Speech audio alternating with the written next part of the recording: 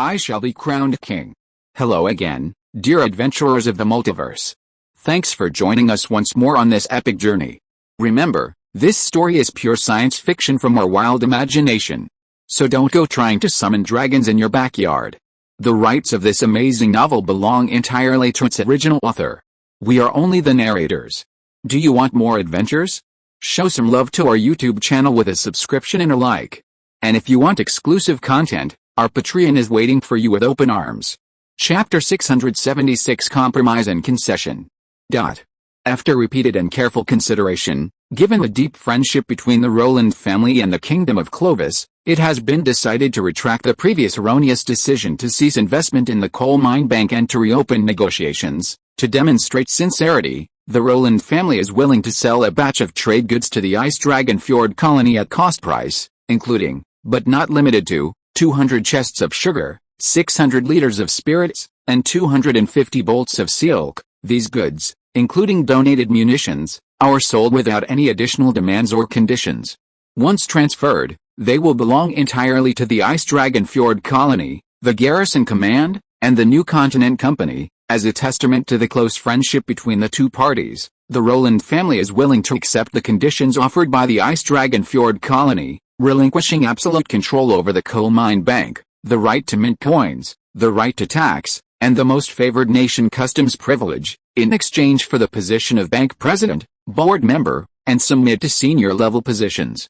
The terms will be subject to the final agreement between the two parties. To demonstrate the sincerity of both parties, the coal mine bank will be renamed the New Continent Bank, and negotiations with the Free Confederation will commence simultaneously, bringing it into the bank's operations. The Roland family has officially invested in the New Continent Bank with a principal of 800,000 gold coins, and promises not to withdraw its investment for 20 years, providing credit guarantees and promoting the bank in all Roland family trade dealings. The Roland family has the right to know about the bank's major affairs. In return, the Roland family is willing to share all intelligence regarding the bank's operations with all directors of the bank. Inside the magnificent White Whale Harbor Council Hall, Reinhardt, completely different from his dejected demeanor of the previous days, retracted all of Cedric's previous outrageous remarks and led all the Roland family representatives to offer a sincere apology to the colony and garrison headquarters. In short, sorry, those bad ideas were all Cedric Roland's ideas. Now that he's out of office, let's show some sincerity and continue negotiations according to the previously agreed upon conditions. What do you say? In response, Anson, the White Whale Harbor Council, the Garrison Command, and the governor's mission fully understood the misunderstanding caused by the prejudice of some individuals and believed that there was still a strong foundation for cooperation, especially considering the 800,000 gold coins involved. Ultimately, White Whale Harbor did need the Roland family's investment, commercial reputation, and network, and the Roland family, having specifically hauled a shipload of goods and 800,000 gold coins, certainly didn't want to return empty-handed, or even be abandoned by the entire New World colony. Of course, with the Roland family's wealth and trade share, they could certainly find colonies willing to fawn over them if they were willing to spend the money, but the cost would be too high and completely contrary to their interests. Cedric's attempt to buy colonies and the resulting cold reception was Anson's undisguised display of power to the Roland family, letting them experience firsthand the immense control and influence the Storm Masters wielded over the Free Confederation. To refuse him was to antagonize the Free Confederation and the entire New World colony. To cooperate with him meant easy conquest of the entire New World, except for the 5 eastern colonies controlled by the North Sea kingdoms. In fact, even that remaining portion was imminent.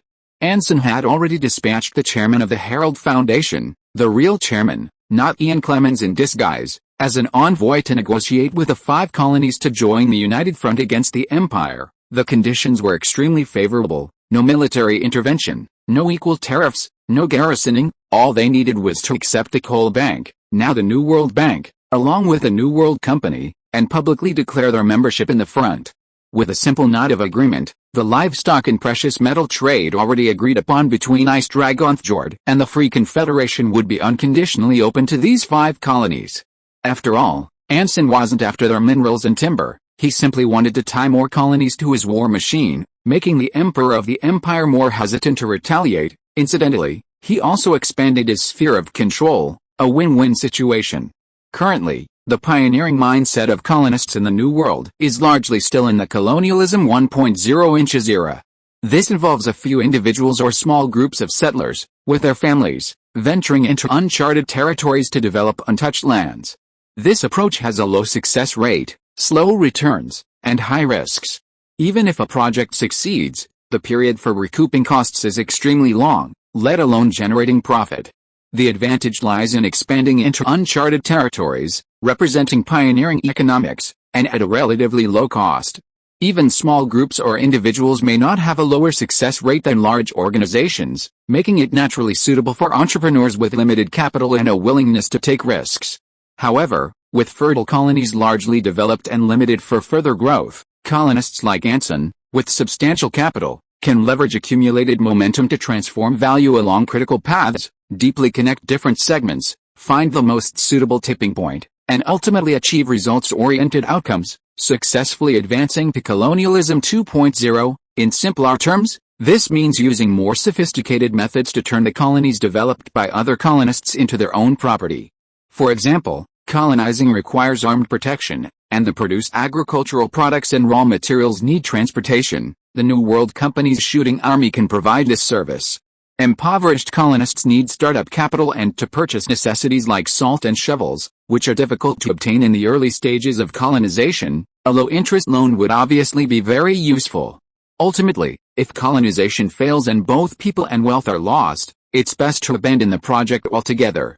But if successful, the New World Company and banks can continuously profit from the wealth earned through their hard work, whether it's the initial loan or the later need for security. Even with that wealth, like livestock, agricultural products, and ores, who will buy them? Who has the greatest pricing power in the New World and can provide sufficient funds to purchase these goods? And who possesses enough military force to ensure the safe sale of the fruits of their labor?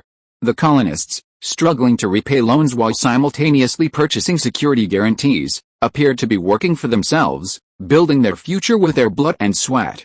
In reality, the colonies they led to establish would soon become high-quality assets for the New World Company and the New World Bank. Meanwhile, the garrison command expanded its colonial control, Reinhardt's banks broadened their market reach, and everyone was happy. The New World was thriving, and everyone had a bright future.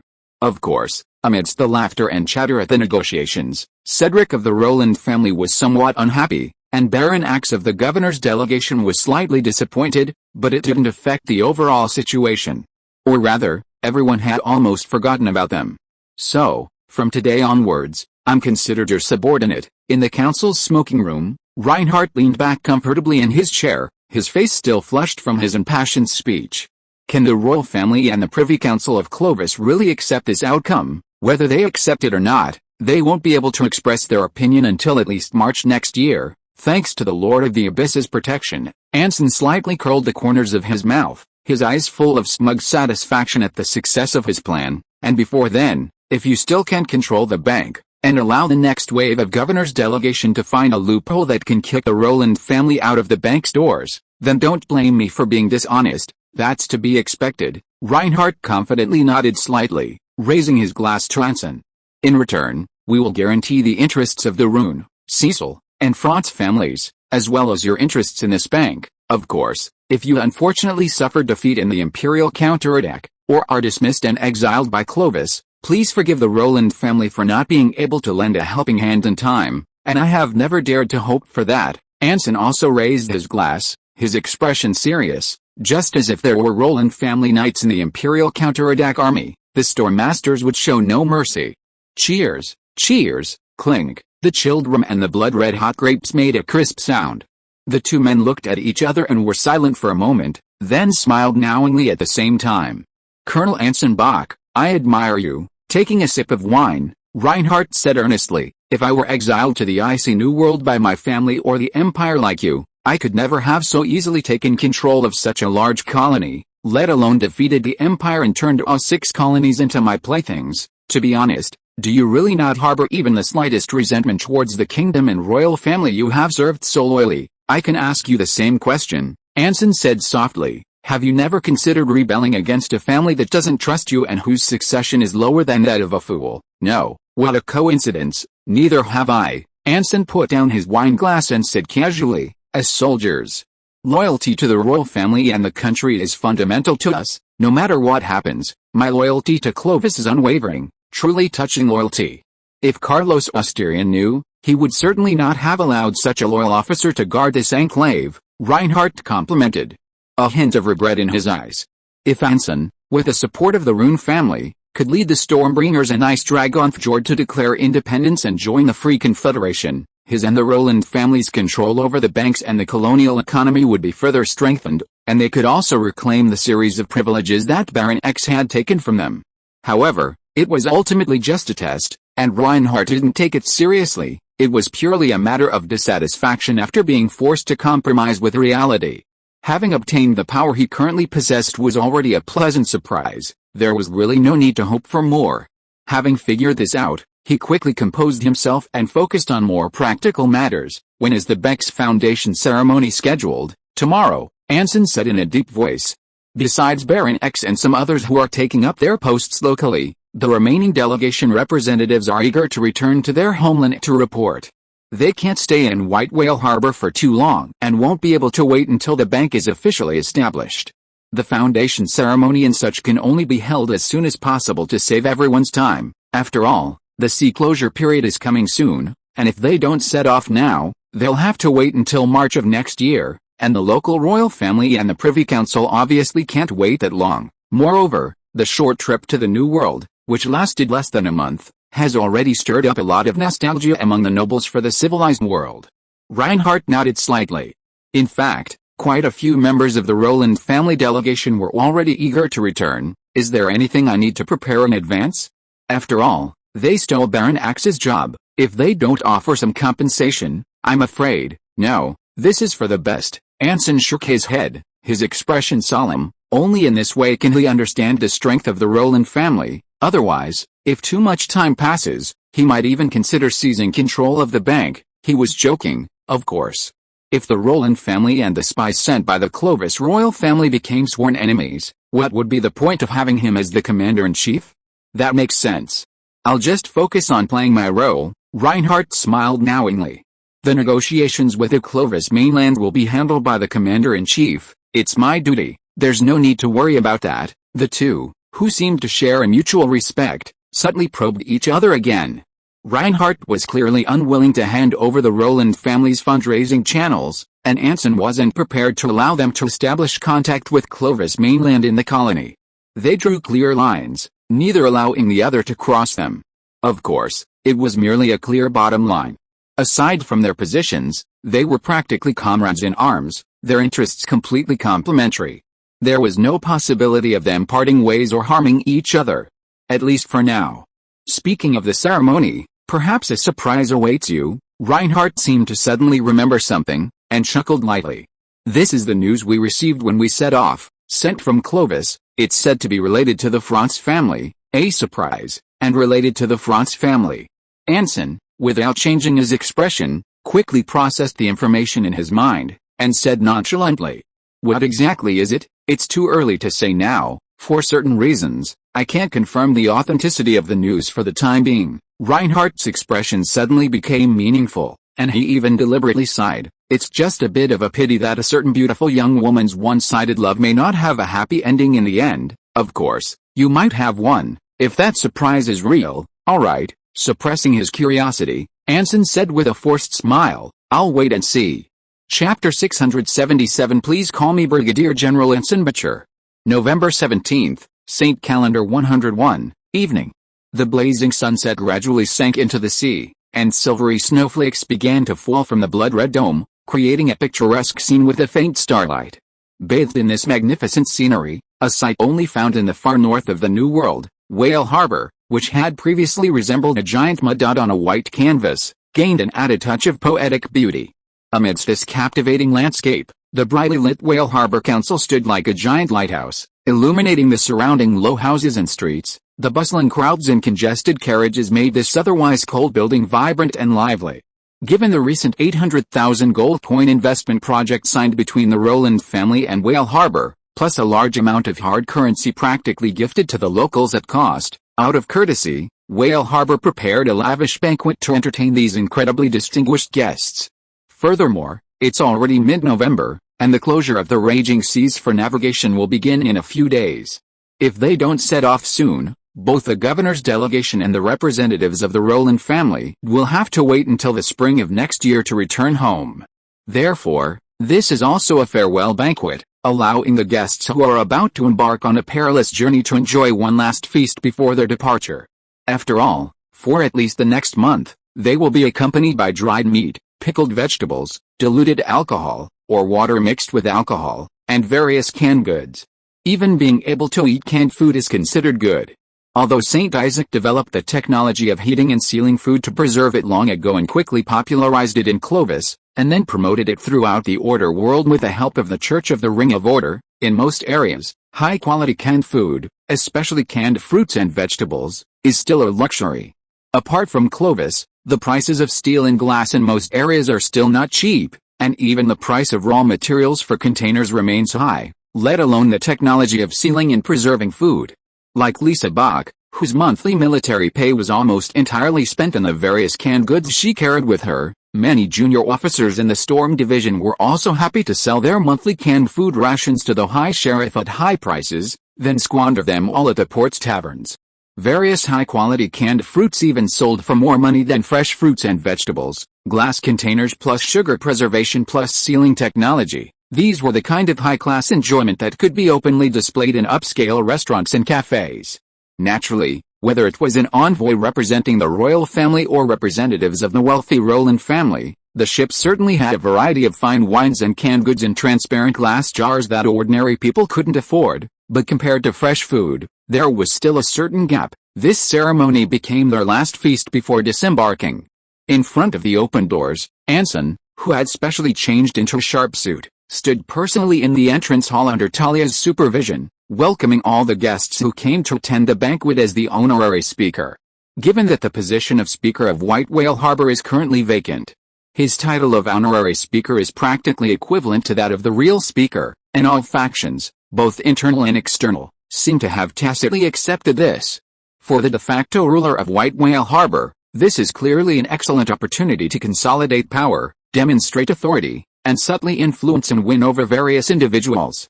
However, it is also an extremely arduous task, considering that there are nearly 700 guests. Anson Bach must stand outside the door, smiling and shaking hands with each of them before they all enter. Not only that, he must remember the names, backgrounds, and when they met him, whether they are from the opposition or his own side, and he must also be able to engage in a few words with them in a witty and humorous manner to show sincerity, accept their gifts, and prepare appropriate return gifts. Even with the notes prepared in advance by the junior clerk, and with Talia relieving him of a considerable amount of pressure, nearly an hour into the banquet, the smiling Anson still felt that his facial muscles were completely stiff, and his mind could not hold anything except for names and flashes of memories. Only when Carl Bang walked over alone with his hands behind his back did he breathe a sigh of relief and quickly stepped forward, asking, "How is it? Everything's been arranged." The chief of staff, sporting dark circles under his eyes, yawned and casually produced a bottle of rum from behind his back. The Grenadier Regiment and the Guard Company, the Cavalry Company are stationed inside the city, the 2nd Infantry Regiment is at the port, the 3rd and 4th are at the suburban farms in the nearly completed firing range camp, the 5th Infantry Regiment and the Artillery Company are stationed at headquarters as usual. There shouldn't be any problems, because of the lessons learned from the previous ceremony. The entire Storm Division was extremely wary of such large-scale public events, fearing another riot. Especially now, the governor's delegation was about to return home, and Representative Roland had already finalized an investment contract worth 800,000 gold coins. If any problems arose at this time, the Storm Division and the colony would have no way to explain themselves, let alone provide an explanation. Although he said it was fine, Carl's obviously troubled expression made Anson raise an eyebrow. "What's wrong? What's wrong?" The chief of staff snapped off the cork and produced 2 more glasses with an annoyed tone. "My Lord Commander, your subordinates, including me, are about to lose their jobs, losses." Anson paused, then frowned slightly. "Who started this rumor?" Carl poured half a glass of rum and handed it over. You, me." "Yes," the chief of staff said matter-of-factly. "You're now the de facto ruler of White Whale Harbor, you've secured investment from the Roland family, and you have a special envoy from the mainland assisting you, so many things have happened." Yet not a single one has involved the Storm Division, and now that the Empire has been defeated and the Free Confederation has been established, you're running a bank while actively preparing for the Shooting Force and the New Continent Company. Do you know what the lower-ranking officers and soldiers of the Storm Division are thinking? What are they thinking? They all think the Storm Division might be disbanded soon.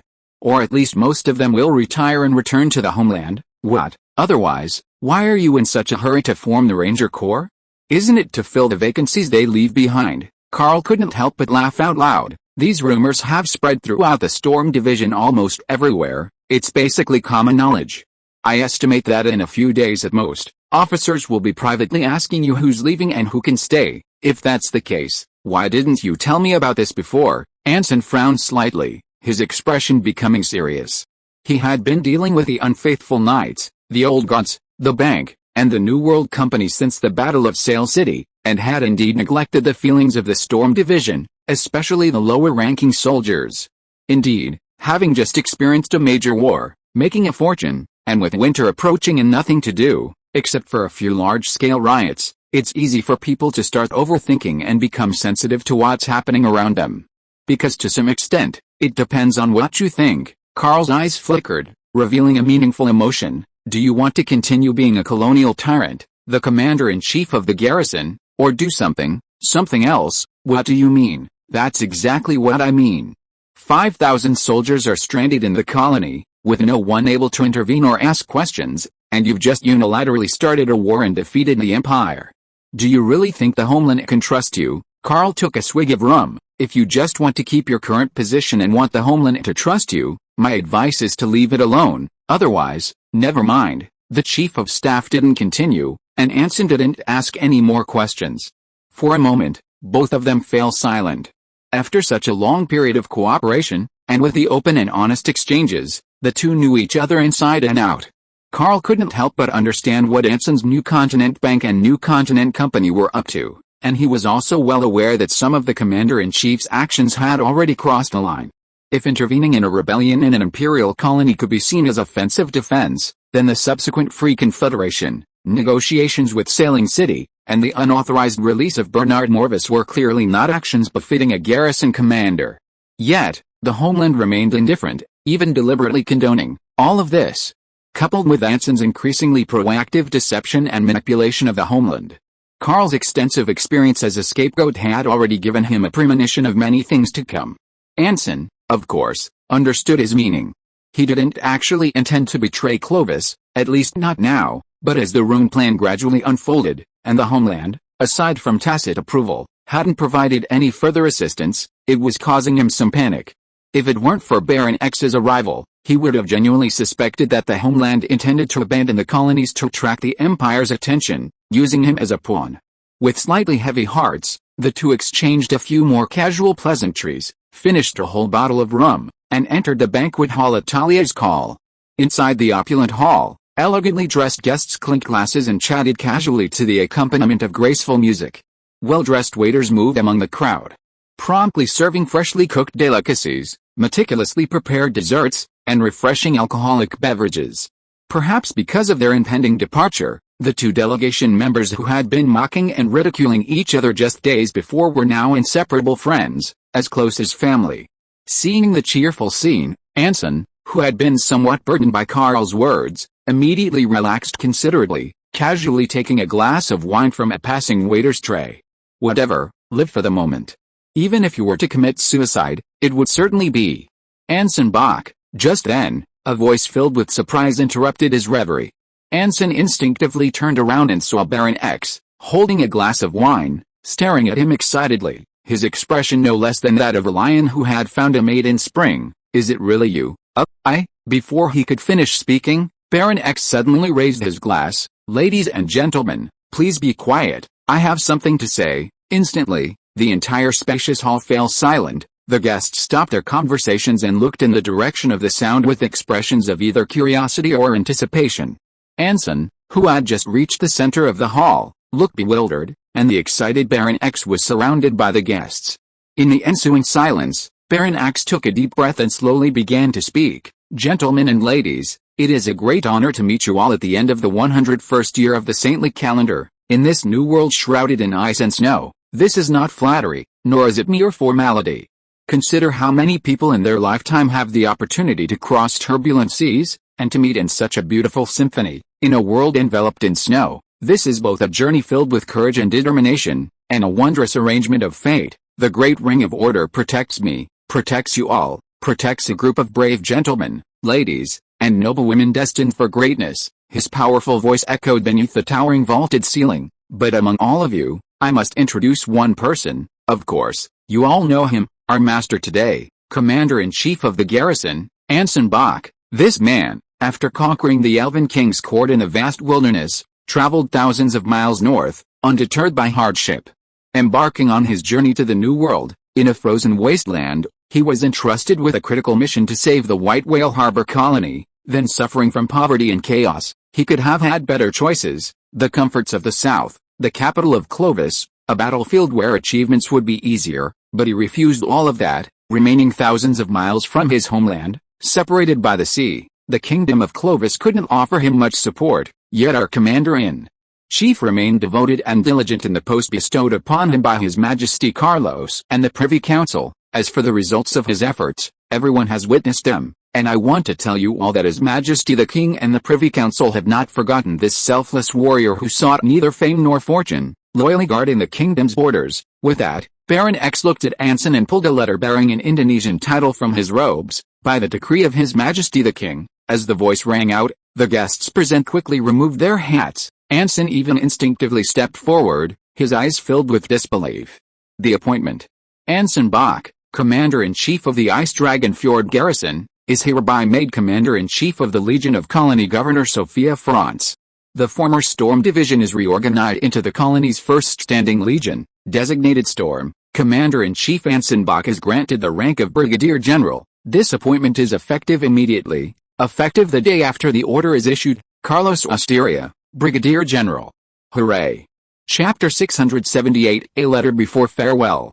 Though this is a belated congratulation, Brigadier General Anson Bach, congratulations on your promotion. At the port of White Whale Harbor, William Cecil looked Anson up and down in his brand new general's uniform, his eyes filled with envy. A 24-year-old Brigadier General, tisk, I can't even imagine what your position will be at 42. Major Admiral? Vice Admiral? Marshal or? Anson paused deliberately, a hint of self-deprecation in his eyes. Still a Brigadier General, haha. The naval captain couldn't help but smile slightly. If someone with a stroke of luck had said that, I might agree, but coming from someone who has the support of both the France and Rune families, it doesn't carry much weight. Not just me. Anyone who witnessed Miss Sophia France's inauguration wouldn't have any doubts about your future. Anson paused, frowning slightly. How so? She's a woman, isn't she? William Cecil smiled matter-of-factly. Even with France's position and her excellent relationship with the royal family, how much can she really accomplish? I mean, no matter what, it can't change the fact that you, the commander-in-chief, or rather, the Legion commander, are the true governor of the colony. With her name, you can fully utilize your talents in the colony without worrying about interference or obstruction from others, and to retain the title of honorary governor, the France family will fully support all your actions. Is there anything more exciting for a general than this? Looking at the naval captain's profound expression, Anson's lips twitched involuntarily. He sighed softly, a hint of helplessness in his voice. So, you already knew about this, surprise, didn't you? Of course, in a sense. That's one of the reasons why it was the governor's delegation that came, rather than representatives of the royal family or the Privy Council. Besides taking over the colonial tax collection, the most important task for the esteemed Baron X is to award you a medal. William smiled easily. The Baron asked us to keep it a secret from you before the official announcement. He probably hopes to use this little surprise to ease the tension between you after taking control of the bank. When I disembarked just now, I considered telling you directly, but I was delayed by Representative Roland's matter. Looking back now, it's not necessarily a bad thing. Anson nodded slightly. The New World Bank incident, although ultimately ended with his alliance with Reinhardt defeating the henchmen of their respective backers, wasn't without its side effects. For Reinhardt, completely excluding Cedric meant alienating his family elders, whom he relied on for support, and even the Empress, making it impossible for him to gain their support again.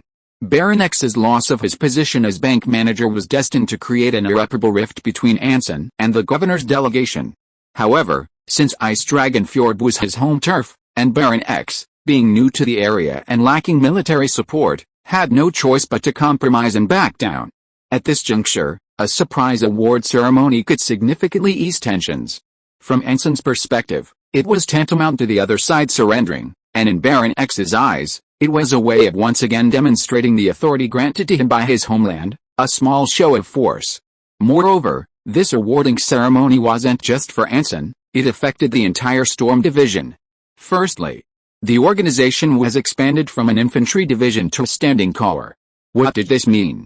It meant that, theoretically, the entire First Corps of the colony, designated Storm, could have 4 divisions, no fewer than 15 standard infantry regiments of 600 men each, 3 to 4 cavalry regiments, or 1 cavalry division, plus an artillery regiment with 32 to 50 cannons of various types.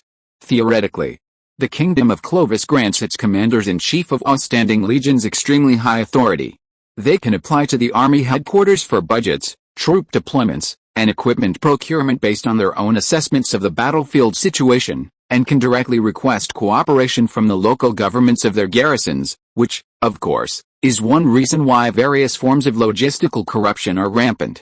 Furthermore, once an officer has served as commander-in-chief of a legion and holds the rank of general, which is almost impossible, their path to promotion is virtually guaranteed, barring any serious misconduct. Taking office, going to war, promotion or transfer to fortress garrison command, entering the army headquarters, being ennobled. Anson can already hear a bright future calling to him.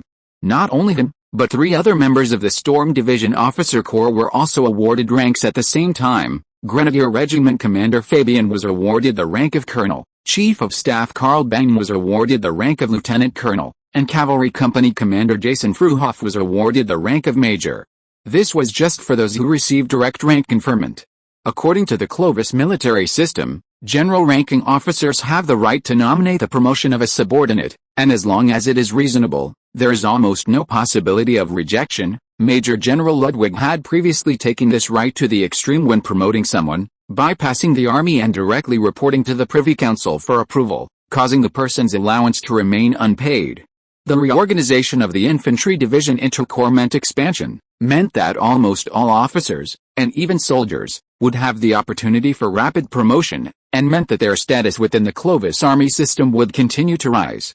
It could be said that Baron X's small surprise immediately won over the entire Storm Division. "So, what's next?" William Cecil suddenly asked. "You have become the de facto ruler of Ice Dragon Fjord, holding both military and civil power. With a Rune family and the New Continent Bank, Baron X alone cannot restrict your every move. What are you planning to do next?" What to do? Why was he asking this? Anson frowned slightly, thought seriously for a moment, and said, "It's probably about reorganizing the Storm Legion as soon as possible, continuing the construction of the New Continent Bank and Company, strengthening relations with the Free Confederation, and ensuring." "That's not what I meant." William Cecil raised his hand, stopping Anson, who was still trying to answer. "What I meant was, have you considered going back?" "Going back?" "Yes, going back to the mainland." The naval captain nodded, casually saying, "Finish your current work, then resign from your post on the mainland, return to Clovis City, and take on some other, less demanding position." The air suddenly became quiet. Behind the 2 men, the sailors on the ship were still busily moving back and forth on the deck. The bustling port seemed to have become 2 different worlds. After a long silence, Anson slowly raised his head and calmly smiled at the naval captain. "William, have you heard something?" "No," the naval captain flatly denied it. "It was just a suggestion. After all, while the New World is suitable for making a name for oneself, it's not a particularly comfortable place, is it? I just simply feel that the Storm Legion has too many things to face next, and it's hard to say how much reward they'll get. They might even have to shoulder a lot of responsibility. To have achieved what they have now is already quite remarkable. To be honest, I actually admire you quite a bit. If I were in the same situation, it definitely wouldn't be like this now. It would be 1,000 times worse, 10,000 times worse." William, with a relaxed expression, casually chatted about this and that while admiring the surrounding scenery, seemingly making irrelevant remarks, yet it all seemed to have a hidden meaning. Anson listened calmly, his heart growing increasingly heavy. Of course, these are just my personal suggestions, you can take it as me being jealous, haha. William chuckled, then his expression turned serious again. In any case, the Cecil family will never go back on their promise to you, so please rest assured, even if the Imperial Grand Fleet approaches Ice Dragon Fjord tomorrow, as long as we hold on, the Clovis royal banner will eventually appear on the horizon. Anson withdrew his wandering gaze and met William's eyes. I have no doubt about that. Oh, speaking of the Grand Fleet, there's some intelligence you might want to pay attention to. The naval captain seemed to suddenly remember something. It seems that after the incident at the Elven Court of Iser, the Church of Order reached some kind of agreement with the Empire, rebuilding an old shipyard in the vicinity of Edland Port. This is recent intelligence, because that shipyard is recruiting shipwrights on a large scale, and Edland Port's import quotas for coal and steel this year are also much higher than in previous years. According to my father's analysis, it's very likely that the Church of Order transferred technology to the Empire, allowing them to build steam-powered ironclad warships. Oh? Anson, who had just been somber, was immediately intrigued. As the absolute monopoly on technology and knowledge in the entire Order world, the Church of Order always treated all countries equally, only transferring and opening up their blueprints and related research after judging that the country was qualified to master the technology. As for the judgment process, it was entirely subjective, relying solely on the Church's word. No one else, not even the royal families or emperors themselves, had the right to participate in the discussion. Clovis, for example, was able to surpass the Empire and even the entire Order world in this aspect thanks to the accumulation of knowledge during the time of St. Isaac, coupled with Archbishop Luther France's persistent persuasion to obtain the technology of steam cores and steam trains, while the neighboring Hantu, then the Seven Cities Alliance, didn't even have a decent military factory, and was highly dependent on imports for its weapons.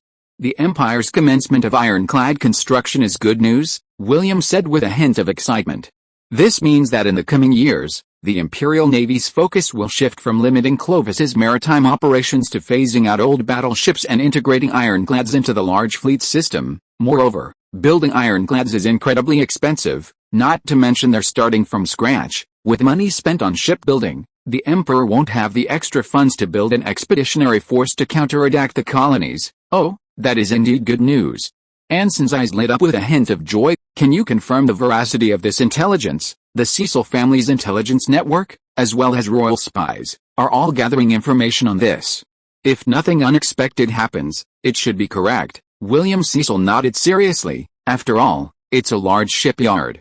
Even if the Empire tries to hide it, the noise, the workers, and the various raw materials, these things don't lie. Of course, if you have the chance, I'd also appreciate it if you could extract some information from Lord Reinhard Roland.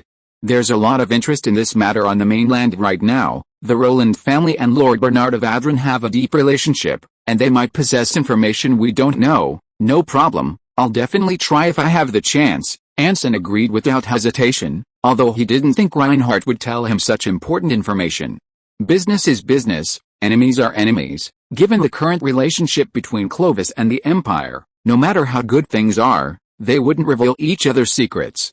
Having entrusted this last task, William Cecil glanced at the nearly finished packing flagship, the Crown, behind him, and said with a hint of reluctance, "Then goodbye, Commodore Anson Bach, have a safe journey, and have a safe journey, Colonel William Cecil." The heavy sound of military boots echoed on the dock, and the naval captain, shaking his overcoat, walked towards the sea without looking back.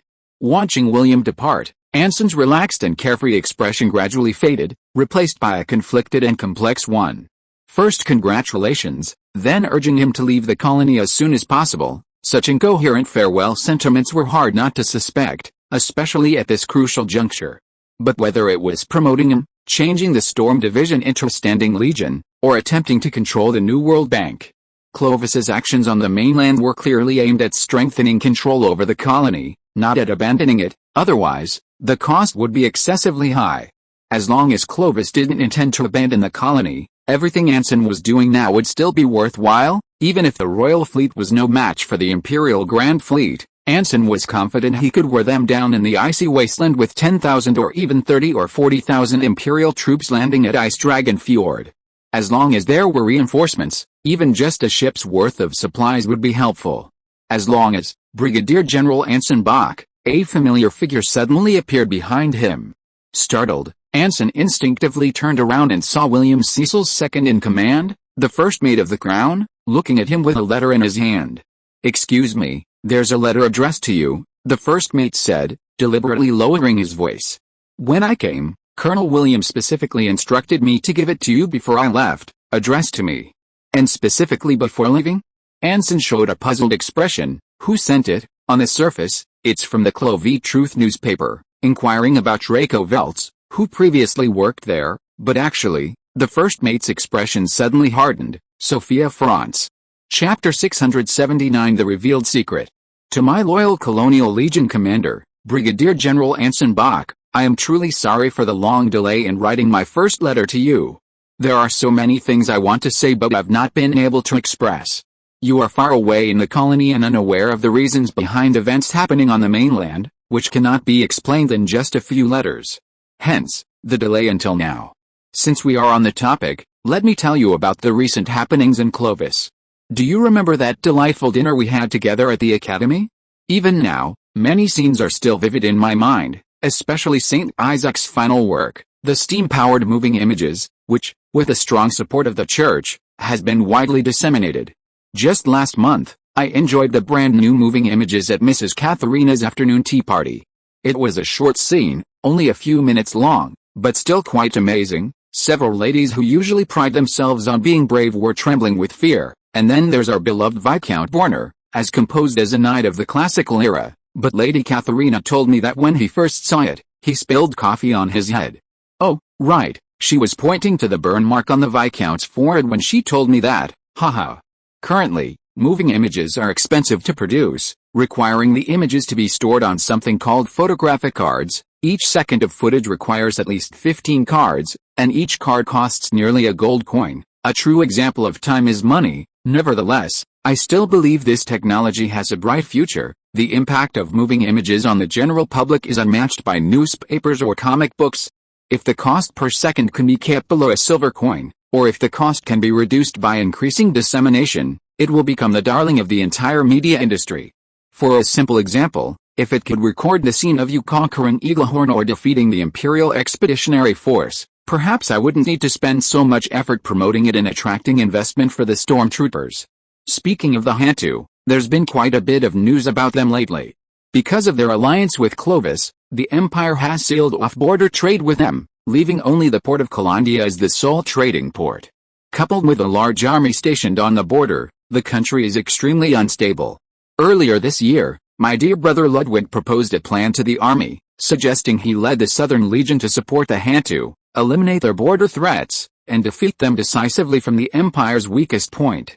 However, this plan was ultimately rejected. Of course, this is no secret, you probably already know. I can only express my sympathy and regret for this outcome, not only for my dear brother, but also for Léon François and all those who fought for the unity and freedom of the Hantu. The weak Hantu, though they won Clovis's friendship through their strength, received far too little assistance. Anson, my loyal subordinate, you must feel the same way I do. After all, your efforts for the freedom and unity of the Hantu far surpass mine, and you personally witnessed the entire process.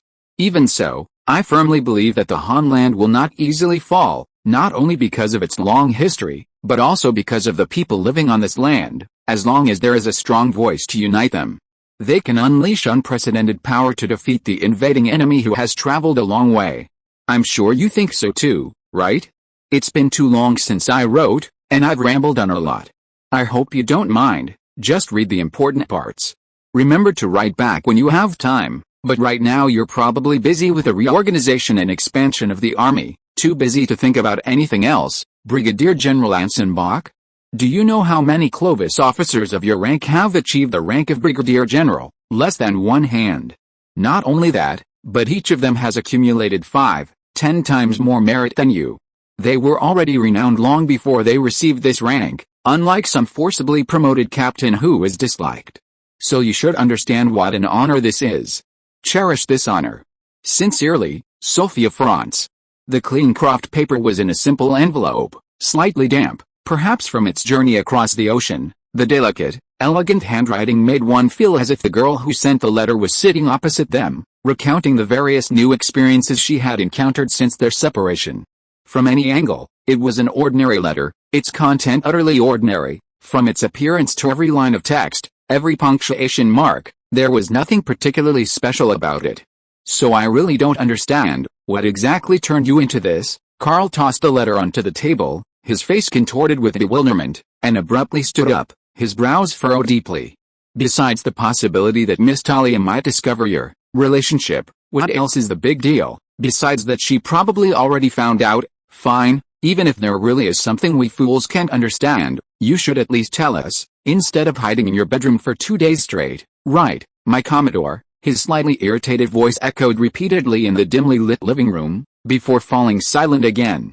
After a moment of silence, the Chief of Staff, his face growing increasingly grim, strode to the fireplace and stared intently at the figure huddled on the sofa. Tell me what happened, or I'll give this letter to Lady Talia and have her ask you. Choose one. Immediately, another silence followed.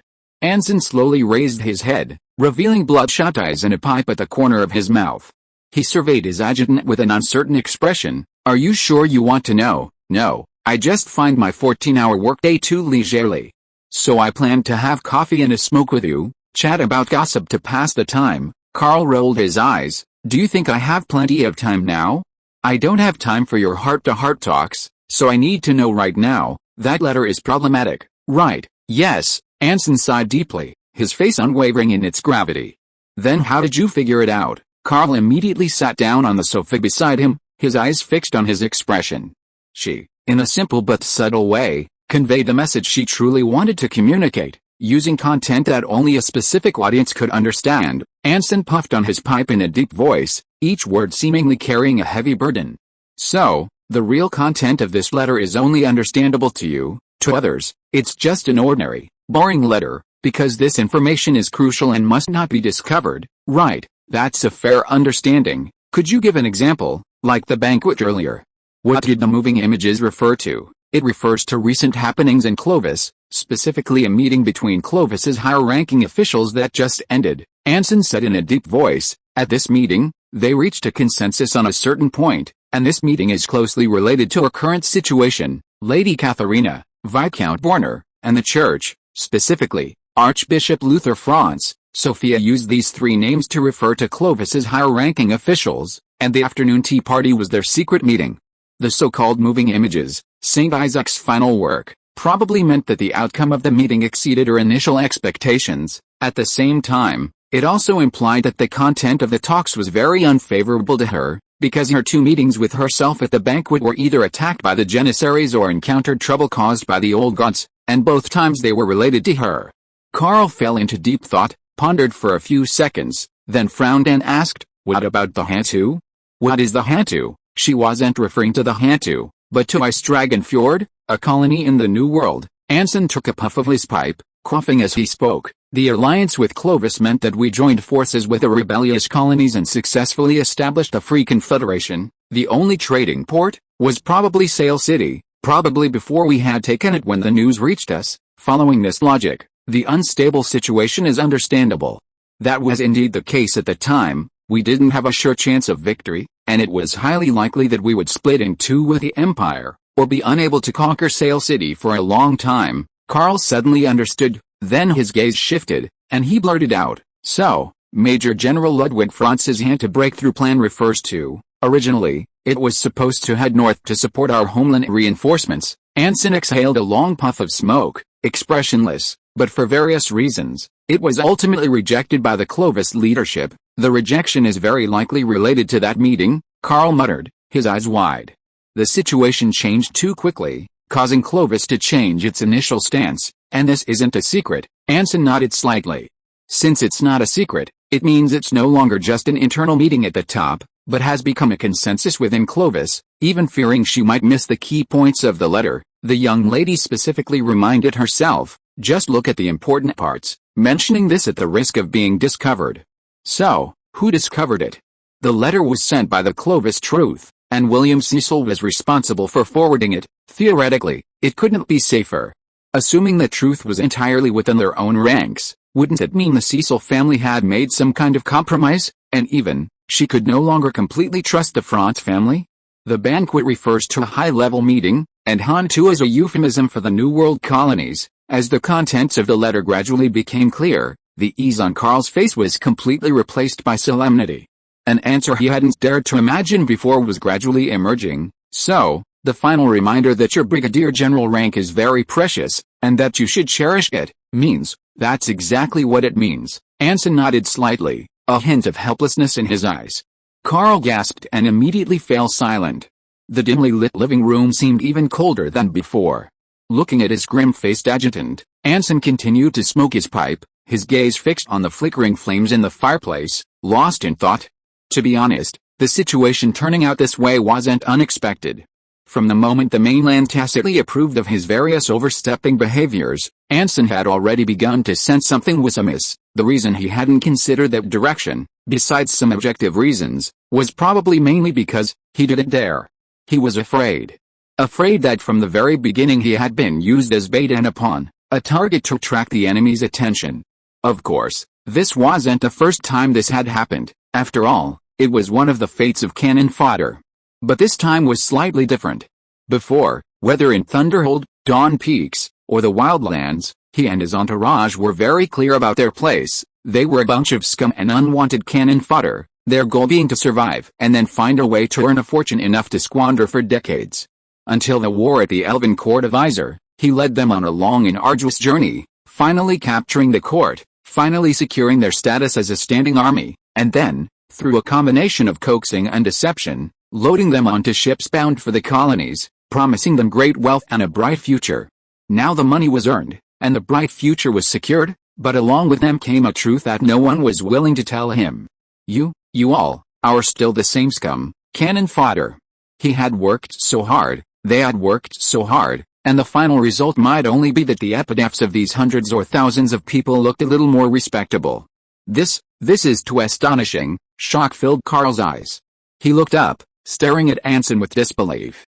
You, tell the truth, what exactly is your relationship with Sophia, huh? Anson paused, looking up inexplicably, only to see Carl's mischievous grin. What did you say? What else could I say? Stop pretending, my lord. The adjutant's lips curled into a wide, radiant smile.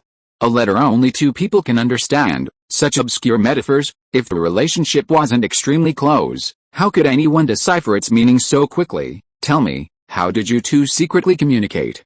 All Storm Division correspondence must be checked by me and the junior clerk. It's impossible. Could it be that you have other mailing channels? Surely not. Hey, don't pull out your gun. Don't pull out. Hey, someone help. The commander-in-chief is going to hit someone.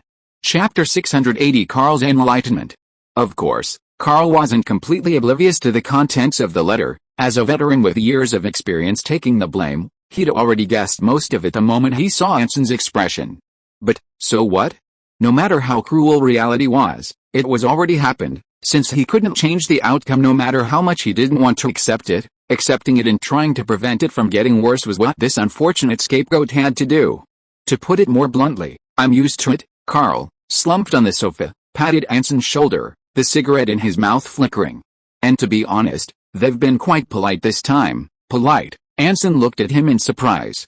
You're too kind. Carl nodded, his serious expression not at all like a joke. Think about it carefully. Although Miss Sophia used codes to write a letter, how did she know the truth?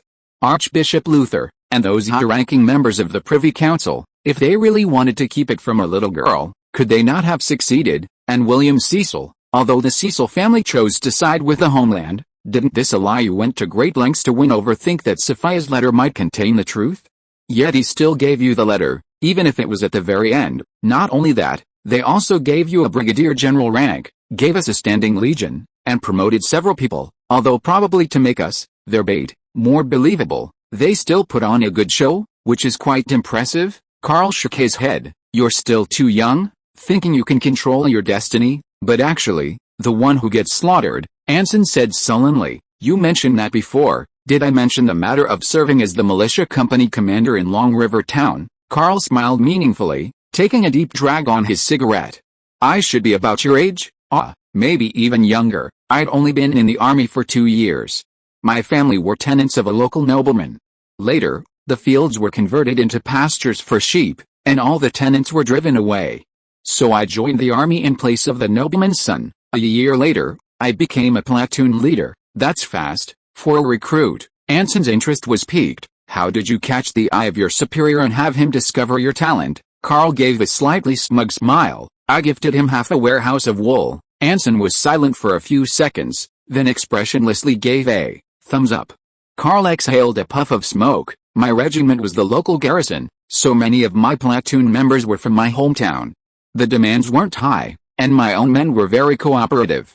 Plus, the regimental commander particularly appreciated me, so I had a comfortable time. During that time, I helped the commander with some logistical work, like smuggling in bribes, contacting unscrupulous bootlegging dealers, and dealing in arms. Occasionally, I'd also hang out with the local soldiers and civilians, helping them clean up their factories, farms, or ranches. A year passed like this, and then the local nobleman went bankrupt, and our regimental commander bought his ranch at a low price. So, to repay you, he promoted you to company commander. Anson pressed.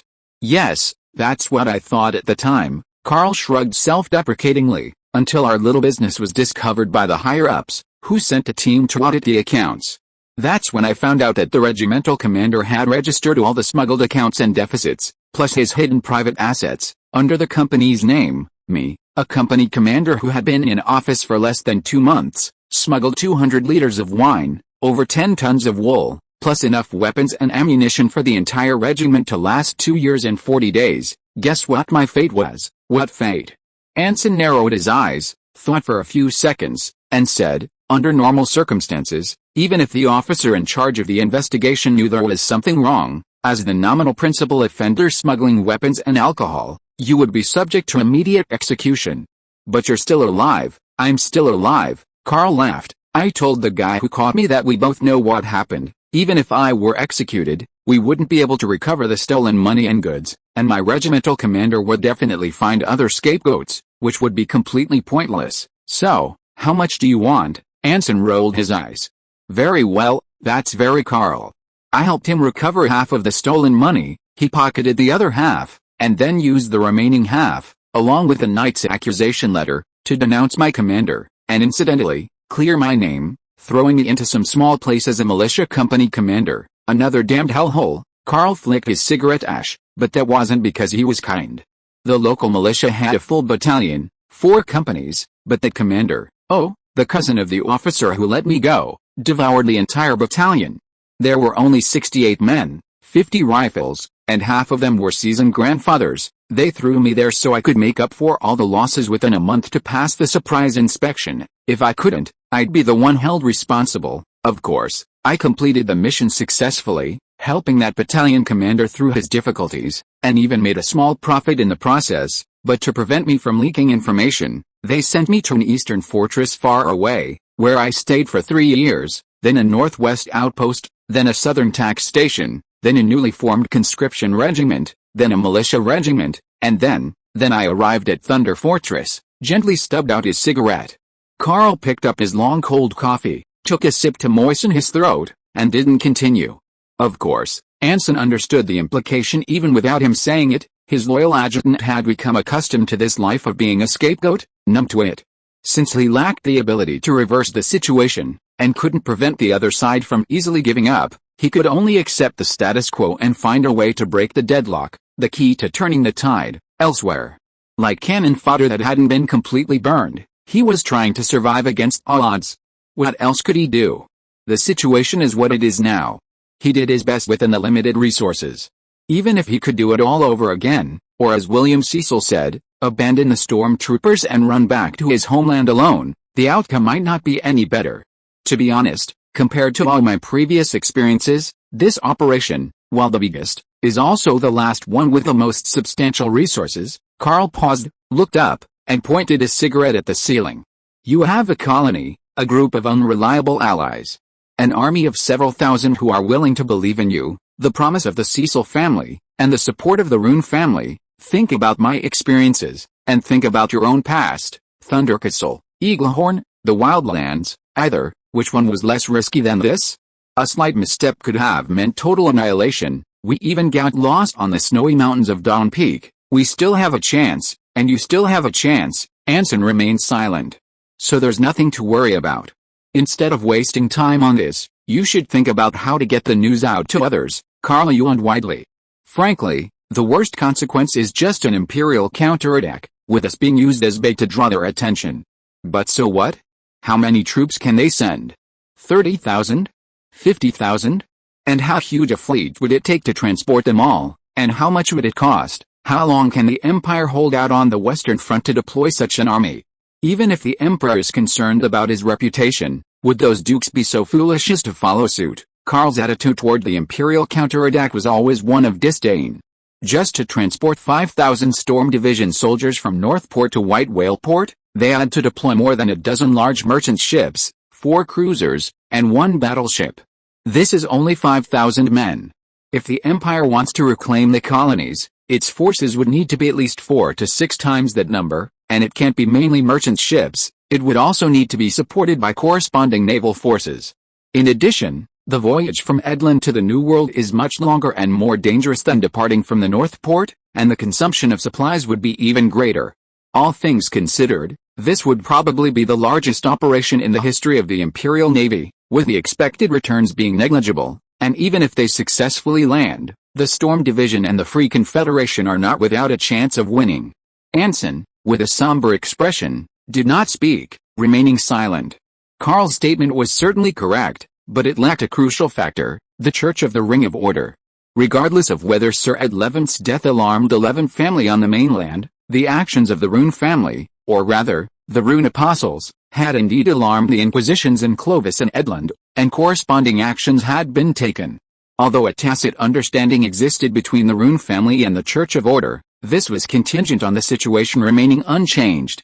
Now, the Church seems to be intensifying its interference in secular affairs, and the Rune family has left Clovis City, escaping the Church's control. How much of the past agreement can it still hold? And when the Church of Order attempts to interfere in the New World, will the Emperor, who claims to be the sole protector of the Order world, seize the opportunity to interfere in the now pacified New World, reclaim or bring the colonies under his control, establish titles like free cities, and reaffirm his authority? If the Empire truly gains the righteous pretext of fighting for the Ring of Order, let alone a free confederation, they might not even be able to escape on their own, forced to follow the Rune family down a path of no return. Of course, all of this is at least 6 months away. Right now, the most pressing matters remain the New World Bank and companies, and the reorganization of the Storm Legion. Anson took a deep breath, straightened up slightly on the sofa, and said seriously to his adjutant, "When do you think it would be appropriate to tell the officers about this?" "I'm not sure, but right now is definitely the worst time." Karl frowned slightly, biting the remaining cigarette butt. "Although we can guarantee the Army's loyalty, such shocking intelligence, coupled with a lack of evidence, could easily cause riots and mutinies, or at least internal divisions. My suggestion is to take advantage of this expansion opportunity to promote a few people you absolutely trust, or those you must promote to feel at ease. Either sideline them or let them command the most elite troops to ensure there's no possibility of rebellion. Also, the New Continent Company should speed things up. The batch in Sailing City is already quite substantial. Once the natives around Whale Harbor and Long Lake Town are trained, we should be able to amass tens of thousands of shooting troops.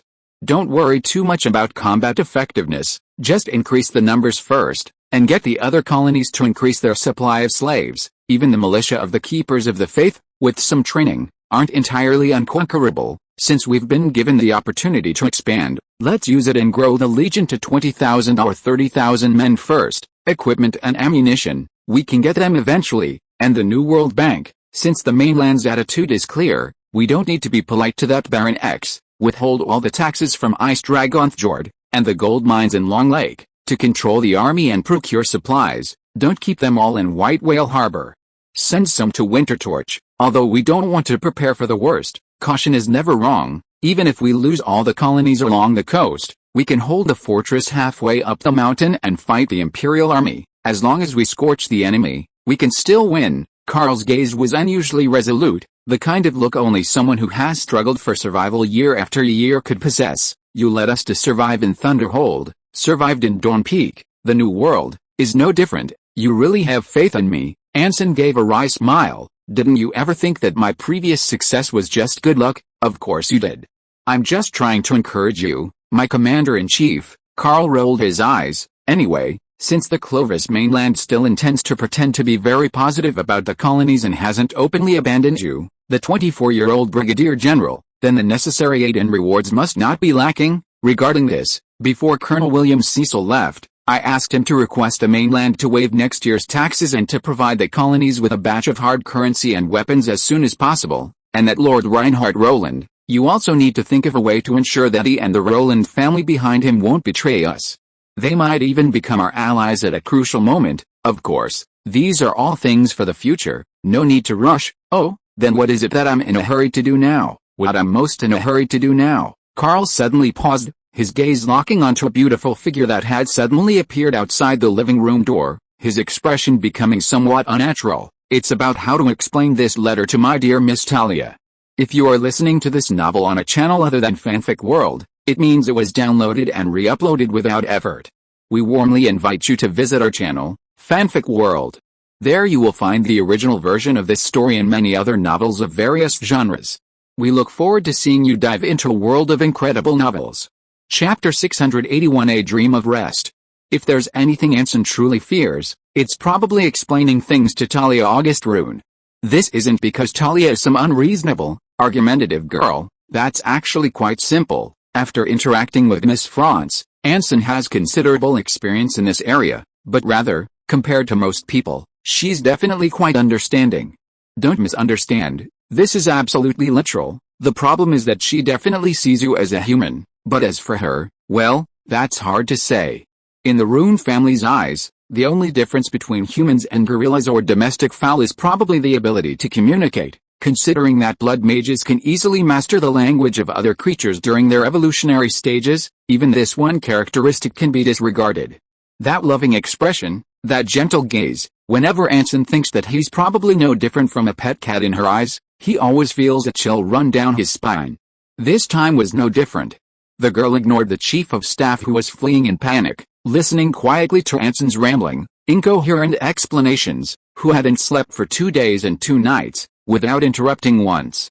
She even thoughtfully prepared mulled wine to soothe his nerves, allowing Anson, whose nerves had been on edge for dozens of hours, to completely relax. Talia showed not a trace of jealousy towards Miss France's concern. Her generosity even made Anson feel somewhat unusual. But his already somewhat chaotic thoughts, coupled with extreme exhaustion, prevented him from thinking much further.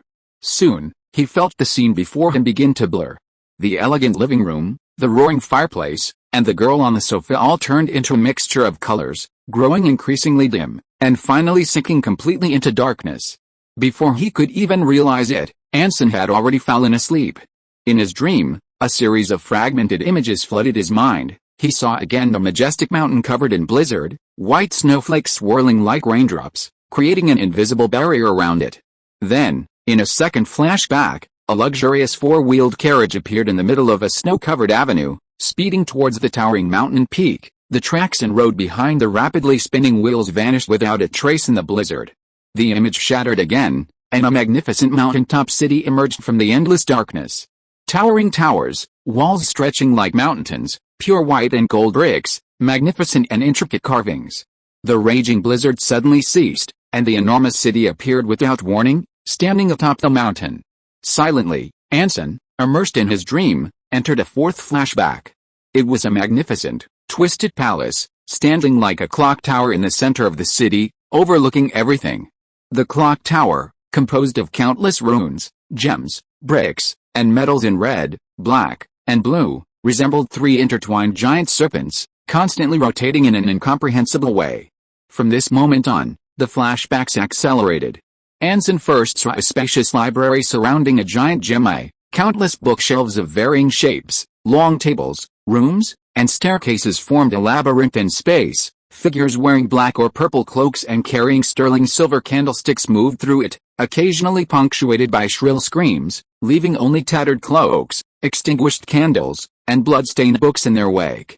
The scene suddenly began to shake.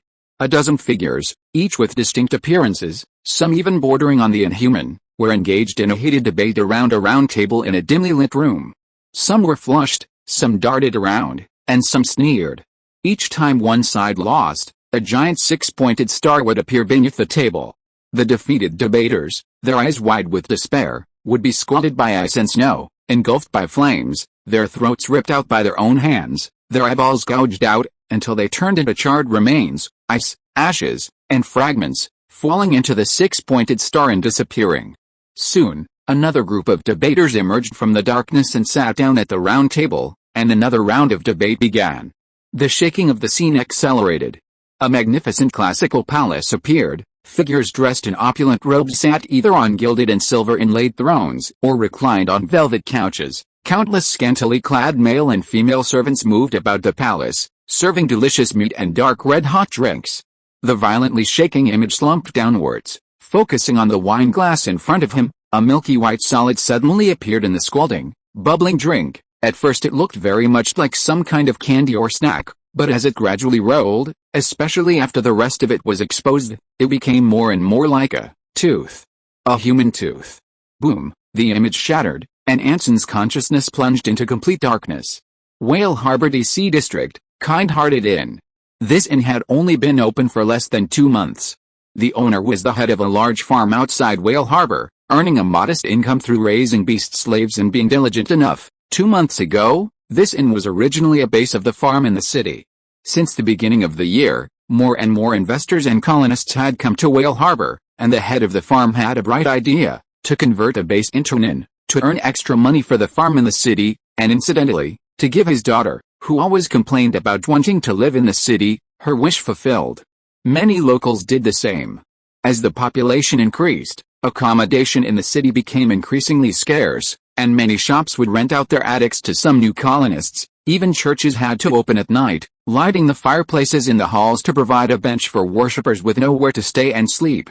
The inn was not spacious, and the facilities were very basic, with only one living room, 3 shared toilets and 1 bathroom, and each room could only fit a bed and simple luggage, but it was cozy and reasonably priced, and with a shrewd and capable innkeeper, a skilled wife and a hard-working young daughter, the inn was always full. To alleviate the manpower shortage, the owner even called in a young man from his farm to help. He knew that this young man had always liked his daughter and planned to create opportunities for them nearby. Now, they would never have that chance again. The desperate owner knelt on the bed, the account book he always carried with him piercing his heart, running from his back to his chest, his head turned 180 degrees to look at the ceiling, and his young daughter hanging from the ceiling. The frail girl's eyes were lifeless, as if she hadn't understood what had happened even in her dying moments. Her bloodied neck was wedged against the metal support of the chandelier. Her limbs teetering precariously, the dripping blood forming dark red streams on the wooden floor, outlining eerie patterns. At the end of this stream was her mother, a middle-aged woman in an apron, her expression tragic, dragging her ribs and exposed internal organs and intestines, staggering towards the door, leaving deep bloodstains. Her arm, raised in her last desperate moment, was forever frozen before touching the doorknob. But even if she were still alive, she couldn't open this door. A young man with glaring eyes stood outside the door, his right hand gripping the doorknob tightly, his body leaning against the stair railing forming a perfect balance, along with the 2 daggers pinned to the wall, successfully turning the room into an unopenable secret chamber. Gently pushing aside the young man's body, Ian Clemens and 2 former members of the Order of the Unfaithful entered the room, standing a few steps away from the corpse, each with a different expression as they surveyed the scene before them. Derek gasped, his brow furrowing instinctively. "Are we late?" "Quite the opposite. We arrived at the perfect time." Gazing at the innocent girl on the chandelier, Sir Carnot shook his head. "They knew this was one of our outposts, and they knew we'd be gathering there at this time. They committed the crime before this time, and left just before we could detect their presence. Judging from the degree of blood clotting, it must have happened about half an hour ago, so it was perfect timing." The Wild Hunt Knight was confused by his companion's explanation, and after thinking seriously for a while, he finally spoke. "You mean, they knew us?" "Not necessarily." "Oh, how so, my dear Derek? With your memory, I don't think you can recognize all the members of the entire order." Carnot looked at him with utmost sincerity. "I think you can recognize at most 2/3, or 3, including yourself." Derek, the Wild Hunt Knight, his lips twitching, took a deep breath, glanced at Ian Clemens, who was still searching for something beside him, and suppressed an impulse to lower his voice, saying, "Sorry. But I don't think my memory is that bad, really." Sir Carnot remained unfazed. "Then, Your Excellency Second Knight Commander, please name a few members of the Order." I almost forgot. Those who have passed away don't count. You're quite the sharp-tongued one." Just as the two were arguing, Ian Clemens suddenly stood up, as if to leave. "Wait, just leaving like that?" Derek quickly stopped him, looking at the former leader of the Order with surprise. "This involves several lives. The stormtroopers will find this place soon." Carnot didn't step forward to stop him, but he also glanced sideways, his eyes filled with questions. Ian raised his head expressionlessly, scrutinizing his two companions. So, Derek was almost speechless, pausing for a long time before finally speaking. "So, shouldn't we take the initiative and tell Anson Bach what's going on, so he doesn't suspect us, or quickly check if there's anything here that could harm us and take it away before his people find out?" "Right." He stared intently at Ian Clemens, his face full of confusion. The former Knight Commander was also silent for a few seconds, then silently raised two fingers. "First of all, there's nothing here that could harm us. On the contrary, the longer we stay here, the more dangerous it becomes. Because our current identities are the president of the Herald Foundation, Herald's widow, and a member of a certain foundation, being discovered at a crime scene by the Storm Masters would definitely cause a commotion. Secondly, the situation this time is slightly different from before. It would be more advantageous for us if Anson Bach found out himself." "How so?" Derek asked blankly. Ian sighed, gently slapped away his companion's hand from his shoulder, walked to the innkeeper's corpse, pulled the ledger from the bloody hole in his back, and opened it to the two men. They both turned around simultaneously, seeing a short sentence drawn in blood on the dark yellow ledger. "Traitors, we're here. Rune Manor, early morning." Anson, fast asleep, suddenly opened his eyes. He climbed out of bed and spent a full 10 minutes repeatedly verifying that he had finally escaped the dream and returned to the real world. Clutching his head, which throbbed with pain, and still clinging to fragments of dream memories, Anson, wearing his bathrobe, staggered from the bedroom to the living room, brewed himself a pot of hot coffee, no sugar, no milk, letting the scalding, thick black liquid flow down his throat alone. 10 minutes later, the pain finally subsided slightly. With a long sigh, Anson, without even enjoying breakfast, immediately began recalling his dream from the previous night and the last vestiges of memory before falling asleep. First, it's certain that Talia added something to the mulled wine, otherwise, he, accustomed to staying up all night due to years of marching, wouldn't have fallen asleep so quickly. Of course, it could also be related to his health. After all, he's almost 25 and no longer young. The dream's content is likely still related to the Land of Rest, but unlike before, the extremely eerie city and its various scenes are things he's never seen before, and combined with the images he saw from Nora, the Land of Rest should be a vast, ashes-covered ruin, not a magnificent mountain city. Forget about a city, there's nothing on the ground except for that six-pointed star. Could the scene he's seeing be what the Land of Rest once looked like? But according to various accounts, this should be the tomb of the three old gods, so how could there be a city here? Just as he was racking his brains, Alan Dawn suddenly entered the room, carrying a tray with breakfast. He gently placed the tray on the coffee table beside him, and only after confirming that Anson had seen him did he step forward, saying calmly, "Lord Anson, His Excellency Reinhard Roland invites you to his residence to discuss matters concerning banking operations in the New World. Sorry for the late update." Chapter 682 The Wisdom of Food. Clang. Anson gently set down his fork, wiping his mouth with a napkin as he gazed wistfully at the remaining apple tart on the table. This delicious, northern imperial dessert was as simple to make as its name, a crisp crust, topped with carefully prepared applesauce, garnished with fresh apple slices, and finally baked. Because of its simplicity, common ingredients, flour, apples, butter, and its appeal to the strong palates of the Clovis, it was a common sight in cafes and restaurants throughout Clovis and Northport, considered the most affordable of Clovis's various disgusting imperial dishes, but compared to this one, all the apple tarts he'd tasted before deserved only to be called apple-flavored pies. "How is it? Are you satisfied?" Reinhardt, dressed in a chef's uniform, smiled as he walked to the table, casually hanging his hat and apron on the back of his chair. "Hopefully not too bad. I haven't made apple tarts for about 2 years, so I'm a bit rusty." "Absolutely perfect," Anson praised without reservation, pulling out his pipe from his pocket. I had a supposedly authentic apple tart in North Harbor, and it was worlds apart from this. Is it because of the different apple varieties? That's the most common mistake diners and novice chefs make. Reinhardt couldn't help but smile, twirling his fork as he sat down. People tend to take things literally, thinking the quality of the apples determines the success or failure of the dessert, but in some ways, it's quite the opposite. Yes, apples with excellent sweetness and texture definitely add a lot of flavor, but don't forget, this is a common dessert. The farmers who first invented it were already doing a great job of getting a stove and picking a few crisp, sweet apples. They couldn't force any particular variety. No. The most crucial things are the temperature and the flaky crust, flavory crust, Anson asked with a smile. Yes, it's a very easy part to overlook, isn't it? Reinhardt forked a piece of apple tart and took a bite. But in fact, it's quite difficult to make. The ratio of flour to salt, the fineness of the butter granules, the softness of the dough, how to ensure it's heated evenly in the oven to turn into a crisp, golden brown. When I make this dessert, I always put myself in the role of a sharecropper's wife. Her husband has worked hard to get apples and sugar, there's not much butter left, the salt was just bought on credit, and half of the milled wheat flour is for the winter and the other half is for the New Year's feast, to give her hard-working husband and her hungry children a surprise. How careful this equally hard-working wife must be, how she must repeatedly ponder how to use extremely limited ingredients to make the whole family smile.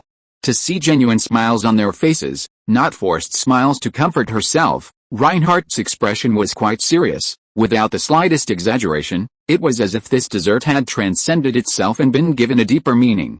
Anson listened patiently, a slight smile playing on his lips. I didn't expect you to be such a good chef. I prefer the title gourmet. Reinhardt shrugged.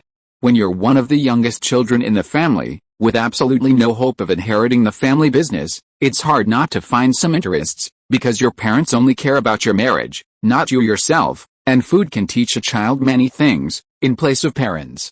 To be methodical, to pay attention to detail, to learn to make choices, to be cautious and meticulous, to understand history, and to consider things from both the maker's and the customer's perspectives, like apple tart. Anson raised an eyebrow. Exactly. Reinhardt leaned back slightly, relaxing in his chair.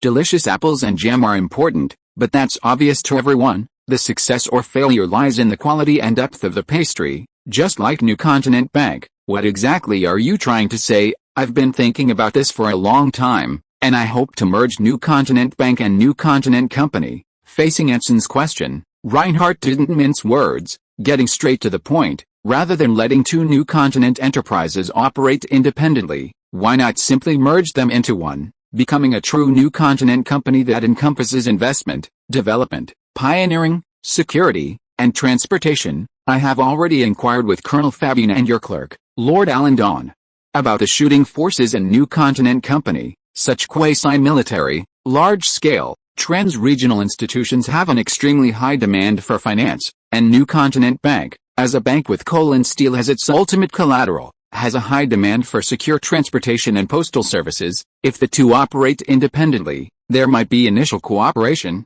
but ultimately they will both develop their own dedicated financial and security units for easier management. I personally believe this reinventing the wheel is a huge waste and will cause a meaningless battle for talent and resources. It's far more beneficial to merge them. After learning in detail about the functions of this so-called New Continent Company, Reinhardt's businessman's instincts told him that Anson Bach was definitely not just providing a fig leaf for his mercenary legions called the Shooting Army. He was building an extremely complex and sophisticated organizational system to control and operate all the colonies. If the Declaration of Liberty and the Alliance of Keepers of the Faith created an imagined community for the imperial colonies, defeating the imperial army was to force the colonies to accept the Storm Legion's intervention in reality, and the newspapers of each colony were the mouthpiece and ears for public propaganda and information gathering. Then the New Continent Company and the bank were the final and most crucial link in the entire system. Reinhardt, with his imperial background, deeply understood the immense difficulty of truly connecting the 6 independent colonies, which were unable to interfere with each other, and how to effectively command them. In a sense, the 6 colonies were microcosms of an empire. While the emperor nominally held power, he was essentially just one of the rulers, a far cry from the absolute centralization of power in the kingdom of Clovis. In the Free Confederation, the so-called Supreme Council and Confederation consuls were even less powerful than the emperor, making it virtually impossible for them to interfere with the other colonies. Anson Bach clearly found a solution to this problem within the ruling logic of the Kingdom of Clovis. Concentrating most of the nation's wealth and military in the capital, the Lord's Castle, to control the greatest power and suppress all other factions was a principle understood by knights and warlords of the Dark Ages. But how to most effectively utilize this power? The answer: the postal service. An efficient, rapid, and hierarchical information transmission system, transmitting information occurring within a region from one place to another in the fastest and safest way. Not only information, but also supplies, troops, and wealth could all be efficiently gathered and deployed through this channel in the shortest possible time. Postal routes connected previously semi-independent regions. Reinhardt was able to quickly grasp this because he had personally witnessed the power of this force. Black Lagoon, Sailing City, Red Hand Bay, these colonies dared not accept Cedric's proposal not only because of the Stormbringers' lingering influence, but more importantly, because they firmly believed that the Stormbringers would swiftly retaliate against them should they betray them. The so-called Confederation was merely an empty shell. The soon-to-be-established New World Company was the true institution governing and managing the New World colonies. Banks, wanting to maximize their profits as quickly as possible, had to actively join. Reinhardt was absolutely certain of this. Even so, I still advise you not to make a decision so quickly, Anson said, biting his pipe. This is a very big step, involving the interests of many parties. In fact, even if Reinhardt hadn't said anything, this was already in Anson's plan, but definitely not now. According to the plan, after a long period of cooperation, the two sides would gradually move closer through frequent business contacts, and eventually achieve integration naturally. Now that the other party immediately wants a merger, besides being surprised, he also had some doubts about whether there were problems he was unaware of.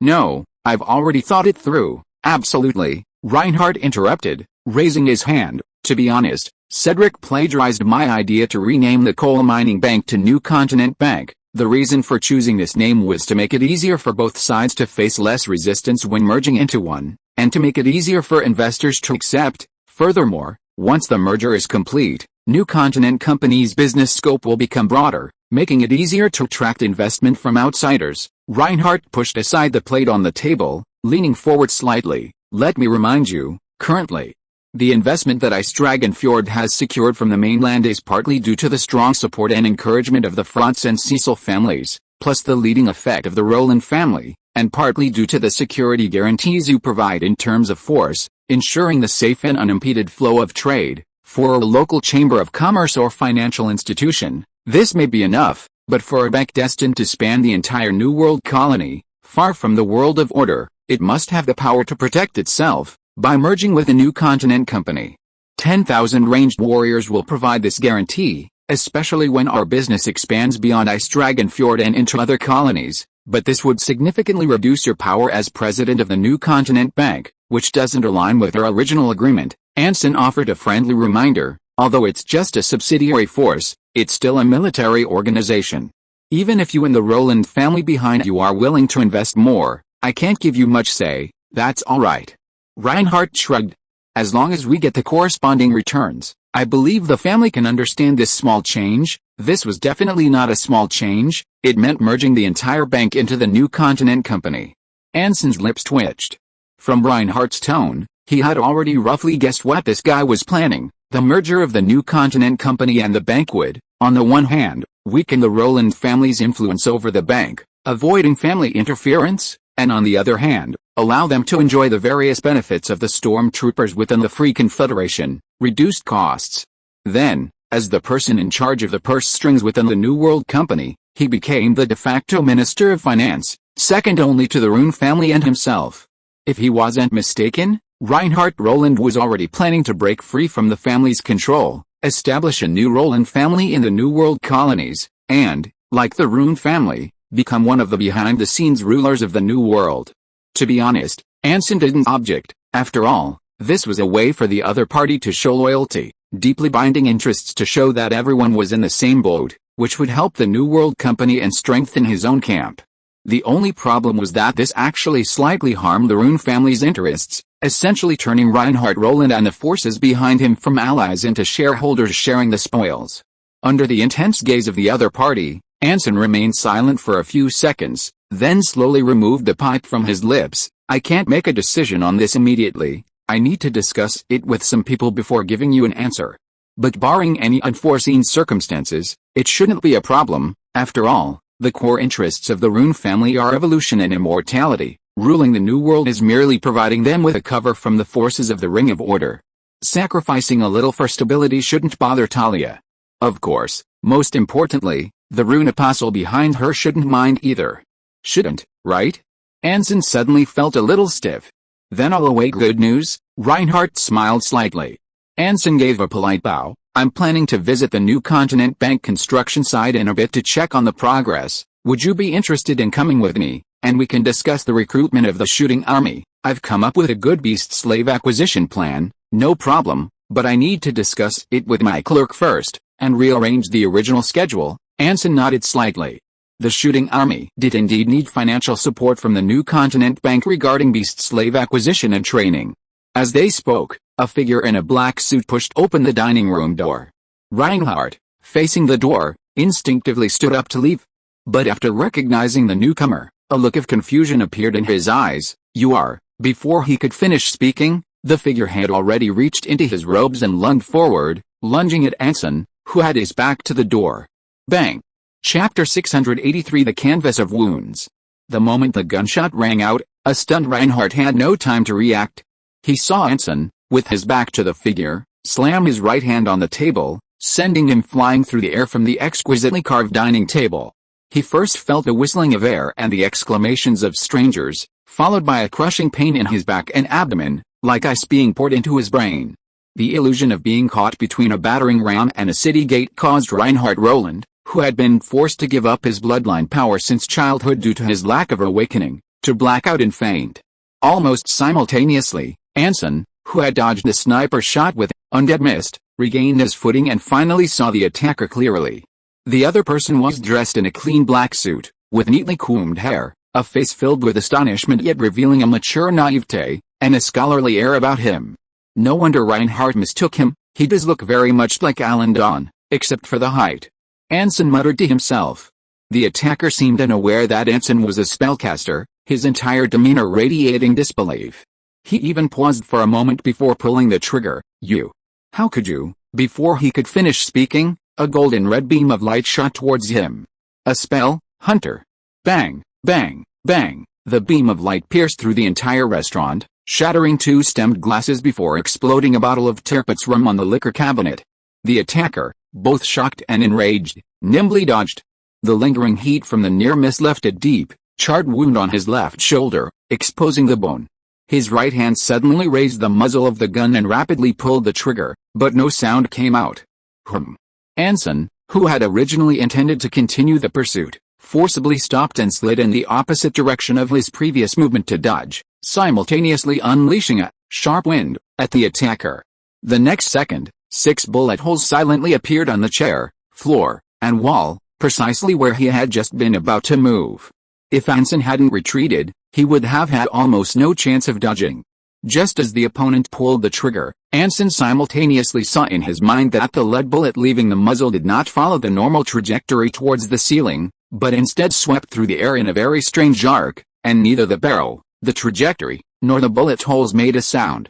Able to control the trajectory of objects and isolate sound, this guy is a win knight.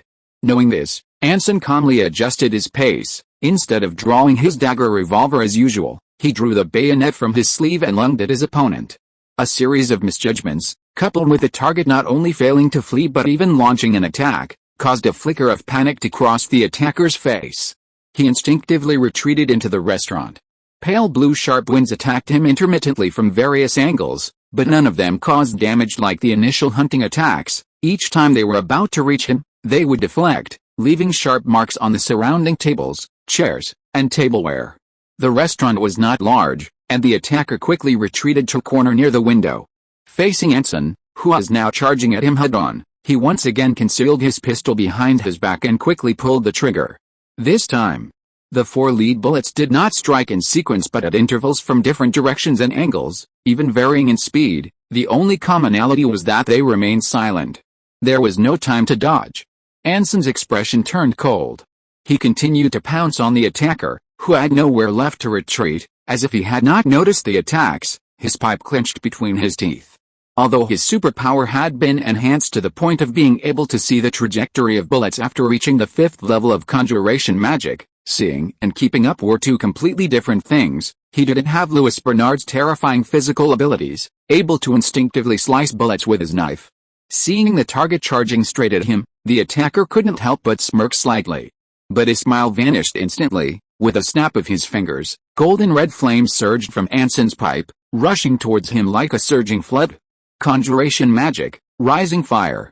The attacker instinctively tried to dodge, but immediately realized he had retreated to a corner. The surging flame seemed to have turned into some kind of liquid, completely unaffected by air currents. Amidst the roaring roar of the raging fire, stray bullets grazed Anson's temple and shoulder, leaving several bloody marks, but for some reason, they had no effect on his movements whatsoever. Engulfed in flames, he crashed straight into the attacker who had nowhere to dodge. Boom! The sound of the fiery explosion shook the entire restaurant. Tables, chairs, wine cabinets, coffee tables, sofas, chandeliers, were either ignited or shattered by the blast wave, scattering in the air with the flying embers. Clang! The charred attacker, just before being decapitated, drew his life-saving short sword, blocking the gleaming bayonet. But it wasn't over. Anson, his blade blocked, decisively drew his dagger, twirling a dark revolver in his hand. He gripped the barrel and slammed it down on the attacker's head. The swinging gun barrel whistled through the air. The attacker, with a bayonet at his neck, had nowhere to dodge. He pulled out his revolver and aimed at Anson's forehead. Bang! The deafening lead bullet blew Anson's hair away, forcing him to retract his right hand, the revolver and bayonet, which hadn't yet hit their target. He narrowly escaped a headshot thanks to his anticipation of the gun's trajectory. The attacker didn't pursue, not even bothering to look back, and charged straight towards the nearest restaurant window. The assassination plan had failed. The explosion and gunfire would undoubtedly attract the guards outside. He had to escape before the council completely surrounded the area.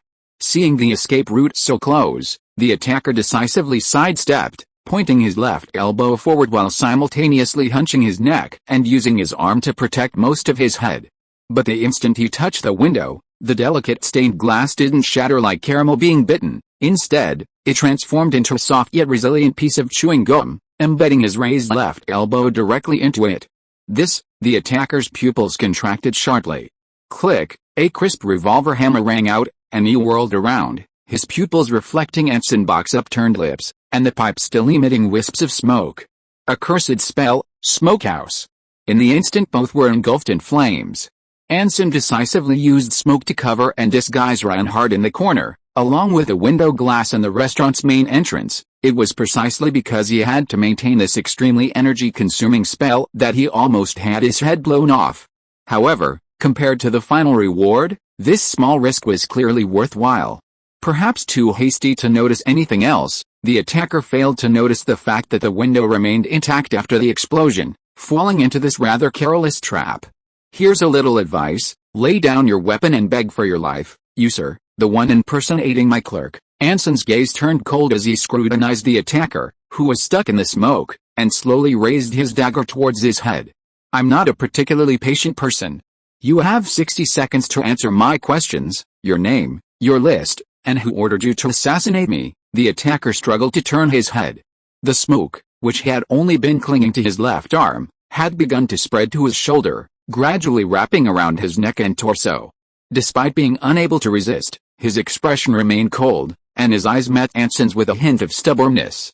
Anson, his face expressionless, seemed not to notice, silently counting down in his mind, very keeping his promise. 60 seconds later, he raised the dagger revolver and pulled the trigger. For a fleeting moment, a hint of smugness appeared on the attacker's lips, but in an instant, the smugness turned to astonishment, because the sound did not come from the revolver. PFFT, the smoke tentacles wrapped around the attacker's shoulder transformed into smoke daggers, piercing through his shoulder without warning. Ugh, up, oh, ow, bang, a gunshot rang out.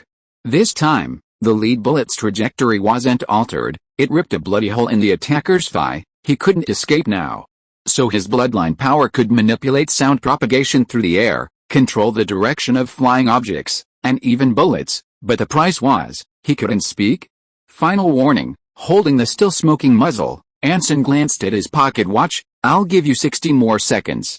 Don't make me regret my mercy and generosity. Mercy, the attacker, enduring the pain, raised his head, cold sweat dripping down his face, his lips still stubbornly taut. Anson Bach, this is far from over. Put away your hypocritical mercy. Struggle as much as you can before true fear arrives. When it comes, it will be the only thing you can still possess. He stared intently into Anson's eyes, his trembling lips curling into a manic smile, his right hand suddenly raising the revolver, pointing it at his temple, and firing the final lead bullet. Bang! A deafening roar followed, 2 flashes of light simultaneously erupting in the restaurant. Because of the need to maintain the smokehouse, Anson's reaction was a step slower than the attacker's. Before the gun barrel in his right hand could be knocked away, the lead bullet had already pierced his throat. As blood gushed out, a relieved smile appeared on the attacker's face. It's over, everything is over. Although the assassination failed, it was all worth it. Anson Bach could never imagine what awaited him. Thump. Anson, his face calm, suddenly stepped forward and swung his revolver, striking the attacker squarely in the forehead. The blood-gushing figure instantly collapsed unconscious, his smile frozen. Disarming the smokehouse, Anson, his face grave, crouched beside the dying attacker, his right hand reaching for the still bleeding wound. Just before touching the skin, a translucent silver paintbrush appeared in his loosely clenched right hand, drawing a circle around the wound following his hand's movement. Spellcasting, Wound Canvas. This is a new spell that Anson recently learned from the Great Magic Book. Theoretically, it can transfer a wound or damaged mark to another location or living thing. The effect of this spell is visible to the naked eye, but it has many limitations. The wound being transferred must be within the spell's range at all times. Once it leaves, the spell will be ineffective. Also, the target must be unable or unwilling to resist, otherwise it will have a counter effect. He wanted to transfer the wound from the attacker to himself, creating the illusion that the assassination attempt had almost succeeded. Carefully, he circled the wound with a paintbrush, peeling it off little by little along the angle of the skin, then slowly lifting the wound into the air, confirming the position, slowly fitting it to a suitable spot on his shoulder, not too deep, otherwise the injury would be too severe, not too shallow. These are 2 penetrating wounds. If they're too shallow, it will look fake. To be honest, although the magic itself is quite amazing, why does the process feel so much like some kind of graphic design software? Clutching the bleeding, penetrating wound on his left shoulder, Anson glanced at the unconscious attacker on the ground, sighed, shook his head, and turned to the table he had pushed into the corner. He pulled up a chair and sat down. Whether it was luck or not, the apple tart on the table was perfectly intact, not even a speck of dust on it. Shrugging his right shoulder, Anson picked up the rum that had fallen to his feet, bit off the cork, and poured himself a large glass. A minute later, the unconscious Reinhardt finally awoke. He struggled to open his eyes, panting as he tried to stay awake, looked around, and then froze. The once opulent restaurant was now a scene of utter devastation, as if it had been blasted by a grenade or a 3-pounder. A stranger in a suit, covered in burns but without any visible wounds, lay unconscious amidst shattered glass. Anson Bach sat across from him, one hand clutching the still bleeding wound on his shoulder, the other busily fiddling with his glass and fork, casually sipping rum and eating apple tart. "Oh, you're awake." Seemingly noticing his own voice, the brigadier general cheerfully looked up, poured himself a drink with his injured left arm, and acted as if nothing had happened. "The guards won't be here for a while. How about we have a drink first? Apologies for the early update." Chapter 684 Sapphire's Revenge. Suppressing the pain in his chest and back, Reinhardt stood up in a daze, pulled up a chair and sat opposite Anson, awkwardly picking up his glass of rum and taking a large gulp. Throughout the entire process, his gaze remained fixed on the unconscious attacker, not daring to look away for a moment. The burning alcohol rushed down his throat, finally calming his trembling hands and rapidly beating heart. Only then did Reinhardt, slightly relieved, turn his attention to the brigadier general before him. Or rather, to the wound on his shoulder. Anson, with an air of nonchalance, enjoyed his wine and the now cold apple tart. Because of his shoulder injury, He could only rest his left elbow on the table, straining to reach his glass and food. His right hand, clutching the wound, was stained red, blood soaking half his body down his sleeve, some dripping onto his glass and cutlery. Reinhardt's lips twitched, and he took a deep breath. Brigadier General, would you like some cutlery? Anson hesitated, then handed him his fork. Use mine first. Reinhardt's twitching intensified as he quickly glanced at the blood-soaked fork. No. No. I'm not hungry. I mean, that's not what I meant. Don't be so polite. We'll be waiting for a while. Have something to eat and relax. No, I'm really not hungry. Really, absolutely. Reinhardt nodded rapidly, noticing that Anson's room had also turned red. I just wanted to remind you, about your shoulder. You mean it. Anson casually removed his right hand, the gushing blood from the puncture wound nearly making Reinhardt vomit. It's nothing, you won't die anytime soon, it just looks scary, but you're still bleeding, Reinhardt couldn't help but say, suppressing his physical urges. A little bloodshed is nothing. According to the Church of Order's latest medical research, regular bloodletting is even beneficial to health. Anson shrugged his right shoulder. The only side effect is that the body might be weak for a few days, and severe blood loss could lead to temporary amnesia and coma, similar to being drunk. Reinhardt, speaking of which, I might need to trouble you with a few things. Anson seemed to suddenly remember something and said seriously, just 3 small things, is that alright? Of course, Reinhardt quickly agreed, his expression solemn. Please speak. First, because I might faint later, please make sure you hand over the culprit who attacked us to Colonel Fabian. Remember, personally, no one else. Why, understood. Second, block the news. This matter must not be spread. Claim it was an accident. The reason doesn't matter. The key is not to give those with ill intentions an opportunity, of course. And the last one, finally, because I might faint later, you'll have to explain what happened to the others. This assassination was definitely not a solo operation. There must be a mastermind or a group working with him behind the scenes. Understanding the whole story is crucial for the subsequent investigation. Understood. Reinhardt nodded slightly, his expression tense. So, what exactly happened? What happened? Anson paused, remaining silent for several seconds before his brow furrowed and he said, I can't remember. Thump. Seeing Anson Bach slumped onto the table, Reinhardt, his eyes wide, froze in place. 3 minutes later, Colonel Fabian, leading half a battalion of grenadiers, arrived at the scene first. He first, as usual, surrounded the entire council chamber and ordered the accompanying guardians to set up checkpoints and cordons to prevent unauthorized personnel from approaching. He then led a company into the building, searching each building in the direction from which the sound came. Seeing the grenadier commander led his fully armed soldiers into the council, the councillors, well-trained in numerous riots and disturbances, raised their hands in salute and stood silently in compliance, saving the commander considerable time. Along the way, they found Alan Dawn bound like a mummy in a secluded storeroom. The deeply unconscious junior clerk didn't wake up naturally for a full half hour, seemingly drugged, but his large dark circles under his eyes suggested other reasons. Only after confirming the situation was under control did Fabian lead a few grenadiers into the dining hall. This wasn't because he didn't care about the commander-in-chief's life, quite the opposite. It was because the grenadier commander knew his superior all too well. If a truly irreversible situation like the warehouse incident were to occur, the situation would be far more complex than it seemed, almost imperceptible unless one was extremely vigilant. Since the entire process was carried out quietly, it meant the commander-in-chief didn't want things to escalate and even needed to handle it discreetly to avoid causing unnecessary chaos. Therefore, controlling the situation and minimizing losses were more important than rescue efforts.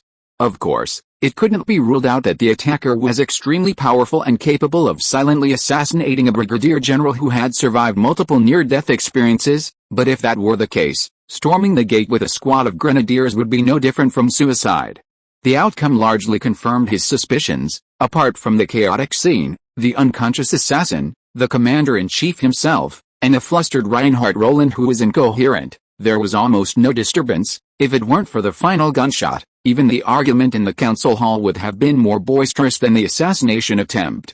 After calming the clearly agitated Reinhardt, Fabian ordered the grenadiers to take the attacker to headquarters, while sending the hastily bandaged Anson Bach to the chief medical officer, leaving a few men to help him clean up the scene and salvage the mess. Because of the rising flame, the entire restaurant was in utter chaos. Chart tables, chairs, wallpaper, curtains, and other furniture were scattered everywhere. From chandeliers to carpets, craters of various calibers were everywhere. The familiar scene, coupled with the unharmed commander-in-chief, seemed to suggest that this was no different from before, just a simple, routine assassination attempt. Just as he was about to leave the restaurant, Fabian suddenly stopped, his right hand, which was reaching for the door, freezing in midair. A complex emotion crossed his face. The grenadiers following behind were forced to stop as well, and after a moment of silence, they leaned over, nervously turning to look at his face. "Colonel, you, nothing." Fabian's expression instantly returned to normal, coldly and nonchalantly saying, "Go and inform the keeper's militia to remove the guards around the council. Tell them it was just a false alarm, nothing happened." "Yes, sir." The grenadiers immediately obeyed. Turning and quickly heading outside. Alone, Fabian slowly turned around, gazing at the clean-up crime scene, his eyes narrowing slightly. Just moments before leaving, he had caught a faint, long-forgotten scent, only recently re-emerged, very faint, but definitely not a hallucination. Considering the assassin's actions, the fact that they could pinpoint the commander-in-chief's location so precisely, even evading searches by kidnapping and disguising themselves as a junior clerk, couldn't have been achieved with only limited intelligence. His professional instincts told the former guards officer that the assassin undoubtedly had an accomplice in White Whale Harbor, responsible for providing intelligence and details, and this person was of high status, at least able to directly contact the officer corps or even the commander-in-chief himself. In other words, it was very likely someone he knew. That faint scent gradually sketched a tall figure in Fabian's mind. "Hopefully it's just a misunderstanding." "I hope so," the grenadier commander muttered to himself, glancing again at the spot where the attacker had fallen, before silently leaving the restaurant. Clovis, White Lake Park, yesterday evening cafe. Sophia Franz took a small sip of her rich coffee. The bitter aroma made her frown slightly, her gaze occasionally glancing at the clock in the private booth. She was waiting for Eric, the business representative of the August Armory and head of the North Harbor Immigrant Group. As Franz's eldest daughter, Sophia was already adept at negotiating with business owners, whether representing her father or alone. No matter the type of person, even that big liar Anson, she could maintain a calm demeanor, conquering them from the inside out with her refined speech, ample knowledge, and absolute confidence. But this time was slightly different. Just a few seconds later, the girl couldn't help but glance at the clock again. Then, to appear indifferent, she took a sip of her unsweetened coffee, pretending to admire the view outside the window while savoring the cafe's signature apple tart. Then she discovered that the coffee and desserts at this cafe were almost polar opposites. The former contained absolutely no sugar, while the latter practically glued the customer's teeth off. This was actually an unpleasant misunderstanding. The neighborhood around White Lake Park was inhabited by the middle class of Clovis, and their leisure venues were designed to emulate the luxurious restaurants on Fredericksburg Street, creating a hybrid of high-end with unlimited resources and prices, allowing the nearby commoners to occasionally experience the pleasures of high society. In other words, they were selling service, atmosphere. It would be a miracle if the food was any good. The slow, unhurried clicking of the cafe in the quiet private room made her incredibly irritated, as if mocking her restlessness. Really, she should have gone to that restaurant on Red Brick Street. At least their coffee and wine were edible, but that place was too close to the cathedral, making it easy for her father and church members to find out. Increasingly impatient, Sophia began to drift into a state of mental confusion, her furtive glances resembling those of a well-bred young lady secretly meeting her lover, yet worried about being discovered by her family. Of course, that was who she was. Another half-hour passed, and just as the girl was about to leave, a neatly dressed figure with a beaming smile appeared timidly outside the door, carrying a leather handbag. In the brief second the door was pushed open, the girl was initially restless, then her face lit up with joy, and she immediately picked up the coffee cup on the table and took a small sip. When a disheveled Eric looked up, the proud Miss Franz was sitting by the window, setting down her now cold coffee and giving him a look colder than the coffee. "Sir, you're late. I'm so sorry." "Really, so very sorry." Eric felt a chill run down his spine from that gaze and quickly said, "The train from North Harbor to Central West Station was delayed, and on the train, we encountered double checks by Whitehall and the church. You know how sensitive we arms dealers are to checks, so, I didn't mean to accuse you, sir, I was just stating a fact." Sophia toyed with her coffee cup, mimicking her father's unhurried tone, and the fact is, you're almost an hour late, severely shortening our meeting time, so please don't delay any longer, let's begin as soon as possible. Of course, Eric didn't dare refuse and quickly sat down opposite the girl.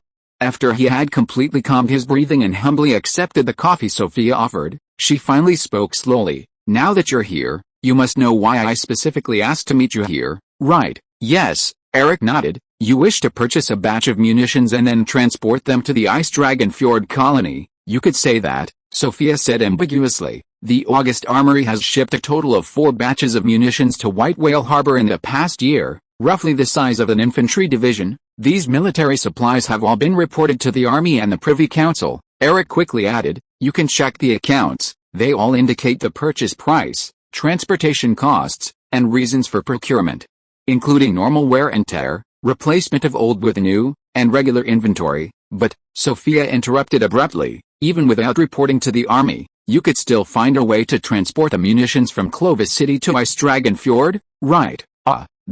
Don't try to hide it, Lord Eric. I know who's behind you, Sophia said calmly. I also know that you previously smuggled several sets of steel-making equipment, along with the steel workers, from the outskirts of Clovis City to Ice Dragon Fjord, something explicitly forbidden by the kingdom and the church, but I'm not here today to accuse you. On the contrary, I desperately need to ascertain whether you have the capability to organize a large-scale smuggling operation of equipment and weapons. Eric suddenly stammered, looking fearfully at the girl before him. What exactly do you intend to do? What do you intend to do? Sophia hesitated, not out of despair, but as she repeatedly considered her plan. A perfect revenge plan. Her cherry lips curved slightly into a seductive smile. I'm going to move an entire military factory from Clovis City to White Whale Harbor. Chapter 685 Little Habits. A military arms factory? She's going to move an entire military factory? From Clovis to White Whale Harbor. Hearing the girl's answer, a stunned Eric froze, as if struck by lightning, completely dazed in his chair. Sophia, with a nonchalant smile masked by her coffee cup, was very pleased with the girl's reaction. Well, are you confident? Confidence? What confidence? A magic trick? Has this young lady made a mistake? Does she think a military factory can be stuffed into a delicate handbag or suitcase and dragged away like her clothes and jewelry? That's a military factory. Countless machines, workshops, warehouses, reinforced concrete structures, a factory that consumes steel in cold day and night, belching black smoke, producing rifles, cannons, lead bullets, gunpowder, and explosives. Startled, Eric took a full half-minute to recover. He thought for a moment, then asked in a very uncertain tone, Your Excellency Sophia France, Governor, do you know what the scale of a standard military factory is? Or have I misunderstood your intentions? Perhaps you simply want to smuggle some weapon, or some crucial equipment, from Clovis to Whale Harbor. Suppressing his shock, Eric forced a smile onto his stiff face, racking his brains to make his words sound as tactful as possible. Seeing the other woman's incredibly sincere expression, Sophia's upturned lips slightly tightened, and she gently set down her coffee cup. I see, I understand. The smiling Eric paused. Understood what? Your Excellency Eric, it seems that in your eyes, the colonial governor, am merely a figurehead, a vase utterly ignorant of worldly affairs, Sophia said with a smile, though her voice gradually turned cold. Since I am merely a figurehead, it is understandable that I know nothing about a complex and large-scale institution like a military factory. Is that so? Yes, no, that's not it. Really not like that. Sensing danger, Eric immediately denied it, shaking his head frantically. I absolutely, no, that's not true. No need for that, and I don't need your apology, sir, Sophia sneered. I am the eldest daughter of the France family, and I have personally managed all the family's business investments. I have seen countless types of industries, textiles, cement, railways, and naturally, military factories. I not only have a thorough understanding of how military factories operate, but I've even visited many of them. I know exactly how workers turn piles of parts into deadly weapons on the assembly line. If I hadn't seen it with my own eyes, why would the France family have invested so heavily in the Leopold military factory, competing with Leiden, which has substantial royal patronage, so you don't need to worry about that. Just answer my question directly. If you were to move a military factory from Clovis to Whale Harbor, how confident are you of your success? How confident? Eric's expression faltered for a moment, but after confirming that the girl before him wasn't joking, he could only tentatively say, that mainly depends on the size of the military factory and its inventory. Undoubtedly, the factory buildings don't need to be moved, but both the assembly line and those crates of finished weapons and ammunition need to be transported by train. To be on the safe side, I think it's best to limit the size of the factory to be moved to a level that can be perfectly accommodated by one train. You make a good point, Sophia nodded slightly. Indeed, places like military factories often experience unexplained thefts and robberies, easily arousing suspicion. It would be safer to simply empty the place completely. Her serious expression startled Eric. He had originally hoped to discourage this young lady, but it seemed as if his suggestion had become a guiding light for the plan's success. But having already spoken, there was no turning back. Although he had the Rune family behind him, it didn't mean that Miss Frotz was someone he could offend lightly. Since the entire fleet is like a train car, large military factories with over 10,000 employees can be ignored. Small and medium-sized, more comprehensive military factories should be considered, Sophia said thoughtfully.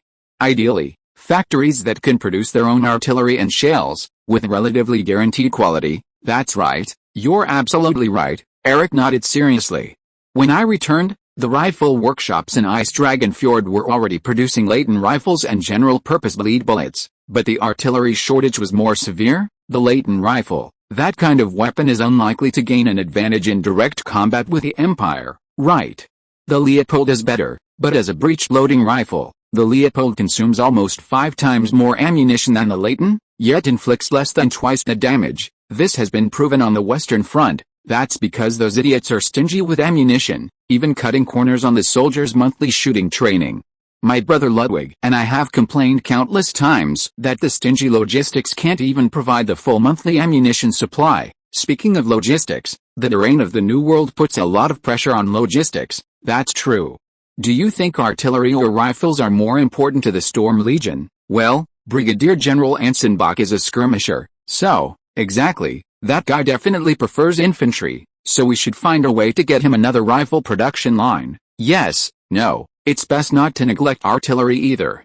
So far, there isn't a single military factory in the New World that can produce artillery, if they can even be called military factories. Or, should we try to transport more finished artillery pieces and high-quality shells? Or, should we have both? Makes sense. The two chatted back and forth, as if they were discussing the fabric, buttons, patterns, and color combinations of a dress in a clothing store, debating which military factory near Clovis City would be more suitable for them to raid. Eric, displaying his professionalism as an arms dealer, earnestly argued with Sophia which arms factory offered better value for money and was less likely to be detected. The girl, clearly only slightly knowledgeable in this area, only cared about how much cargo could be transported and the quality of the products. Alright, I admit your August Arms factory produces rifles of decent quality, and your grenades reportedly have a good reputation, but you lack experience in manufacturing artillery, especially portable field guns and infantry guns, let alone large artillery. The girl, rubbing her temples slightly, raised her hand to interrupt the conversation. Even with her extensive experience, she was starting to feel the strain of an hour-long, uninterrupted discussion. In short, we've reached an agreement on the size of the arms factory. That's right, if you insist. Eric's voice was slightly hoarse. His mouth was dry, and he glanced at the coffee cup beside him, but he didn't dare move it unless she raised it. Next is the issue of transportation. Sophia breathed a slight sigh of relief. I can handle the train issue, of course. Nominally this is still a large-scale arms purchase by your side, and I will have Mrs. Katharina reduce various spot checks and inspections, but the rest must be your responsibility. As for the factory itself, to pack and move the entire factory at once, we need to mobilize a large number of highly skilled workers, handle the transportation and equipment, and ensure that there will be no traffic jams in the surrounding area on the day of the operation. In addition, appropriate disguise is also necessary. Wait a minute. Seeing the girl getting more and more excited, Eric, even though he knew it would displease her, had to raise his hand to interrupt. Before discussing this, shouldn't we first decide which military factory we want to steal, which one we want to move, which one? Sophia looked doubtful. I thought we had already decided. No, we only decided on the scale of the military factory, but even if we're going to steal or cheat, we still need to determine the target.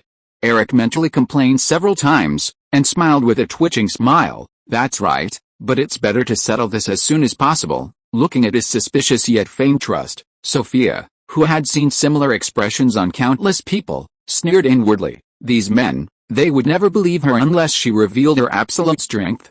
So she smiled slightly. All right, let's do it that way then. With that, the young woman gracefully rose amidst Eric's bewildered gaze, walked to the door of the private room, and gently knocked a few times. A lively and charming figure, wearing a top hat and a men's tailcoat, appeared outside. Miss, what can I do for you? Nothing much, just run an errand for me. Sophia smiled and said, Angelica, do you remember the military factory at the second intersection in the southern suburbs of the outer city? Southern suburbs?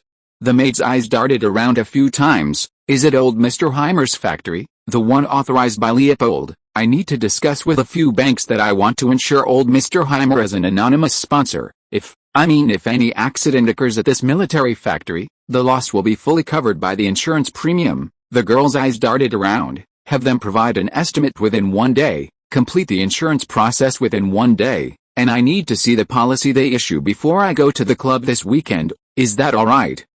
Angelica thinks it's no problem. The maid, with her hands behind her back, shrugged. Then let's go, Sophia chuckled. Afterwards, go to Red Brick Street. There's a newly opened cake shop there. I'd like to buy some for my father to try. Yes, miss, the maid replied cheerfully, giving a gentlemanly bow before leaving. Watching Angelica leave, Sophia calmly turned around, sat back down under the stunned gaze of Eric, and smiled nonchalantly. Sorry, it's just a personal habit of mine. I always think things through before buying anything. Now that we've decided on our target, let's continue discussing the next steps. Where were we? White Whale Harbor, Rune Mansion.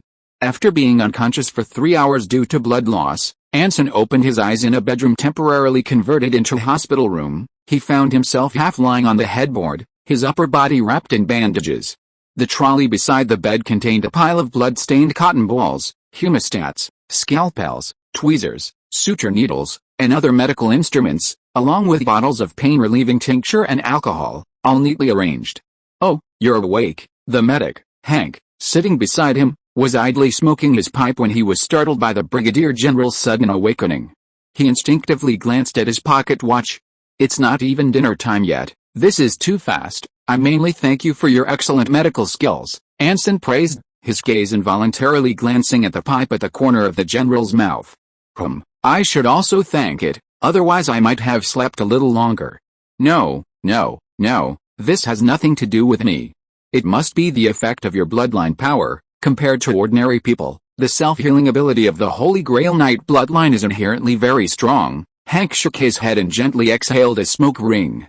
It might also be related to the wound itself. In all my years of medical practice, this is truly the first time I've seen such a bizarre gunshot wound. Something just feels off, but I can't quite put my finger on it. Something's definitely not right. This is something I cut from the attacker's neck wound and then directly pasted over. It would be strange if it weren't for something. Anson smiled slightly, inwardly complaining. Maybe it's just because I was lucky. This also serves as a reminder that while the wound canvas can be seamlessly connected, issues like angle and depth can make it look extremely strange. It might fool ordinary people, but to professionals, the flaws are obvious. Probably. The chief medical officer shrugged and stood up from his chair. Colonel Fabian is outside. He's been waiting for almost an hour. Should we let him in? Anson nodded slightly. Then I'll trouble you. Hank silently saluted and left the ward. A minute later, Fabian, with a somber expression, entered the room. After closing the door tightly, he stepped forward and said, "The assassin who attacked you has confessed." "Oh, so fast?" Anson looked slightly surprised. He had been unconscious for 3 hours, and Fabian had arrived almost an hour ago, so the assassin had confessed immediately after being captured? Wait a minute, wasn't this guy quite stubborn when he confronted him? What did he confess to? Oh, Fabian's expression suddenly froze, looking very unnatural. I don't know. You don't know? Anson was even more surprised. Then who was in charge of the interrogation? Needless to say, I probably know. Fabian gave the commander-in-chief, who had just realized something, a meaningful look. The two silently recited the same name in their hearts, Talia August Rune. Chapter 686 Talia-style conversation. Oh, dear Anson, you must understand. Inside the command prison, Talia looked at Anson Bach, whose body was half-bandaged, with a smile in her eyes. She shook her head slightly, her posture graceful. I just had a few small questions I wanted answered from Mr. Iman. We had a pleasant conversation. I asked a few questions, and he answered them. That's all, of course. If Anson feels a little jealous that Talia spoke with a strange adult male without permission, Talia is willing to make amends in any way, in any place, at any time. After all, no words are as sincere as actions. Dear Anson, what do you say? The soft-voiced girl leaned forward, her emerald eyes blinking as if she couldn't wait. Anson, his face slightly stiff, glanced at the cold walls, the sturdy iron bars, the shackles in the corner, and various guard-style torture instruments. With a slight thump of his Adam's apple bobbing, his sincere gaze returned to the girl. No, I believe you. Really, absolutely. Dear Anson, you really are a kind and good person.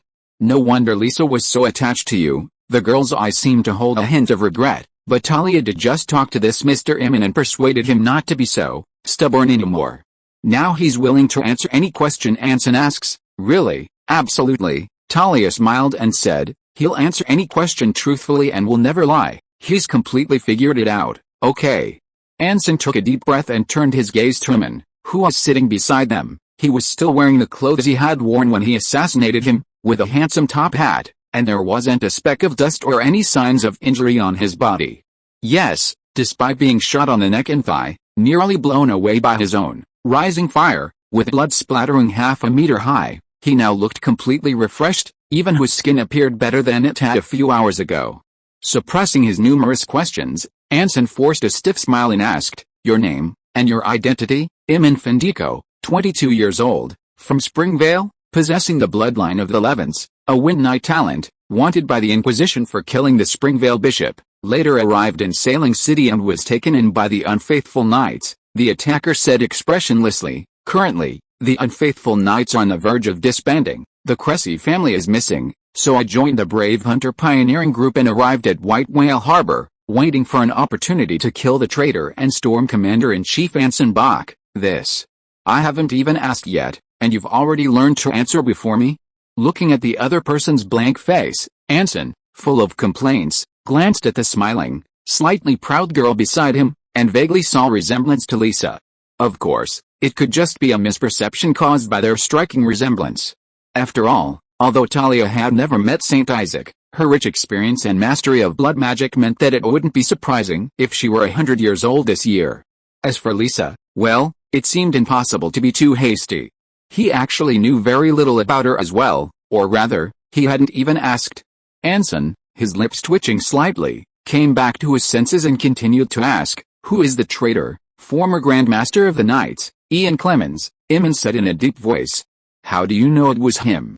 Because protecting the Black Mage is the Grand Master's duty, and only the Grand Master knows the Black Mage's whereabouts. Unless he's by his side, the Black Mage couldn't possibly be in mortal danger. Could it be an accidental ambush? Absolutely impossible. The Black Mage has the highest authority and can immediately request help from nearby knights or relay information to the entire Knightly Order. Unless ordered by the Cressy family, the Knightly Order must obey. What about an accident? No accidents. After a moment of contemplation, Anson's eyes revealed a hint of understanding. He finally understood why Ian and the other two were so tense and obediently obeyed his orders. If he wasn't mistaken, he probably hadn't even considered that he could actually kill the Black Mage, but his overreaction had in turn affected the Black Mage's vigilance, leading the Black Mage to believe that Ian and the other two had already betrayed him, forcing him to take direct action, and then running into him while trying to escape. The result was the death of the Black Mage, the collapse of the Knights, and countless Knights members still loyal to the Cressy family marching towards White Whale Harbor, ready to kill the traitor and, incidentally, eliminate him, the culprit. The threat he had posed to them was probably more than just a threat to Ian Clemens and his companions. They likely already had a vivid image in their minds and desperately needed an identity and a place to provide cover. Having figured this out, Anson pressed on with the next question, the names of your accomplices, and the original plan of action, but this time, Iman didn't answer directly. His stiff, upright body suddenly trembled violently, as if encountering some kind of obstacle or restriction. It took several seconds for him to return to normal, and he said in a monotonous, flat tone, "I don't know, Anson raised an eyebrow, his expression hardening slightly. "Is it that you don't know, or that you can't say, 'I don't know'?" "I don't know the name of my accomplice," Iman repeated himself. "There's no plan either. I only know that Anson Bach will be in the council dining room at that time, and no one will be there except Reinhard Roland. Controlling the only uncertain factor, Alan Dawn, will give us the opportunity to assassinate him." So detailed. Anson frowned. His acceptance of Reinhardt's invitation was a sudden event. Besides himself, the junior secretary, and Reinhardt himself, the others who knew about it should be. Wait. First, Reinhardt had taken the initiative to invite him, so the probability of him accepting wasn't low. Second, the meeting place was the council dining room, and he needed to prepare in advance to make an apple tart. If he were observant, discovering clues wouldn't be difficult. But even so, to obtain this information, and even to guess that he was only accompanied by the junior secretary, this person's identity must be extraordinary. They must know him to a certain extent and be able to contact the president of the New Continent Bank and the White Whale Harbor Council or the Storm Division headquarters. Who could it be? Anson's gaze sharpened. Then how did you obtain the intelligence? There's a special communication channel between members of the Knights and their external informants, Iman said in a deep voice. As long as you spend a small amount of money and verify each other's identities, you can buy the intelligence you need from your superiors. How do you verify identities? There's an agreed-upon location and a standard code. Find that place, say the code, and you can buy intelligence. Yes, Iman replied. Anson nodded silently, a plan already forming in his mind. One last question. He looked coldly at the attacker. As far as you know, what are the Knights' next moves? To obey the orders of the Cressy family, to undermine the Storm Masters and the Rune family's rule in the New World, to assassinate important figures in the colonies, to lead the uprising of the natives and beast slaves, and, Iman paused again, the pause lasting several seconds longer than before, and to wipe out the Truth Society. Anson raised an eyebrow. Why, they're just a bunch of opportunists, antisocial elements controlled by the Clovis nobles and the wealthy. Their aim is to create chaos and instability within the Order world, creating opportunities for Clovis's expansion. This is not in the interests of the Cressy family, Iman said in a deep voice. The Cressy family once cooperated with the Truth Society to fight against the Empire's rule in the colonies. Now the Truth Society has brought in the Storm Masters, seriously threatening the Cressy family's survival.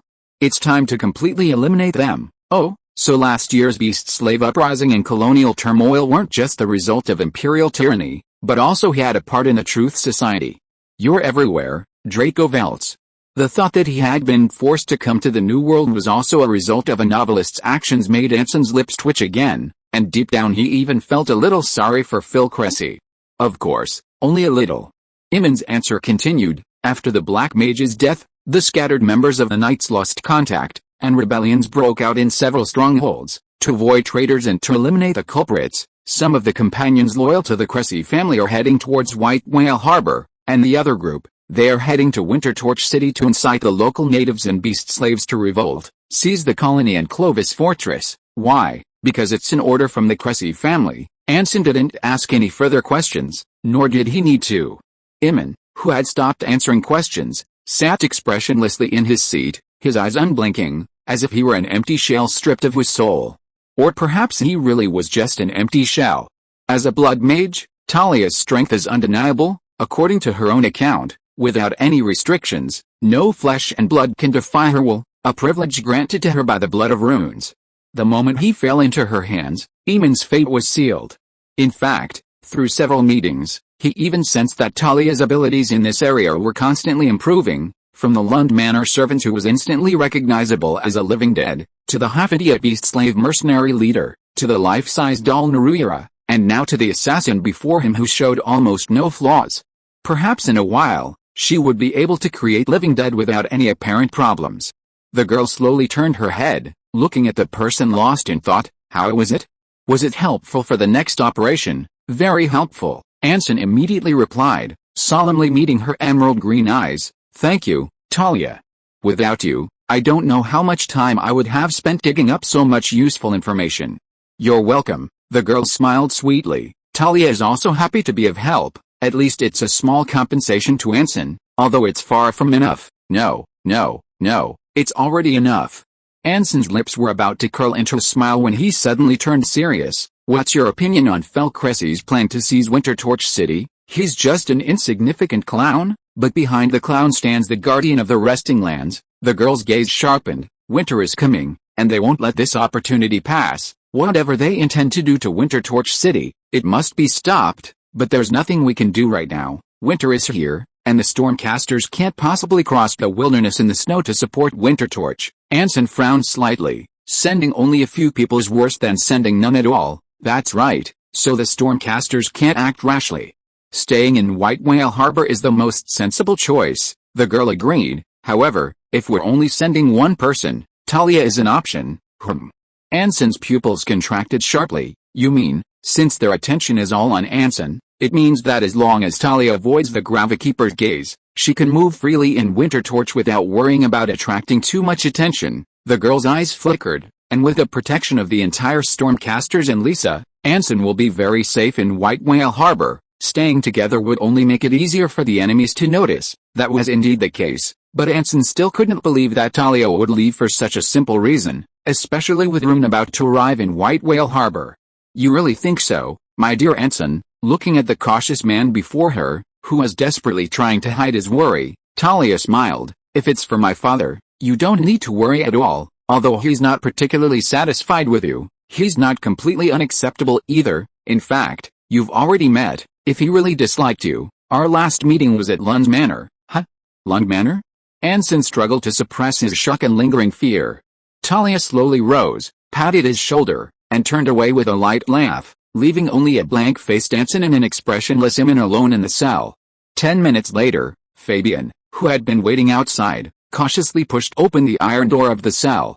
He coughed lightly first, and only spoke after seeing Anson's gaze fall upon him. Commander-in-Chief, the president of the Herald Foundation and Herald's widow have come to visit and request a private meeting with you. The Herald Foundation, Ian Clemens? This guy's quick on the uptake.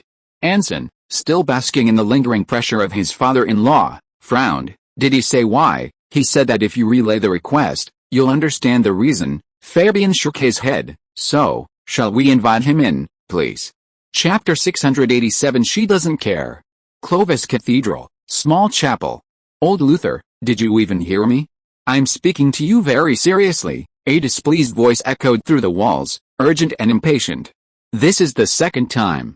Do you want me to repeat myself a third time? For the sake of your throat, it's best not to. Standing before the statue of the Ring of Order, Archbishop Luther, his back to the voice, said calmly, if I remember correctly, it was last month when you accidentally swallowed a fishbone. Please follow your doctor's advice. Besides, this is a chapel. I don't want to make a scene in front of the Ring of Order. It would be unseemly. My esteemed Lady Katerina. Seemly. Katerina sneered. My dear Luther, you have the audacity to discuss this with me here, huh? The chapel fell silent. Luther Franz, his face impassive, leaned against the statue, a slight sigh escaping his lips. He turned around, and a graceful and elegant noblewoman with sharp eyes came into view, coldly scrutinizing him as the archbishop. My esteemed head of the Railway Commission, what exactly do you want? Just one thing, control your daughter. Lady Katerina stepped forward. She's young and doesn't understand how dangerous what she's doing is, yet you, as her father, are indulging her. It's unclear whether you're trying to help her or harm her. That only confuses me more, Archbishop Luther said calmly. It's common knowledge that she spends far more time with you than with me. I'm ashamed to say, you know my lovely eldest daughter better than I do. If even you can't persuade her, how could I possibly do so? Besides, this matter is entirely within your authority. Just don't lend her the train. Rest assured, you can simply shift the blame onto me. She won't be angry with you, and then? To execute her insane plan in an even more dangerous way. Katerina's eyes widened. Old Luther, you can't possibly be unaware of how stubborn Sophia is, can you? So you want me to lock her up at home, in some secret room she can never leave, or even further, put her in shackles, Archbishop Luther countered. Well, perhaps I'll need to borrow some manpower from the Inquisition. Looking at his serious demeanor, Lady Katerina felt like she was going to faint. I'm not joking with you. I'm not joking with you either, Lady Katerina. The archbishop narrowed his eyes slightly. To relocate a factory with thousands of workers producing military supplies like cannons and explosives without the permission of the royal family and the Privy Council, if discovered, you should know better than I what the crime would be. Comparatively, house arrest is the least bad outcome. Katerina fell silent. She looked at the nonchalant Luther Franz, whose perpetually calm face concealed a heart no one could see through, one that would never easily reveal his weakness. But what would it feel like for a father to imprison his youngest and only daughter? She didn't know, she could only imagine. The only foreseeable thing is that Sophia will become more extreme, more obsessive, and more insane in the future. The father-daughter relationship will become completely irreconcilable, even turning into enmity. Will this work? The noblewoman, her voice hoarse, asked, her heart touched. Oh, probably not. The archbishop's tone remained calm. As you said, even if we don't hand the train over to her, it won't stop this insane plan. It's conceivable that chains and shackles are probably not very useful. Given her habits, the newly promoted Brigadier General Anson Bach, far away in Whale Harbor, probably already knows that he has been used as a pawn by Crow. So even if we can really trap her, it will be too late. Considering that the colony could rebel at any time, hundreds of thousands of dollars of national assets would be wiped out, and the standing army of thousands of men could very well become a rebel army. At this time, the fate of a military factory seems to become insignificant. What do you think? Luther Franz dusted off the statue and looked at the noblewoman with a nonchalant expression. Katerina was stunned, speechless. You knew all along? No, I didn't. The archbishop shook his head, calmly sitting down in a nearby chair. As you know, in understanding my daughter, I, as your father, am far inferior to you, but things are universally connected. The only reason you heard the music was because someone plucked the strings. Clovis made the decision to abandon the colony, risking a rebellion. In the event of a rebellion, Sophia Franz, the governor of East-Dragonfjord, will be primarily responsible, and there's no escaping it. The prayer room fell silent. Luther Franz, sitting in his chair, leaned forward slightly, took a letter bearing his seal from his pocket, and handed it to the lady through his fingers. So you see, I didn't stop her, not only because it wasn't entirely Sophia's fault, but more so because I simply couldn't have stopped her. As you know, I don't know her as well as you do, nor am I capable of persuading her. I understand. With a lingering surprise, Katerina spoke slowly after a long silence. You want me to help her, don't you, old Luther? That's your own interpretation, madam. The archbishop's tone softened slightly, but considering that it wouldn't do you any harm, so, why not? No harm. The lady sat directly opposite the old man, scoffing. An accomplice in the relocation of the military factory, suspected of arms smuggling and participating in colonial rebellions. Are you worried that Fay will be alone when she's hanged? I must commend you. You have a very thorough understanding of the consequences of leaks. Luther Franz smiled insincerely. With a cautious and experienced elder like yourself assisting, the chances of the plan succeeding will be greatly increased. Don't give me that. Katerina's eyebrows shot up. Why ask for your help, or why condone Sophia's path of no return? Let's talk about the latter first. It's simple. It's the same reason I sent Anson Bach to White Whale Harbor. Clovey needs them, but he can't give them anything, and might even betray them. The archbishop, unhurried, pushed the envelope forward further. Since it's selling oneself, one should at least do so with dignity and get a good price, don't you think? Even if the outcome is that my daughter is arrested and executed for treason. Oh, we'd better not jump to conclusions so quickly. The potential of young people is limitless, and Sophia, hell, I think many people underestimate her, just like those who underestimated you in the past. And for me, an incompetent father, the only consolation I can find is I believe in my daughter Lady Katerina. Her gaze complex, finally settled on the letter. What is this? A letter that would be extremely dangerous if I were to send it myself, the archbishop said calmly. If you believe Sophia Franz shouldn't become a sacrifice for the kingdom, then please send it discreetly. If you are a loyal subject of the kingdom, give it to the Privy Council, not to His Majesty the King. I know Carlos well, he will disregard our years of friendship. Doing so will only incur His Majesty's displeasure and be detrimental to you. The noblewoman remained silent. After a moment, she silently picked up the letter, rose, and left. Old Luther, if you had been as patient back then. Katerina stopped at the door, not turning her head, and said, Sophia, she should have been my daughter, she is now. The archbishop stared at the noblewoman's retreating figure, and you seem to have forgotten that I am so much older than you, and I already have a wife and a son. I cannot risk being seen as your mistress by doing something immoral. That would be bad for your reputation." Katerina snorted coldly, gritting her teeth as she walked out of the prayer room. "I didn't say I cared about that." Whale Harbor, north of the city, near the bank construction site. On the snow-covered street, Ian Clemens, his top hat pulled low, head down, hurried through the rows of signs, and just as he was about to leave the main street, he suddenly turned and walked into the narrow alley between two warehouses. Almost simultaneously, the Wild Hunt rider appeared at the end of the narrow alley, his whole body wrapped in a tattered stand-up collar coat, his patched baseball cap and old scarf almost completely covering his face, leaning against the sewage-filled wall and smoking a cigarette made from newspaper. Found the informant, Ian stopped and tossed a delicate cigarette case to Wild Hunt Knight Derek, Old Cripple's Tavern, table number 2. "Sit there and order a room temperature Tirpitz rum. The bartender will ask for a tip. Just hand him a cigarette from this case, and the deal is done." "Got it." Derek tucked the cigarette case into his coat pocket and looked around curiously. "By the way, where is Carno? Wasn't he with you?" "He's keeping watch in the tavern," Ian replied. "You know, informants are usually very cautious. It's best not to use bloodline power or magical items lightly. Meet him first after entering, and only start the transaction after confirming it's safe." "Okay, where's he?" "A seat on the inner left side after entering the tavern." "The one dressed as a fisherwoman." "A fisherwoman." Derek paused, a smile almost forming on his lips before he suppressed it. "How many times has this happened? Has he become addicted to cross-dressing?" Ian chuckled, his tone feigning seriousness. "No, it's because many of the porters on the construction site are sailors and fishermen from the port. Winter's here, and they're all free. Pretending to be a worried fisherwoman is less likely to attract attention. Besides, he still refuses to cut his long hair." "I knew it," Derek scoffed, patted Ian on the shoulder, and turned to leave.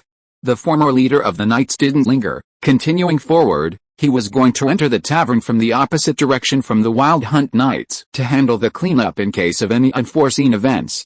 Frankly, if there was even the slightest chance, he wouldn't betray or even hunt down an informant. Although the Knights of No Faith had deep roots in the New World, most of their networks remained hidden, relying entirely on mutual trust, a trust difficult to build but incredibly easy to destroy. Once discovered, they would completely lose all their past support and intelligence network, becoming universally reviled, and, in fact, they already were. But this was the price of choosing to side with Anson Bach and accept his protection, knowing he was merely a pawn used against his former comrades. Ordered to personally kill friends who had once helped him, he couldn't refuse the orders of this Brigadier General. With a slightly heavy heart, Ian pushed open the door and entered the Old Cripple's Tavern. Then, he froze on the spot. According to the three's prearranged plan, Derek would begin the transaction after meeting with Carno, after which Carno would leave the tavern and lie in ambush nearby in case of any unforeseen circumstances. Ian would monitor the situation in the tavern's lobby, responsible for relaying information and cleaning up the mess. In other words, even in the most coincidental circumstances, the moment he entered, he should have only seen Carno about to leave, and Derek confirming the code with the bartender. But at this moment, Derek was sitting helplessly at the bar, anxiously waiting for the bartender, while Carno had also vanished. The two quickly exchanged glances. Derek got up and went to the second floor of the tavern, while Ian sat in Carno's previous seat, waiting quietly. They certainly knew where the informant was, and the disguised transaction was merely to ensure everything went smoothly. 2 minutes later, Ian slowly rose, avoiding the gazes of those around him, and followed Derek's figure towards the second floor of the tavern. Following the narrow corridor in the opposite direction from the guest rooms, a room that looked like a storage room but was actually an office was the location of the transaction. This tavern was essentially a shell, or rather, a middleman. The real tavern owner was actually the bartender himself, and the informants holding important intelligence would temporarily become the tavern owner if they intended to make a transaction. Gently pushing open the door, Ian saw the missing Carno and Derek standing on either side of the doorway, frozen in place like stiff statues.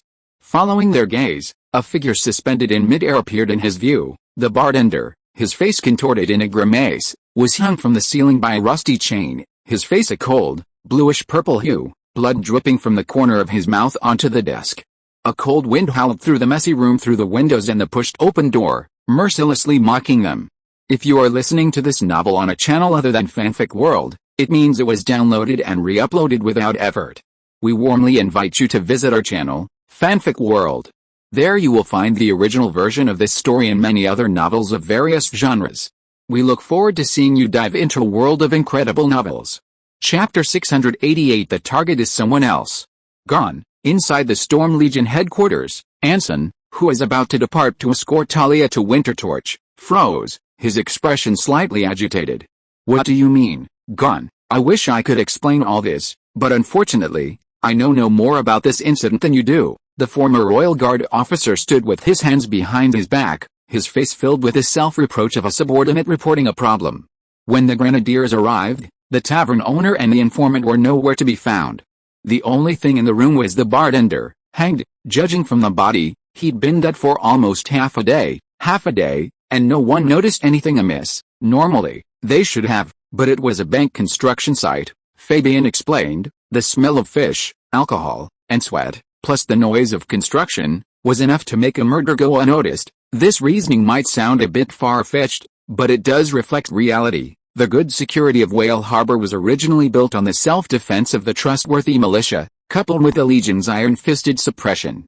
Otherwise, how could a port city rife with gangs, conflicts between new and old immigrants, and a mix of colonists and natives appear both harmonious and prosperous? If it weren't for the involvement of the Cressy family, the death of someone in the tavern wouldn't even warrant a front-page headline in tomorrow's Whale Harbor Good People's Daily. At most, it would only occupy a minor, inconspicuous spot. Slightly calming his surprise, Anson reviewed the entire incident in his mind, thinking rationally. First, it's basically confirmed that the informant is likely a mid to high-ranking official in Whale Harbor, and very likely has connections with the Legion's officer corps. Otherwise, they wouldn't have been able to obtain such precise intelligence about his itinerary for that day. The bartender died half a day before Ian Clemens and his group were to prepare for the transaction, meaning the informant must have escaped that morning, while I had met with Ian and his two companions the night before to arrange the arrest. Killing the bartender to cover his tracks proves the escape was extremely rushed. The informant didn't know when Ian and his group would appear, or even who the transaction was. He simply received intelligence and had to flee the scene as quickly as possible, even at the cost of severing all ties with his network. Therefore, he was acutely aware of my determination to capture him, which allowed him to escape without hesitation. Either this person knew me extremely well, or someone had tipped me off. Besides that, headquarters has received double-digit reports of murders in the past 2 days, at least half of which are suspected to be related to the Knights of No Faith, and left slogans like revenge, traitor, and retribution at the crime scenes. Fabian continued to report, the situation is extremely similar to the assassination in the council dining hall and the failed arrest operation. Almost no clues about the perpetrators can be found, and each time the scene is discovered, at least a day has passed. In other words, they weren't killing indiscriminately. The fact that they were discovered in absolute safety each time, even with extremely good stealth skills, is a low probability event, so it was planned. Anson looked at the Grenadier commander, who is in charge of investigating the cases. Originally, it was Lieutenant Colonel Carl and Lieutenant Colonel Norton. Originally, yes. Fabian adjusted his hat brim and nodded slightly, deliberately lowering his voice. But Miss Lisa Bach sees the case handling authority after learning of your injury, Brigadier General. Now the 3rd Infantry Regiment and the Cavalry Company are fully cooperating with the Guard Company, searching the entire city for and apprehending suspects. Well, it's not so bad, it can at least disrupt their rhythm a bit. Anson maintained his usual composure, so now, within the officer corps, only Lieutenant Colonel Norton Crossell is temporarily without other missions, and he's still in White Whale Harbor, right. As for Carl Bain, the Legion Chief of Staff can never be idle, especially after having a superior who trusts him implicitly. The Grenadier commander pondered for a few seconds, then gave a precise answer. Indeed, have him wait for me in the lounge of the left wing of the council before 4 o'clock this afternoon. Anson nodded slightly. Also, arrange an appointment with Baron Axe, also in the left wing of the council. Tell him I have something very important to discuss privately. Furthermore, I will be staying in White Whale Harbor while I recover from my injuries. The Legion's daily operations will be handled by you and Lieutenant Colonel Alexia. What about Lieutenant Colonel Carl? Him? Let him temporarily take charge of the New World Company and the Shooting Corps. That's more urgent. Before he finished speaking, Anson suddenly remembered something. Oh, by the way, Have the shooting corps soldiers recruited from Sailing City been assigned suitable officers? They've arrived and officially assumed their posts. Fabian immediately replied, because you were busy with the bank and the riots at the time, you didn't report immediately. A total of 100 officers, 50 each for Clovis and the colonies, who is currently the highest-ranking officer, Commander Joseph. Joseph, who? He's the former commander of the Laketown militia, Fabian reminded him. After the High Council meeting at Grey Dove Castle, he voluntarily resigned from the position of Laketown Legion commander given to him by the Laketown Council and requested to join the New Continent Corporation. Considering his experience in this area, we agreed. Experience? Anson tried hard to recall, but couldn't remember any outstanding achievements by this former militia commander. The Storm Legion is currently severely understaffed, and we can't spare many excellent officers to fill the vacancies in the Rangers. Fabian paused, then said meaningfully, without affecting the Legion's combat strength, Commander Joseph is already the best candidate to be the Rangers commander. Alright, although he didn't expect this auxiliary army to play a significant role, the thought of them being commanded by outstanding talents from the Imperial colonies made Anson's lips twitch. Tell Commander Joseph that the Grenadier Corps must achieve basic combat capability by the end of this year. Lieutenant Colonel Carl Bang will serve as the Corps Commander-in-Chief, responsible for supplies, basic training, and camp management. He will serve as the Deputy Commander, handling on-site tasks, Anson said solemnly. Tell him he doesn't need to worry about his treatment. I'll have a private meeting with him in a few days. That's all. Yes, sir, the Grenadier Corps Commander saluted. Said nothing more, and calmly turned and left the headquarters living room. Sitting on the sofa, Anson calmly gazed at the flames in the fireplace, not in a hurry to leave. Talia had gone to Winter Torch City, and now he lacked the protection of a blasphemous mage, and was also being targeted by the gravediggers of Resting Lands and the Cressy family. He needed to be more cautious than before.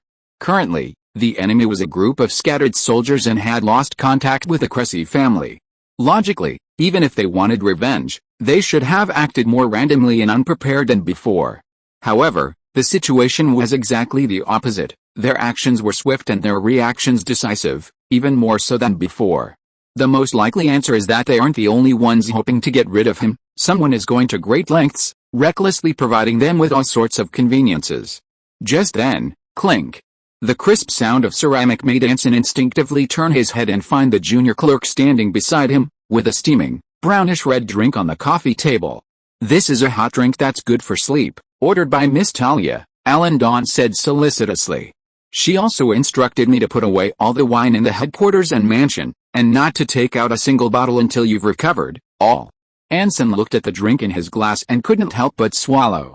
Alan, sir, that day, the day before I was invited to the restaurant by Reinhardt, did you talk to anyone about it? Of course not, Alan Dawn said without hesitation. Leaking the master's itinerary without permission is the most serious dereliction of duty for a clerk. No, I'm sorry, that's not what I meant. Anson waved his hand. I meant that besides you, who else would know my whereabouts that day, including Reinhardt and Talia? Who else? The junior clerk thought seriously for a few seconds.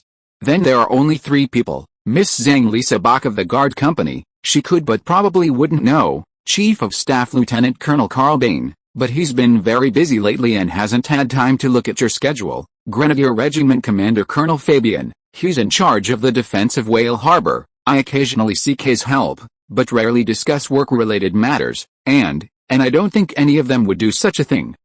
I understand. Seeing the suddenly flustered junior clerk, Anson interrupted calmly, I was just asking. Whale Harbor Council, left side hall. Although it was only 4 in the afternoon, the falling snow and the sun obscured by dark clouds had shrouded Whale Harbor in a biting cold. The streets, howling with a cold wind, were mostly deserted, with only the taverns and the mansions of the wealthy still lit up and filled with lively chatter. In the empty corridor, Norton Crossell, alone with his hands behind his back, walked nervously toward the door of the side lounge. If he remembered correctly, this should be the first, no, the second time the commander-in-chief had requested a private meeting. He raised his hand to knock, but found the door open, which startled him. At the same time, the commander-in-chief, who was chatting with someone else in the room, immediately noticed the movement. Lieutenant Colonel Norton, you've arrived. Anson raised his hand to greet his subordinates and stood up. Excuse me, Baron, I may have to leave for a while, just a few minutes. Please go ahead, Baron X said with a smile. "We can talk again at dinner, Brigadier General, thank you," Anson said with a smile and a bow, stepping out of the room. Before Norton could speak, he pulled him into the adjacent storeroom. Bang! The door slammed shut, the dark, cramped space making Norton's heart pound even harder. He instinctively lowered his voice and said, "Commander-in-Chief, were you followed when you came?" Anson asked, his back to him, his voice low. "Huh?" Norton paused, thinking for a few seconds. "Probably not." "Good." Anson turned, his gaze sweeping over Norton. "I have a very important, and very dangerous, mission for you, but before that, you need to tell me how much of the Truth Society's influence remains in White Whale Harbor." "Oh, not much," Norton replied instinctively. "I usually don't handle negotiations or communications, I only know the contact information for a few informants. Can you confirm the identities of these informants, or rather, their safety?" Anson pressed. "Okay," Norton nodded nervously, cold sweat trickling down his temples. "I can even tell you their identities, but why do you suddenly want to know this?" "Don't ask, just focus on answering my question." Anson's eyes flickered. "The situation is simple. I suspect there's a mole in White Whale Harbor leaking my whereabouts to the remnants of the Knights of No Faith and the Cressy family, but I have no leads or evidence. I need to verify some leads as soon as possible. I want you to contact those informants in the Truth Society and tell them that the Cressy family is plotting to wipe out your forces in the colony. Find a chance to hide as soon as possible, and if necessary, request assistance from the Legion. At the same time, if they have any intelligence related to the Cressy family, tell me as quickly as possible. This matter is solely entrusted to you. Report directly to me, without going through Carl Bain and Secretary Alan Dawn." "Understood." Norton's expression hardened. "In fact, on the day you were assassinated, I already tried to contact them once, but that informant also seemed to know very little about the Knights of No Faith and hasn't given me a definite answer yet." "Very good. Maintain contact, and of course, be as careful as possible. They might also target the Legion officers," Anson said expressionlessly. "Also, this is only one part of your mission. There's another task I need you to do, and only you can do it. I want you to track someone. The time frame is 3 days. After 3 days, you must report to me his entire itinerary, where he went, who he met, all must be recorded. At the same time, you must not alert him, and you absolutely cannot reveal any details of the mission to him. Try your best not to let him become aware of your presence. If you sense that he is on guard, immediately stop the operation. Understand, not to be discovered, not to reveal details. It seems to be a colleague, and someone of considerable status and position."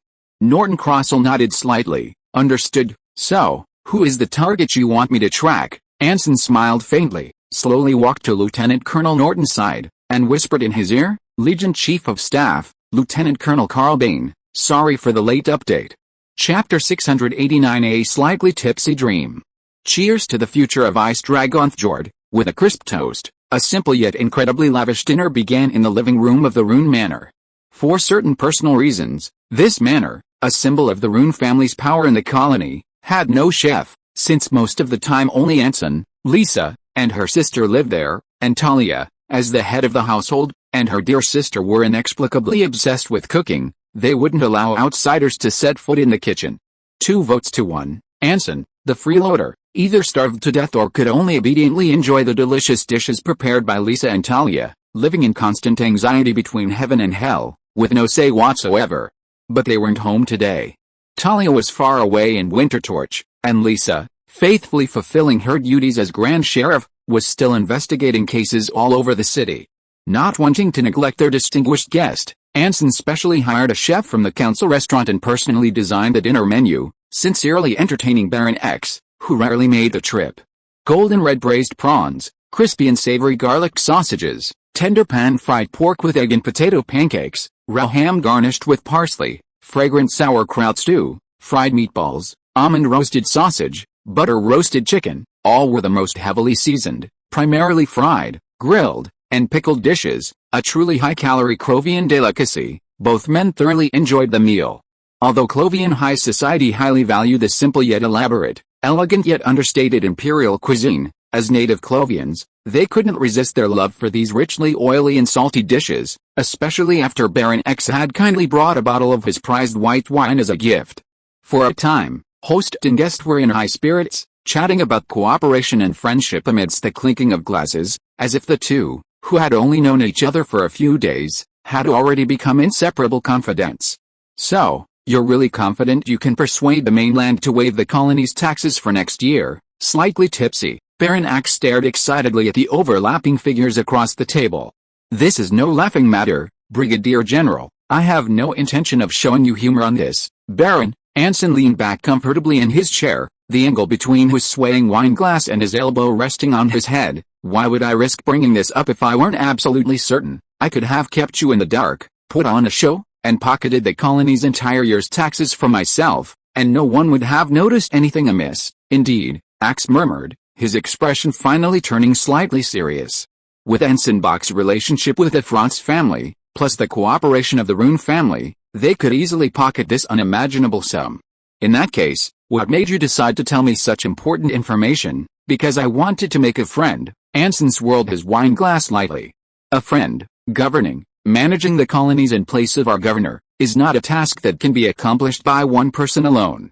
It requires the close cooperation of many people, mutual understanding, tolerance, and care to ensure the colonies function properly." Anson put down his wine glass, stood up, and slowly approached the bewildered X around the table. "And all of this would be absolutely impossible without your help and cooperation." "No, no, no, Brigadier General.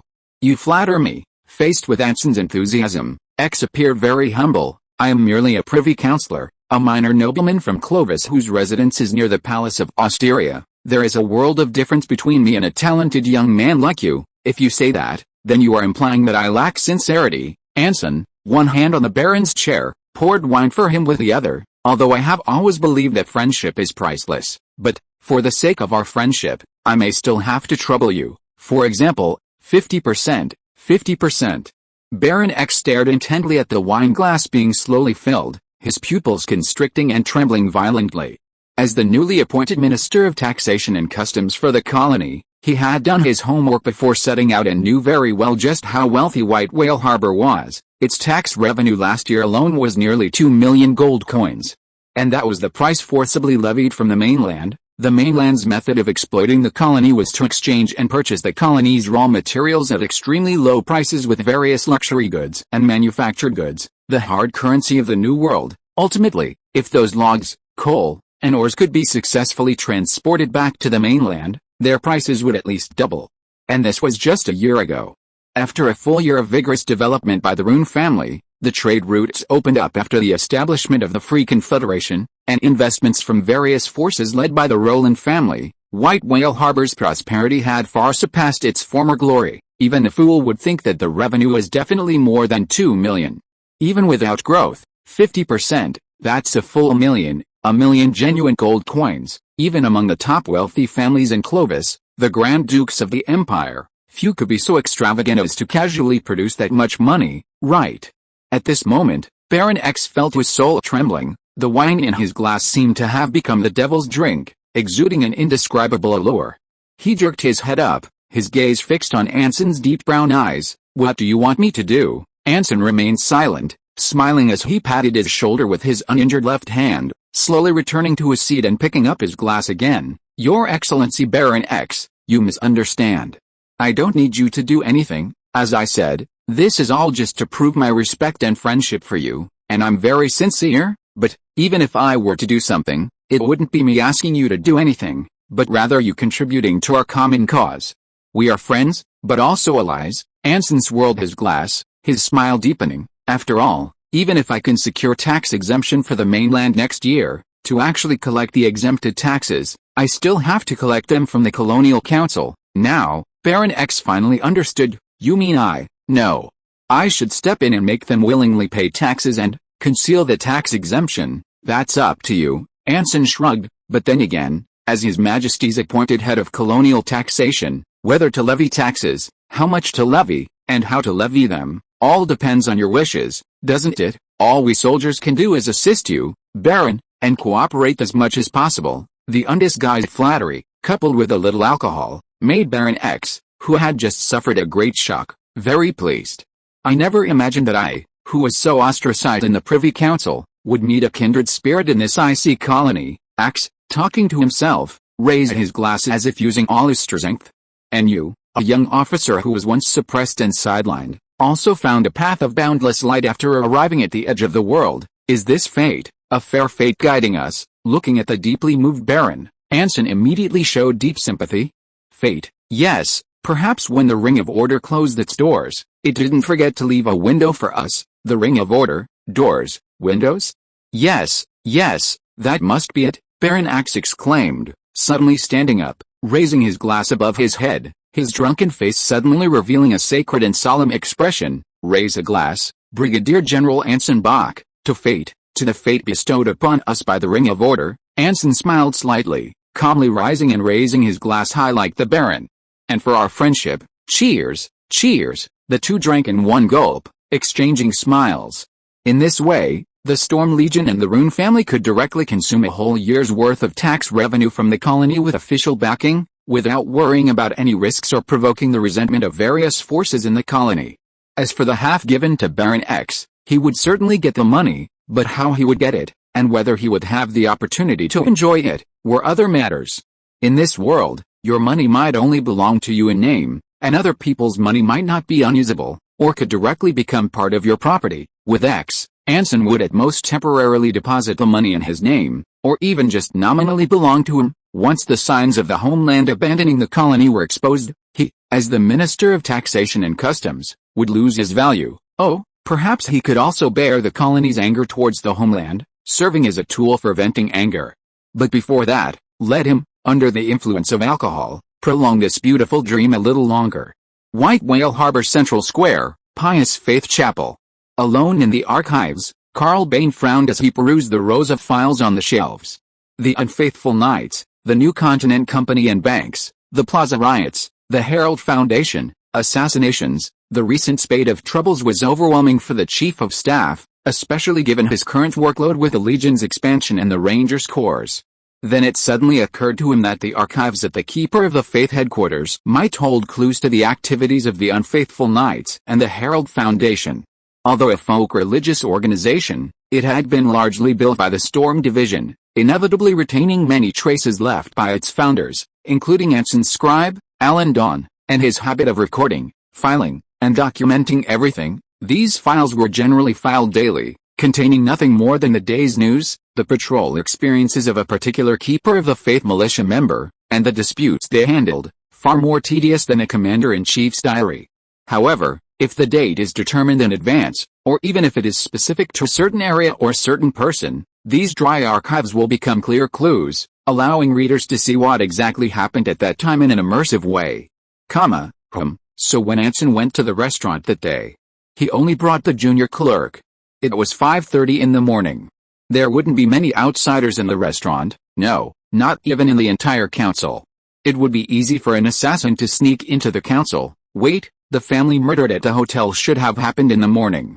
Miss Lisa led people there in the afternoon, but this militiaman named Aesop saw a family of 3 enter the hotel at noon. This might be a clue. The Herald Foundation has been appearing a bit too frequently. Why are they everywhere? But Anson seems to have said that these guys are already allies. I'll write that down first. There's even a militiaman from the Keeper of the Faith applying to be an officer in the shooting force. Oh, this militiaman only joined less than a month ago. He was active around Redan Bay before. His name is, 2 days before the Plaza riot, those thugs had already scouted the area. No wonder they were able to block off the surrounding streets so quickly. It doesn't seem like an aimless operation. No, this doesn't make sense. It's already the end of November. How can there still be records of mercenary groups and pioneering organizations arriving at White Whale Harbor? As he continued flipping through the pages and talking to himself, the Chief of Staff's brows furrowed more and more. Originally, he just wanted to take the opportunity to pass the time and relax, but he completely immersed himself in a sea of information, reviewing everything that had happened in White Whale Harbor over the past 2 months with the help of countless eyes. Perhaps because he was too engrossed, he didn't even notice that the sky outside had completely darkened. He continued to flip through the pages by the dim light of a kerosene lamp, while making notes in his notebook. This state continued for a long time until a familiar sound came from behind him. Bang! The rapid note echoed in the silent archives room. Carl stopped immediately and turned sharply to look at the tightly closed window, He only saw the bright moon in the sky, and all was silent. Nothing. Carl squinted slightly, slowly walked to the window, carefully unlocked the latch, and lifted the window. A lead bullet, still faintly smoking, lay on the edge of the window, seemingly having struck something and fallen from a great height. But apart from the howling of the cold wind in the darkness, there was no other sound. How could this be? Gently picking up the bullet, Carl closed the window again, picked up his notebook from the table as if nothing had happened, and deliberately left the archives room without turning off the light. Judging from a veteran's experience alone, unless the smoking bullet was enchanted, the muzzle of the gun that fired couldn't have been more than 20 meters away from him. Coupled with the earlier, unexpected gunshot, everything silently told the same thing. He had to leave this place. And immediately. Chapter 690 The Chase. The moment Norton Crossell pulled the trigger, he regretted it. Anson Bach had tasked him with monitoring and tracking Carl Bain's movements, repeatedly instructing him not to reveal the operation, unless the chief of staff suddenly went deaf. He absolutely could not miss the gunshot just 2 floors away. But separated by a street, Norton simply couldn't stand idly by while the attacker, who was clearly ready to strike, was completely unresponsive. As an officer, he obviously trusted his marksmanship more than a throwing knife. The whistling lead bullet pierced the night, but the flash of the gun gave the attacker a warning first. The church roof tiles were pulverized, and the attacker, wearing a dark coat and concealing his face with a stand-up collar and a baseball cap, calmly jumped off the roof and disappeared into the dark, narrow alley. Without the slightest hesitation, the lieutenant colonel leaped into the air, his gray overcoat billowing in the cold wind, revealing his crisp red and black uniform, and slammed into the ground like a cannonball. Thump! His thick military boots shattered the stillness of the puddles, and Norton, enveloped in a shower of gray petals, stretched out his body with all his might, sprinting towards the dark alley. Although he didn't know the identity of his attacker or their purpose, Norton had no intention of giving up, given this was the only result of his 2 days of tracking. He sprinted around a corner, and the attacker's afterimage finally came into the lieutenant colonel's view. The attacker was fast, but in the deathly silence of the narrow alley, only the sound of footsteps could be heard, and the puddles offered no trace of the attacker's footprints. But there was no time to think. He gritted his teeth and chased straight ahead, point to point, following the fleeting afterimage. The two ran recklessly through the narrow, complex alley, the distance between them visibly closing. The lieutenant colonel could gradually make out the other's back completely. He was a very thin boy, with half a ponytail peeking out from behind a baseball cap, who at first glance looked no older than 20. He was fast and quick-witted, but his stumbling manner clearly showed he was unfamiliar with his surroundings and was simply trying to use the terrain and the darkness to shake him off. Although the 3rd Infantry Regiment had only been responsible for patrolling and maintaining order in Whale Harbor for a short time, as a mid-ranking officer, a thorough understanding of the area under his charge was a basic skill, especially after the experience of the previous square riot. The boy dared not rush out of the narrow alley, because outside lay the incredibly open street, and there would be no pedestrians on the streets of Whale Harbor in the dead of winter. The previous gunshots were the best warning, and leaving the narrow alley would mean becoming a moving target to be fired at will. Sharp changes of direction, wall jumps, acceleration, high backflips. Like an acrobat, the boy barely maintained his speed advantage, but the silent Norton always maintained a distance that could not be shaken off. His military boots tapped deliberately between puddles and walls, keeping pace with his heartbeat. With his familiarity with the terrain, the lieutenant colonel calmly closed the distance between them. He finally cracked the secret of why the attacker was silent. A faint gray light, or rather, a wisp of smoke reflecting the surrounding light, would appear just before the footsteps and body touched the ground or an obstacle. The attacker could suppress his magical aura to almost imperceptible levels while turning a part of his body into smoke without affecting his normal movements. The attacker was an inexperienced but extremely talented sorcerer.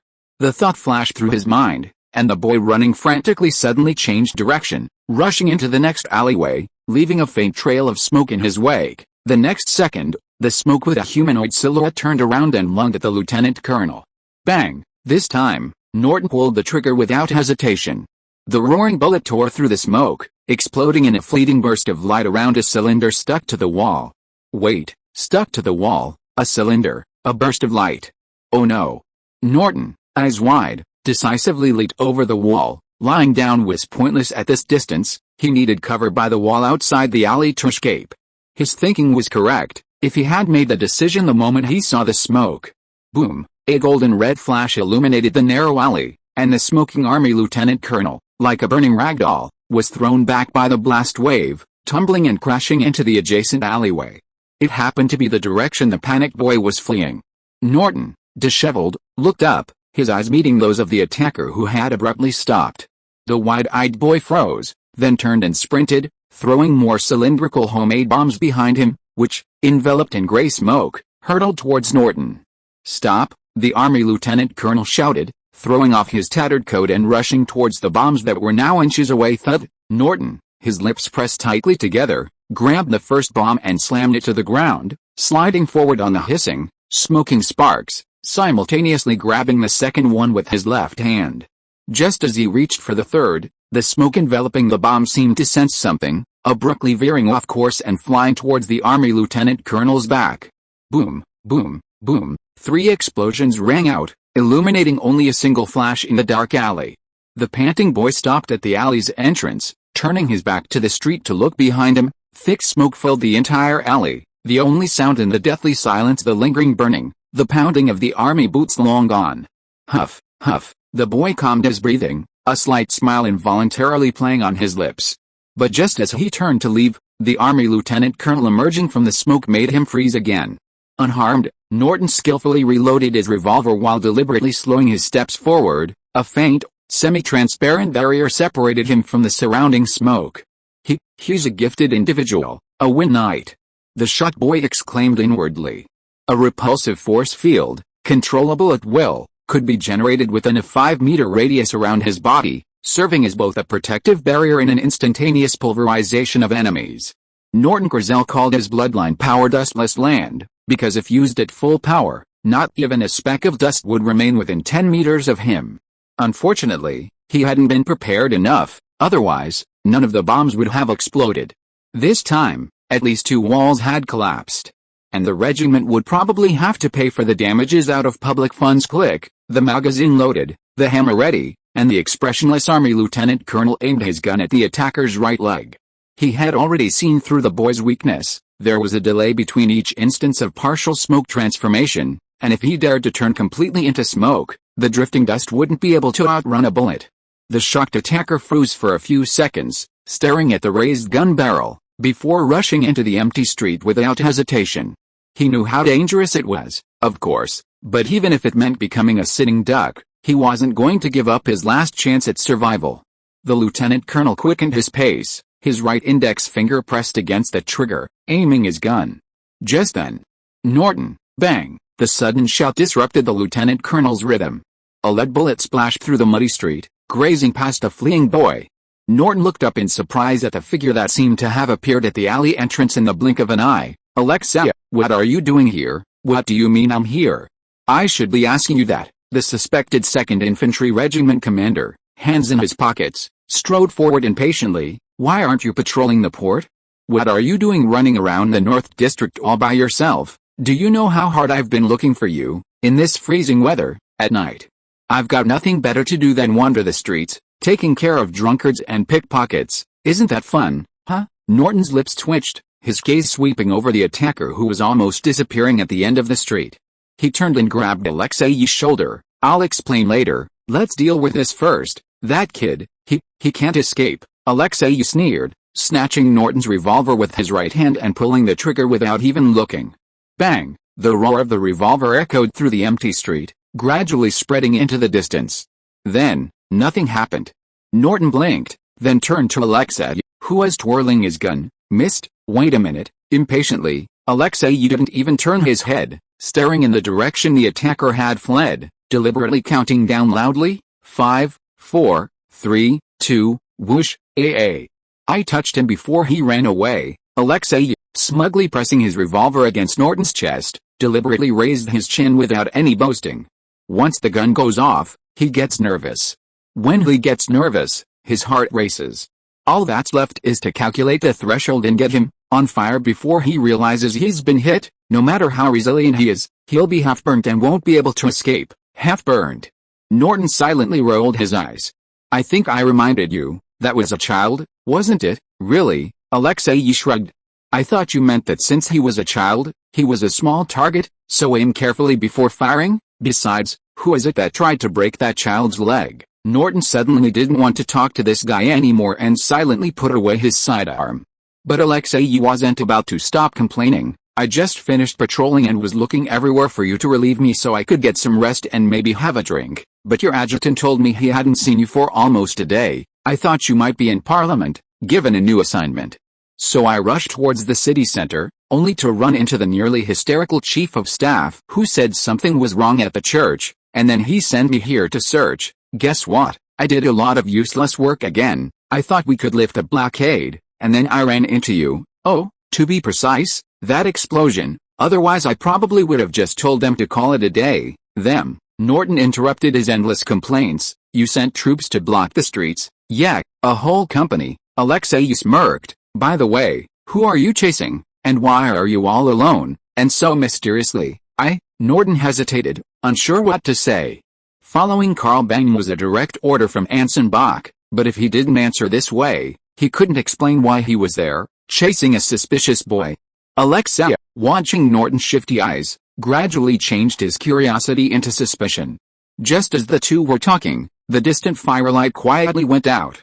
The scalded boy gritted his teeth, supporting himself with trembling limbs, slowly straightening up. Throughout this process, he kept his head up, his crimson pupils fixed on the two figures in the distance, enduring the pain to avoid making a sound, carefully moving towards the alleyway, to avoid being detected by magic. He didn't even smoke his feet, desperately pushing his battered body forward. Quick, be careful, just a little bit more, almost there. Thump. The sudden sound made the two silent figures turn around simultaneously, looking in the direction where the firelight had gone out. Thump. Thump. Thump. Thump. The boy watched in horror as the ground beneath his feet exploded, and black spears emerged from the earth, piercing his body from different angles, but each time they missed by just a hair's breadth. In the blink of an eye, several spears had formed an iron cage, elbows, knees, ankles, wrists, necks, waists. His entire body was forced open, like a bizarrely shaped execution rack, trapping the boy in place. Black spears piercing the earth. The boy suddenly realized something and angrily raised his head. Thump. But he was too late. A spear without a spearhead emerged from behind him, knocking him unconscious with just the right amount of force, forcing back the roar that was about to burst from his mouth. This. Norton looked up in astonishment, and a tall figure wearing a top hat and a dark trench coat appeared on the rooftop of a building by the street, his long, golden hair flowing down his back with the flickering spear shadows. Noticing the gazes directed their way, the figure slowly turned, adjusted the brim of his hat, and silently bowed to the two before turning and leaving.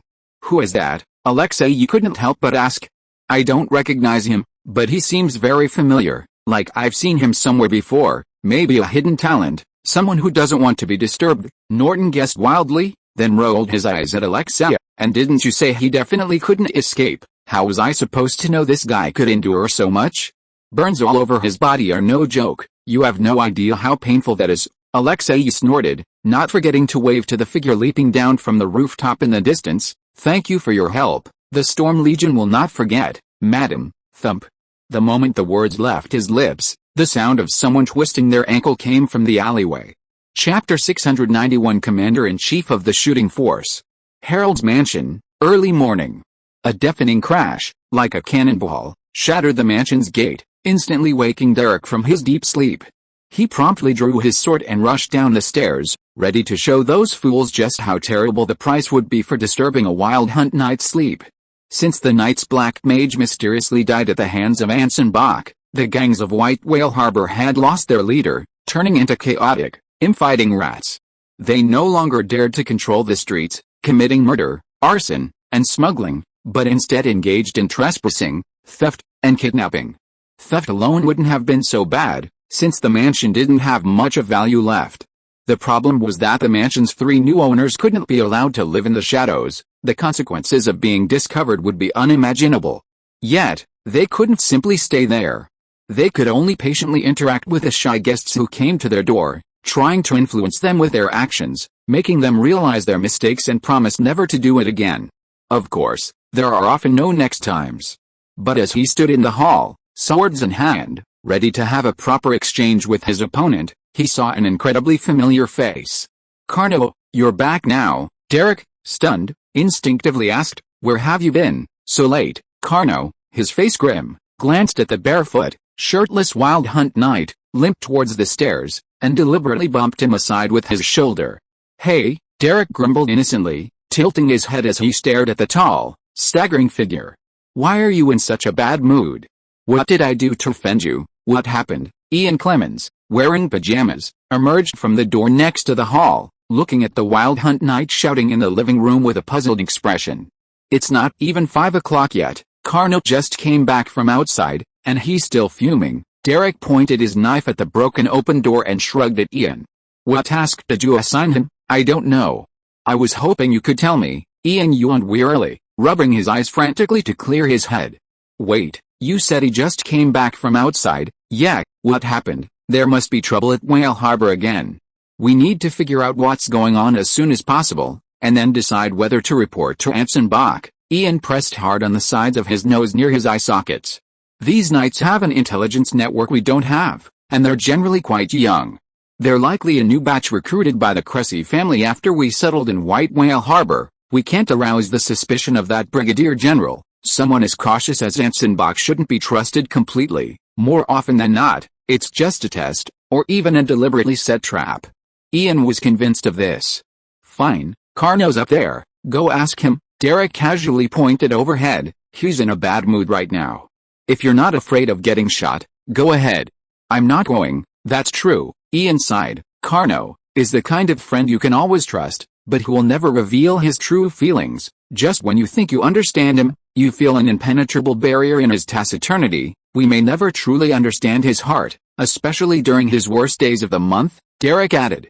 "Yes," Ian nodded solemnly, "especially during his period." Thump, thump. Before he could finish, two thick black spears tore through the floor, simultaneously aimed at the heads of the two men. Then, they stopped just before the spear tips reached their heads. Staring at the black spears less than inches from his nose, Ian, frozen in place for the last second, turned his gaze, following the cold sweat sliding down his cheeks, to the Wild Hunt knight opposite him, gesturing towards the nearby stairs. "Why me?" Derek, equally frozen, stared intently at Ian, desperately lowering his voice. "I told you, he's in a bad mood. Go yourself." "I don't want to die." "You think I want to. You're a Wild Hunt knight, so what? You're more resilient.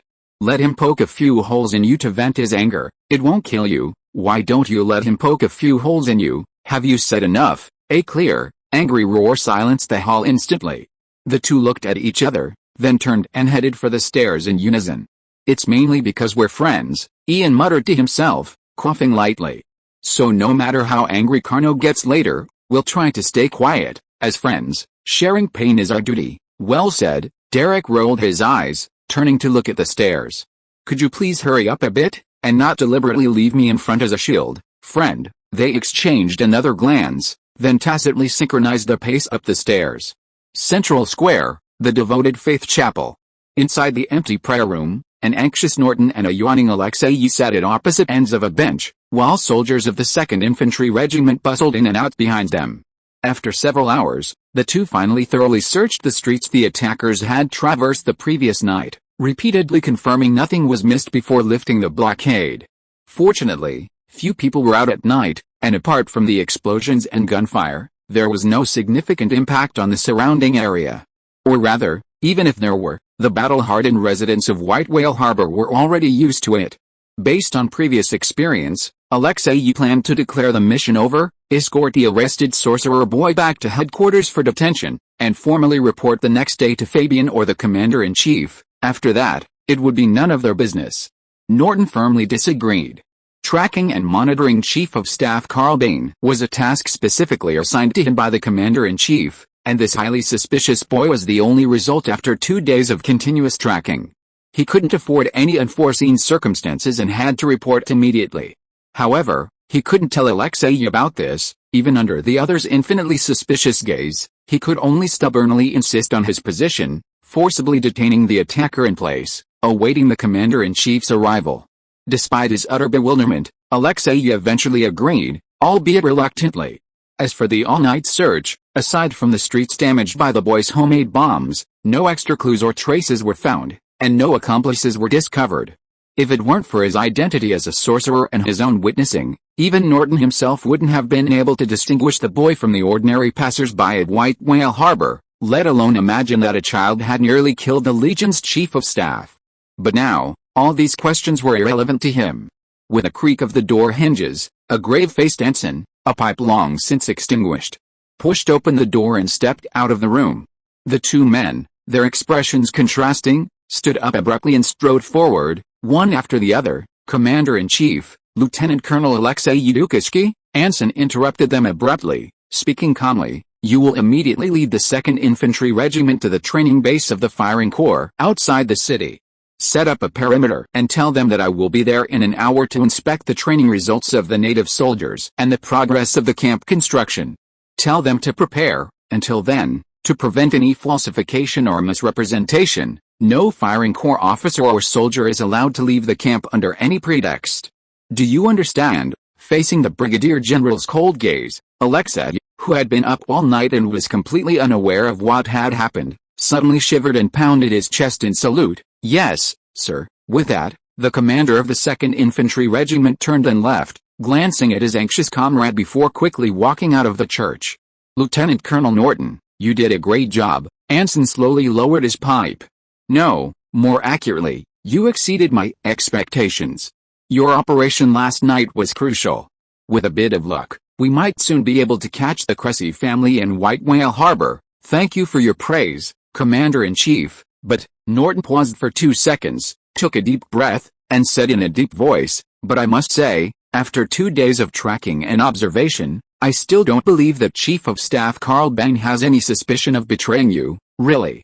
I'm not saying this to flatter you, or to cover up the lot of useless work I've done these past few days, or because of my personal fondness for the Chief of Staff. He's an extremely boring man. He rarely goes to pubs, spends all his time dealing with piles of documents, and has no time that can be called life except for eating, resting, and working. Even your clerk is more interesting than him.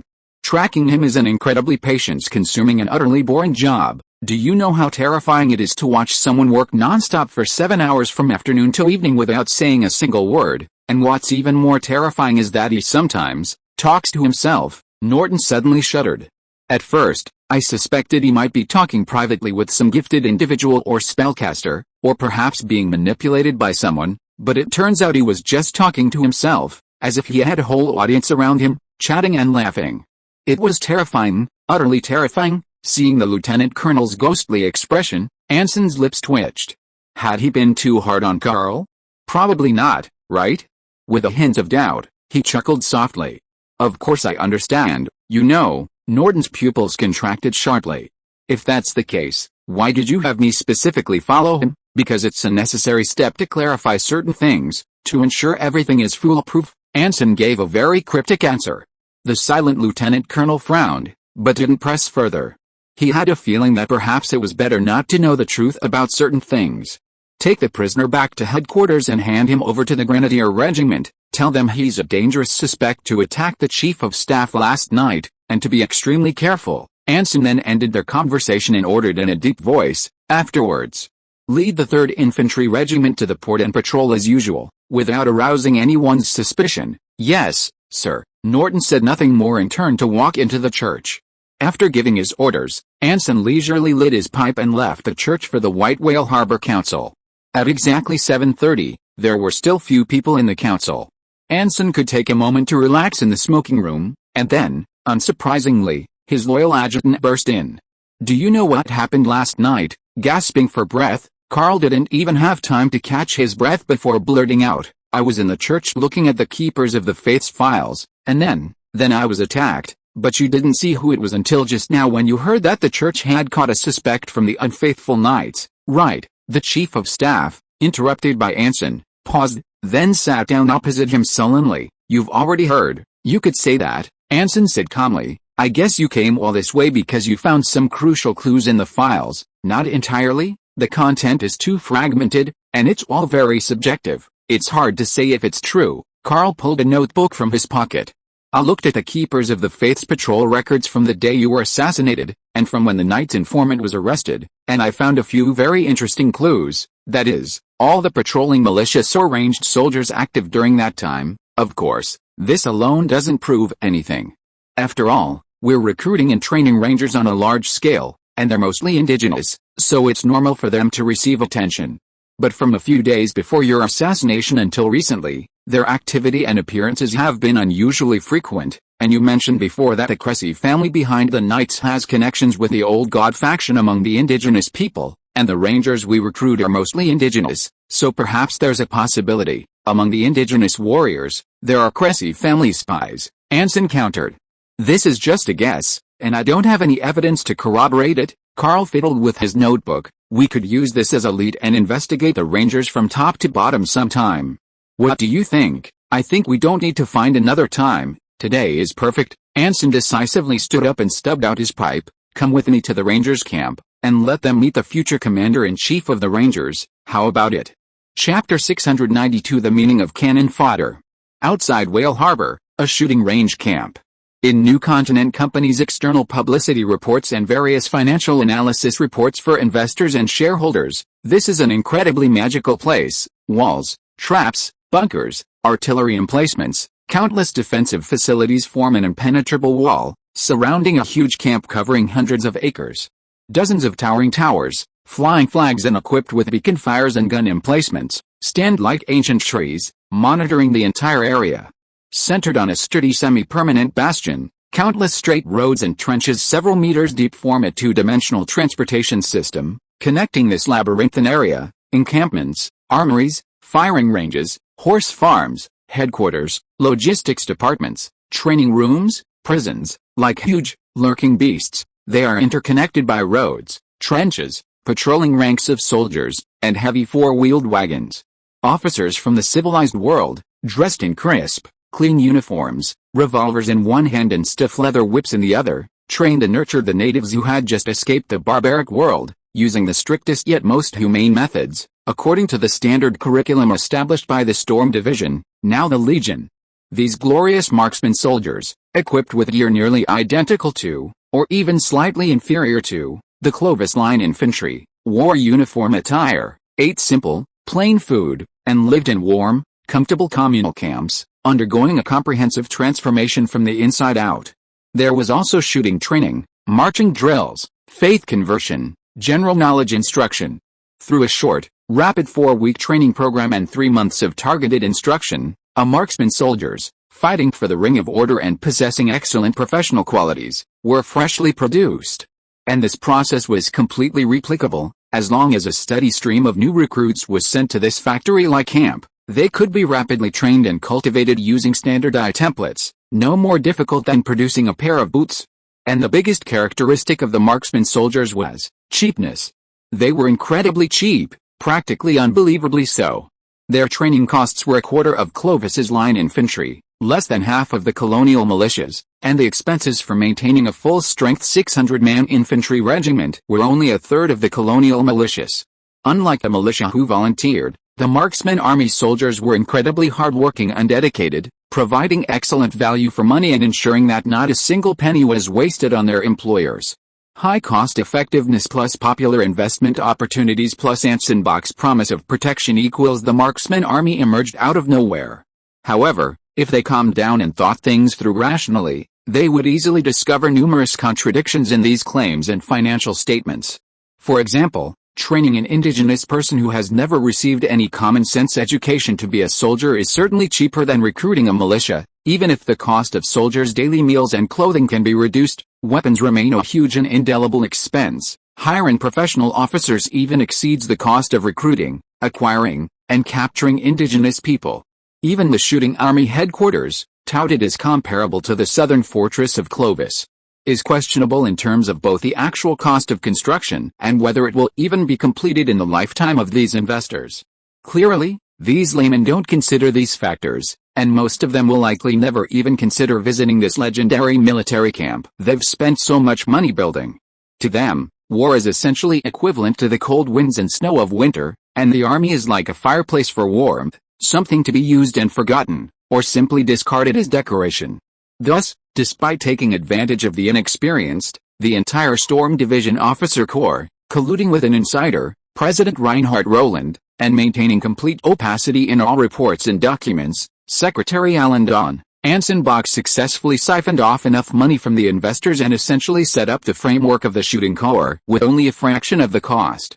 A 3-story brick and tile building, a dozen or so longhouses made of planks and mud bricks, 2 warehouses patched up with canvas, a large open space enclosed by a fence, plus dozens or even hundreds of scattered tents. This was the legendary luxurious and imposing military camp.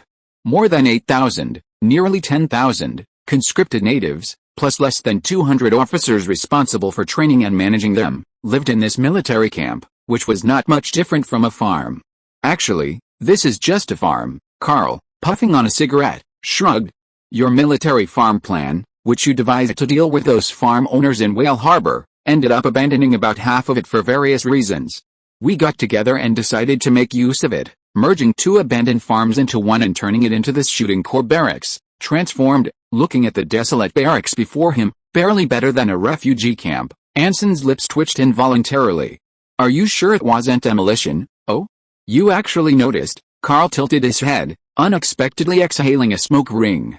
That's right, this is what was left after the demolition. Originally there should have been a dozen or so slatted houses, a weapons repair workshop, 2 bread ovens, a kitchen and a large mess hall, 4 toilets and a matching biogas digester, but in the end, none of them were finished, so I had them demolished. Why? Because we were simply too busy. My Commodore, the Chief of Staff, complained irritably. We have nearly 10,000 native soldiers, but only 100 officers. That means each officer has to manage almost 100 natives. That's a workload comparable to a jailer. And then they have to build a military camp that can hold tens of thousands of people themselves. Build it themselves. Anson looked at him suspiciously. Why not let the ranged troops do the work, and the officers supervise? Meeting his gaze, Carl was silent for a few seconds. Are you kidding me? Right now, at least 2/3 of these 10,000 natives were originally from the wild, or were slaves who had instigated rebellions. More than half are still wearing handcuffs and shackles. And you're planning to give each of them a hammer and nails. Anson, of course, if we had enough manpower, it wouldn't be impossible. But right now the entire Legion is maintaining stability in the city and preparing for expansion. It's unrealistic to divert troops to manage the ranged troops, so we have to keep things simple. But this is far too simple. Anson, inwardly grumbling, surveyed the unobstructed surroundings and followed Carl toward the only landmark building in the camp exceeding 3 stories, the headquarters. Before they even reached the main gate, the Storm Division line infantry guard in the perimeter spotted them and saluted in unison. Captain Marcus, 2nd Line Infantry Company Commander, 1st Battalion, 2nd Infantry Regiment, salutes you. Brigadier General Anson, Commander-in-Chief of the Colony's Storm Legion, salutes you. Anson stopped and raised his right hand, returning the salute to his company commander who was pounding his chest with his rifle. Where is your regimental commander? Headquarters, with the officers of the firing corps, Captain Marcus replied. Should I inform them? Thank you, no need. Anson waved his hand. Don't tell them I've arrived either. Just pretend nothing happened and continue patrolling. I plan to patrol around the camp and then go find them later. Yes, sir. Marcus nodded vigorously and led his company away.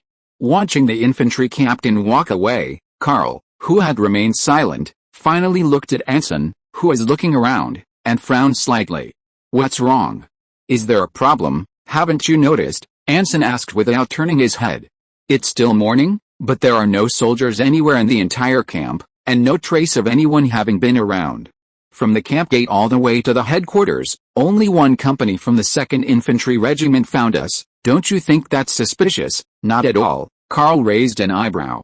What do you think? I think it's, Anson paused, about to speak, and suddenly realized something. Isn't that suspicious enough? If you're talking about a normal camp, then yes, but this is the Ranger Corps camp, Carl patiently explained. As I just said, more than half of your Ranger Corps of nearly 10,000 soldiers were just captured. Do I need to continue? You probably need to go into more detail. For a moment, Anson almost couldn't resist the urge to draw his gun and pull the trigger. As you know, these beast slaves, or rather, natives, are far more resilient than the able-bodied men. So, since we captured them, we've barely fed them. Coupled with their previous living conditions, they're all as thin as firewood wrapped in a layer of skin, Carl recalled, then said lightly, "So, after bringing them back to the camp, we didn't dare put them through any strenuous labor. We just fed them like crazy, from morning till night. Luckily, they don't have big appetites and aren't picky eaters. Otherwise, suddenly having 10,000 extra mouths would have seriously threatened the Legion's reserves this year, but it's not entirely without its advantages.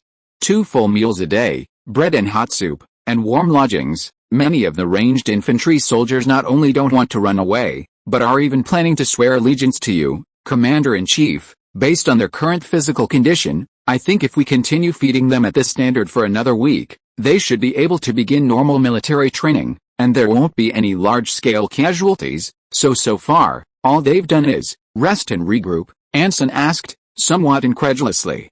Did the colonists on the surrounding farms notice anything unusual about this military camp? Not entirely. We brought in volunteers from the Keeper of the Faith to baptize them, teach them the faith of the Ring of Order and some basic knowledge, and let them get some fresh air every evening. Carl casually tossed his pipe on the ground and stomped it out.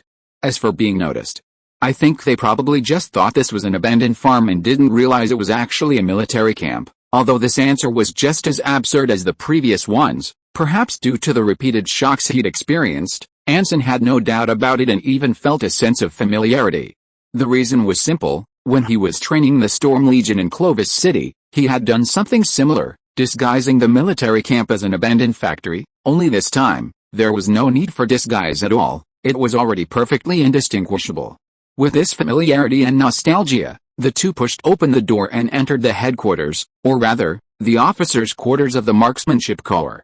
Also, for the sake of saving manpower and resources, the Firing Corps did not build special dormitories or residences for its officers. Moreover, with winter approaching, there were only 100 officers in total, and having them all live in the headquarters would just fill all the rooms, even saving a considerable amount on fuel costs. Anson was basically numb to this outcome. After all, a powerful army cannot be built overnight, and for now, as long as the Firing Corps could fulfill its mission of raising money and expanding its ranks, he would not ask for anything more. It was almost noon, and when the two entered the headquarters, the hall was already crowded with people. The officers sat around long tables according to their ranks, while Alexei, who had arrived an hour earlier, stood in a corner watching, his expression anxious as if he were waiting for something. The moment Anson entered, the commander of the 2nd Infantry Regiment rushed forward without a word, excitedly exclaiming, "Commander-in-Chief, something's happened. I just assembled the officers of the Firing Corps, but the highest-ranking officer in the entire army, Regiment Commander Joseph, hasn't shown up, until an officer sharing a room with me told me he hasn't shown up for almost a week." Anson's pupils contracted sharply, and he calmly pressed down on Alexei's shoulder. "You mean he's missing? It's probably more than just missing." Alexei shook his head, desperately trying to control his excitement. While Chief of Staff Karl Bang was away, Regiment Commander Joseph had been the highest-ranking officer in the Firing Corps. "I just found over a dozen shekels, clearly belonging to indigenous people, under his bed. This is just a guess, but he may have secretly controlled a group of Firing Corps soldiers to serve him. Also, the officer who shared his room told me that around the time of your assassination, Colonel Fabian came to the Firing Corps camp and spoke privately with Joseph, but because Fabian was the Grenadier Regimental Commander and Joseph was the highest-ranking officer in the Firing Corps at the time, no one suspected anything. I don't intend to accuse my colleague, but if Fabian, that's enough. Don't say any more, Anson." His expression unchanged, interrupted Alexei, whose face was growing increasingly grim. After a few seconds of silence, he finally asked his next question, "Where is Fabian now?" Chapter 693 Joseph. "What are you doing here?" Fabian, entering the cold, gloomy prison, stared coldly at Joseph, who was waiting on a bench, a hint of surprise flashing in his eyes. "This isn't a place for the Deputy Commander of the Grenadier Corps. Sir Joseph, you've overstepped your bounds." The Grenadier Regimental Commander had deliberately left the door open. A company of grenadiers patrolled outside the headquarters prison, and Lieutenant Colonel Julian and his 5th Infantry Regiment were responsible for daily management within the camp. Although he didn't think the former militia commander was likely to break in, necessary caution was still warranted, and it would also avoid many unnecessary misunderstandings. "Of course I understand, but the situation is urgent, and we have to take a risk," Joseph leaned forward slightly on the bench, his anxious face accompanied by exaggerated gestures, making his explanation seem somewhat comical. Really, we can't afford to waste a minute. The prisoner who was just caught near the church has a huge connection with the Herald Foundation. The head of the foundation discovered that Brigadier General Anson Bach is actually a spellcaster. They are preparing, bang, without any warning. Fabian, expressionless, slammed the prison door shut with his other hand. The loud noise almost made Joseph fall off his chair, and he stammered as if he had been frightened. Preparing for what? The former Imperial Guard officer pressed one hand against the door behind him, his eyes slightly narrowed. And how did you know that? Answer the latter first. Fabian placed his hands behind his back and slowly approached the trembling Joseph on the bench until he stood in front of him, his cold gaze looking down into those uneasy eyes. Immediately, feeling the oppressive atmosphere emanating from within, Joseph, whose heart was pounding as if it were about to stop, took a full half-minute to catch his breath. It's John. Who? It's the boy you captured. He told me, Joseph quickly added. He said he found a particularly lucrative job, helping a rich man in town to follow other rich people, and later discovered that the owner of that house was Harold's widow, and the person he was following was an officer of the garrison, and that Brigadier General Anson Bach was actually, he was. Seeing the Grenadier commander's increasingly cold gaze, Joseph didn't continue. Fabian slightly composed himself, pulled a cigarette case from his jacket pocket, and silently turned to walk towards the desk. Kid, why did he tell you all this? We know each other. He used to be a thief in Laketown, caught several times. I saw he was an orphan, so I often let him off the hook. Over time, we became familiar. Joseph, while trying to recall, stared at the cigarette case in Fabian's hand. I also gave him a lot of advice, like who can steal and who can't, like where to hide if something happens. So if anything happens, he always comes to tell me first. Oh, I see. By the light of the candle wick, Fabian lit a cigarette. Did he tell you that he's actually a spellcaster? What? As if he had heard the most unbelievable thing. Joseph was shocked. That's impossible. He almost blew up half a street last night. 2 gifted officers acted simultaneously and captured him alive without escalating the situation. Fabian said sternly, Don't question me. I'm asking you, Sir Joseph. Yes. Joseph timidly pulled his hood back to his chest, but his expression was still full of disbelief. Staring at the wisp of smoke rising from his hand, the Grenadier commander, his face tense, hesitated for a few seconds before silently putting down his cigarette. He turned to the trembling Joseph. Why are you only speaking now, although it involves slandering His Excellency the Commander-in-Chief? You should have reported this intelligence concerning the safety of White Whale Harbor when I came to see you earlier.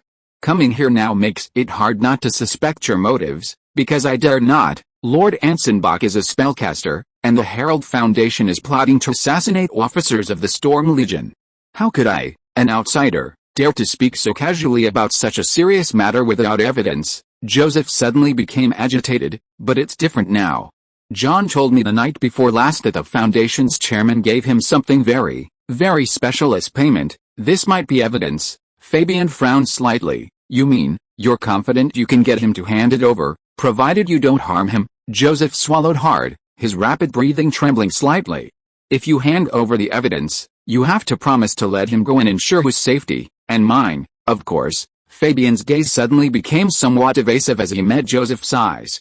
He seemed to think for a moment, then silently took a deep drag on his cigarette. I promise you. Phew. Joseph, relieved to have received the promise, breathed a sigh of relief and stood up eagerly with an uncontrollable smile. Then hurry up. I'll go in and persuade that kid for you. Fabian nodded slightly, walked silently to the cell door, and took out his key. Just as he turned the lock, he hesitated for a moment.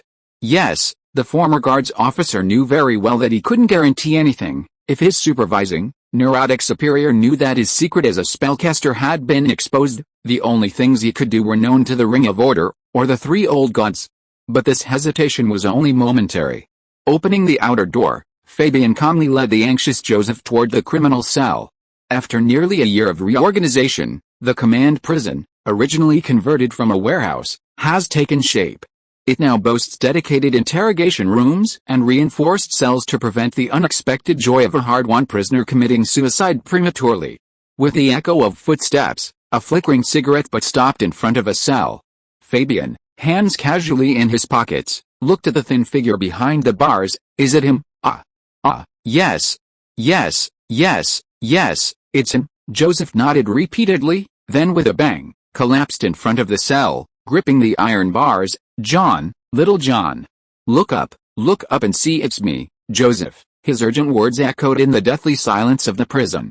Fabian, expressionless, deliberately took a few steps back, hiding himself in the darkness, observing coldly. After a while, the figure in the cell reacted. He slowly raised his head, looking at the guy outside the iron bars who was calling his name with confusion and a bit of dullness. Joseph. Yes, it's me. Joseph nodded excitedly. Are you alright? The boy didn't answer, silently glancing at the shackles around his neck and the chains wrapped around his limbs. Joseph paused, turning to look at Fabian. The grenadier commander thought for a moment, then said calmly. Are you sure? I can't. Shrinking his neck, Joseph's face was tense, but he really does look like he's in a lot of pain. Although this wasn't an answer, it did make some sense.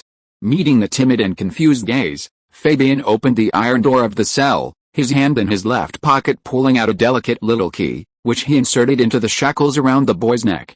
Click, a crisp click rang out, and the shackles fell to the ground. A look of astonishment flashed across the faces of both Fabian and the boy inside the cell. Because the clicking sound came from behind him, and it sounded remarkably like bang, with a deafening gunshot, a splatter of blood bloomed on the boy's forehead, forever freezing the expression of confusion and astonishment on his face. Fabian's pupils contracted sharply, his tense body instinctively turning to the side and falling to the ground. But it was too late. A cold sensation instantly swept over his body, his mind suddenly went blank, his vision began to distort and skew, and his limbs became completely out of control. Thump. Fabian, his eyes glazed over, fell to the ground in a rather comical manner, his twisted neck allowing Joseph to peer precisely in his upside-down vision, along with his complex gaze and the smoking muzzle of his gun.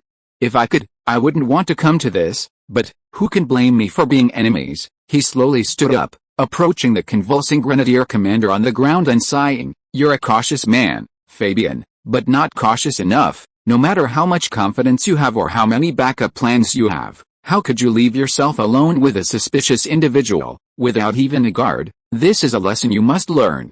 You're welcome. As he finished speaking, Joseph, seemingly transformed, pointed his gun at the stiff-faced boy and pulled the trigger again.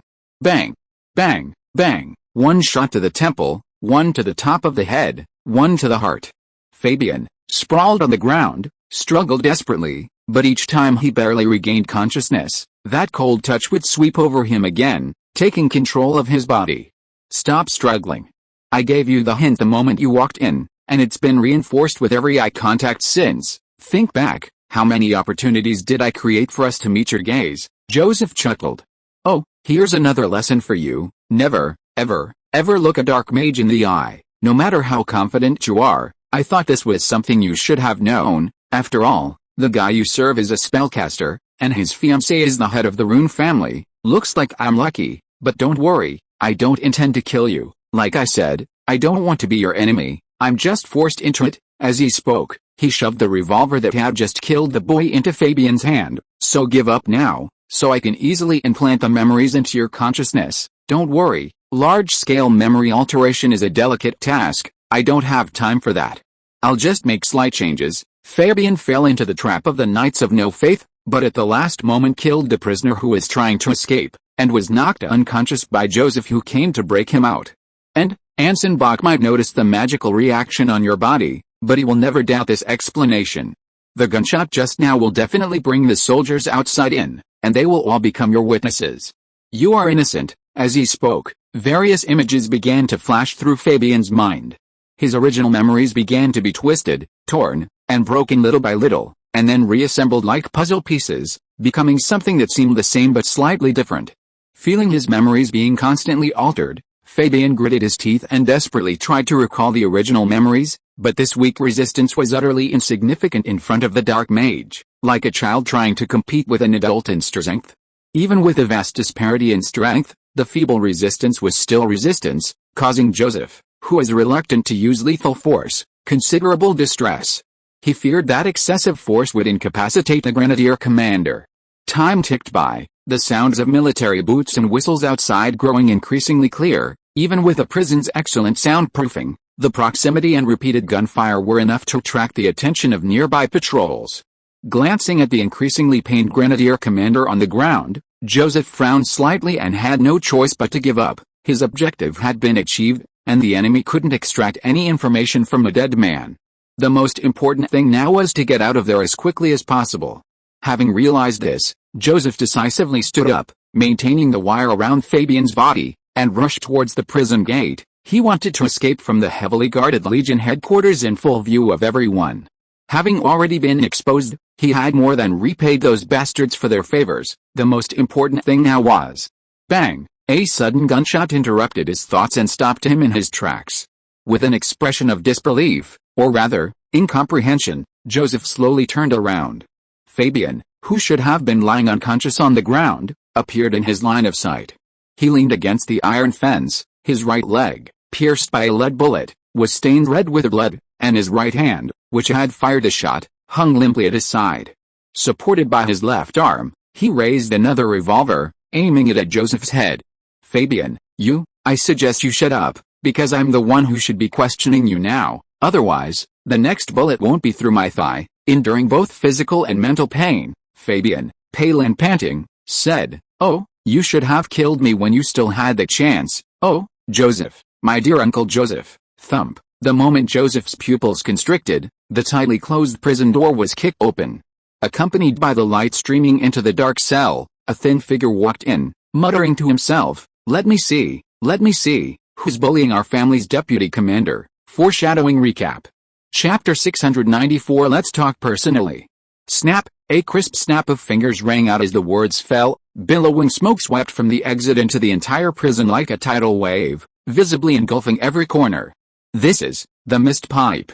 Joseph's mind immediately retrieved the intelligence he already possessed. This was Anson Bach's usual tactic: first release a large amount of smoke, then activate Smoke Master, using endless variations to wage a war of attrition against the opponent.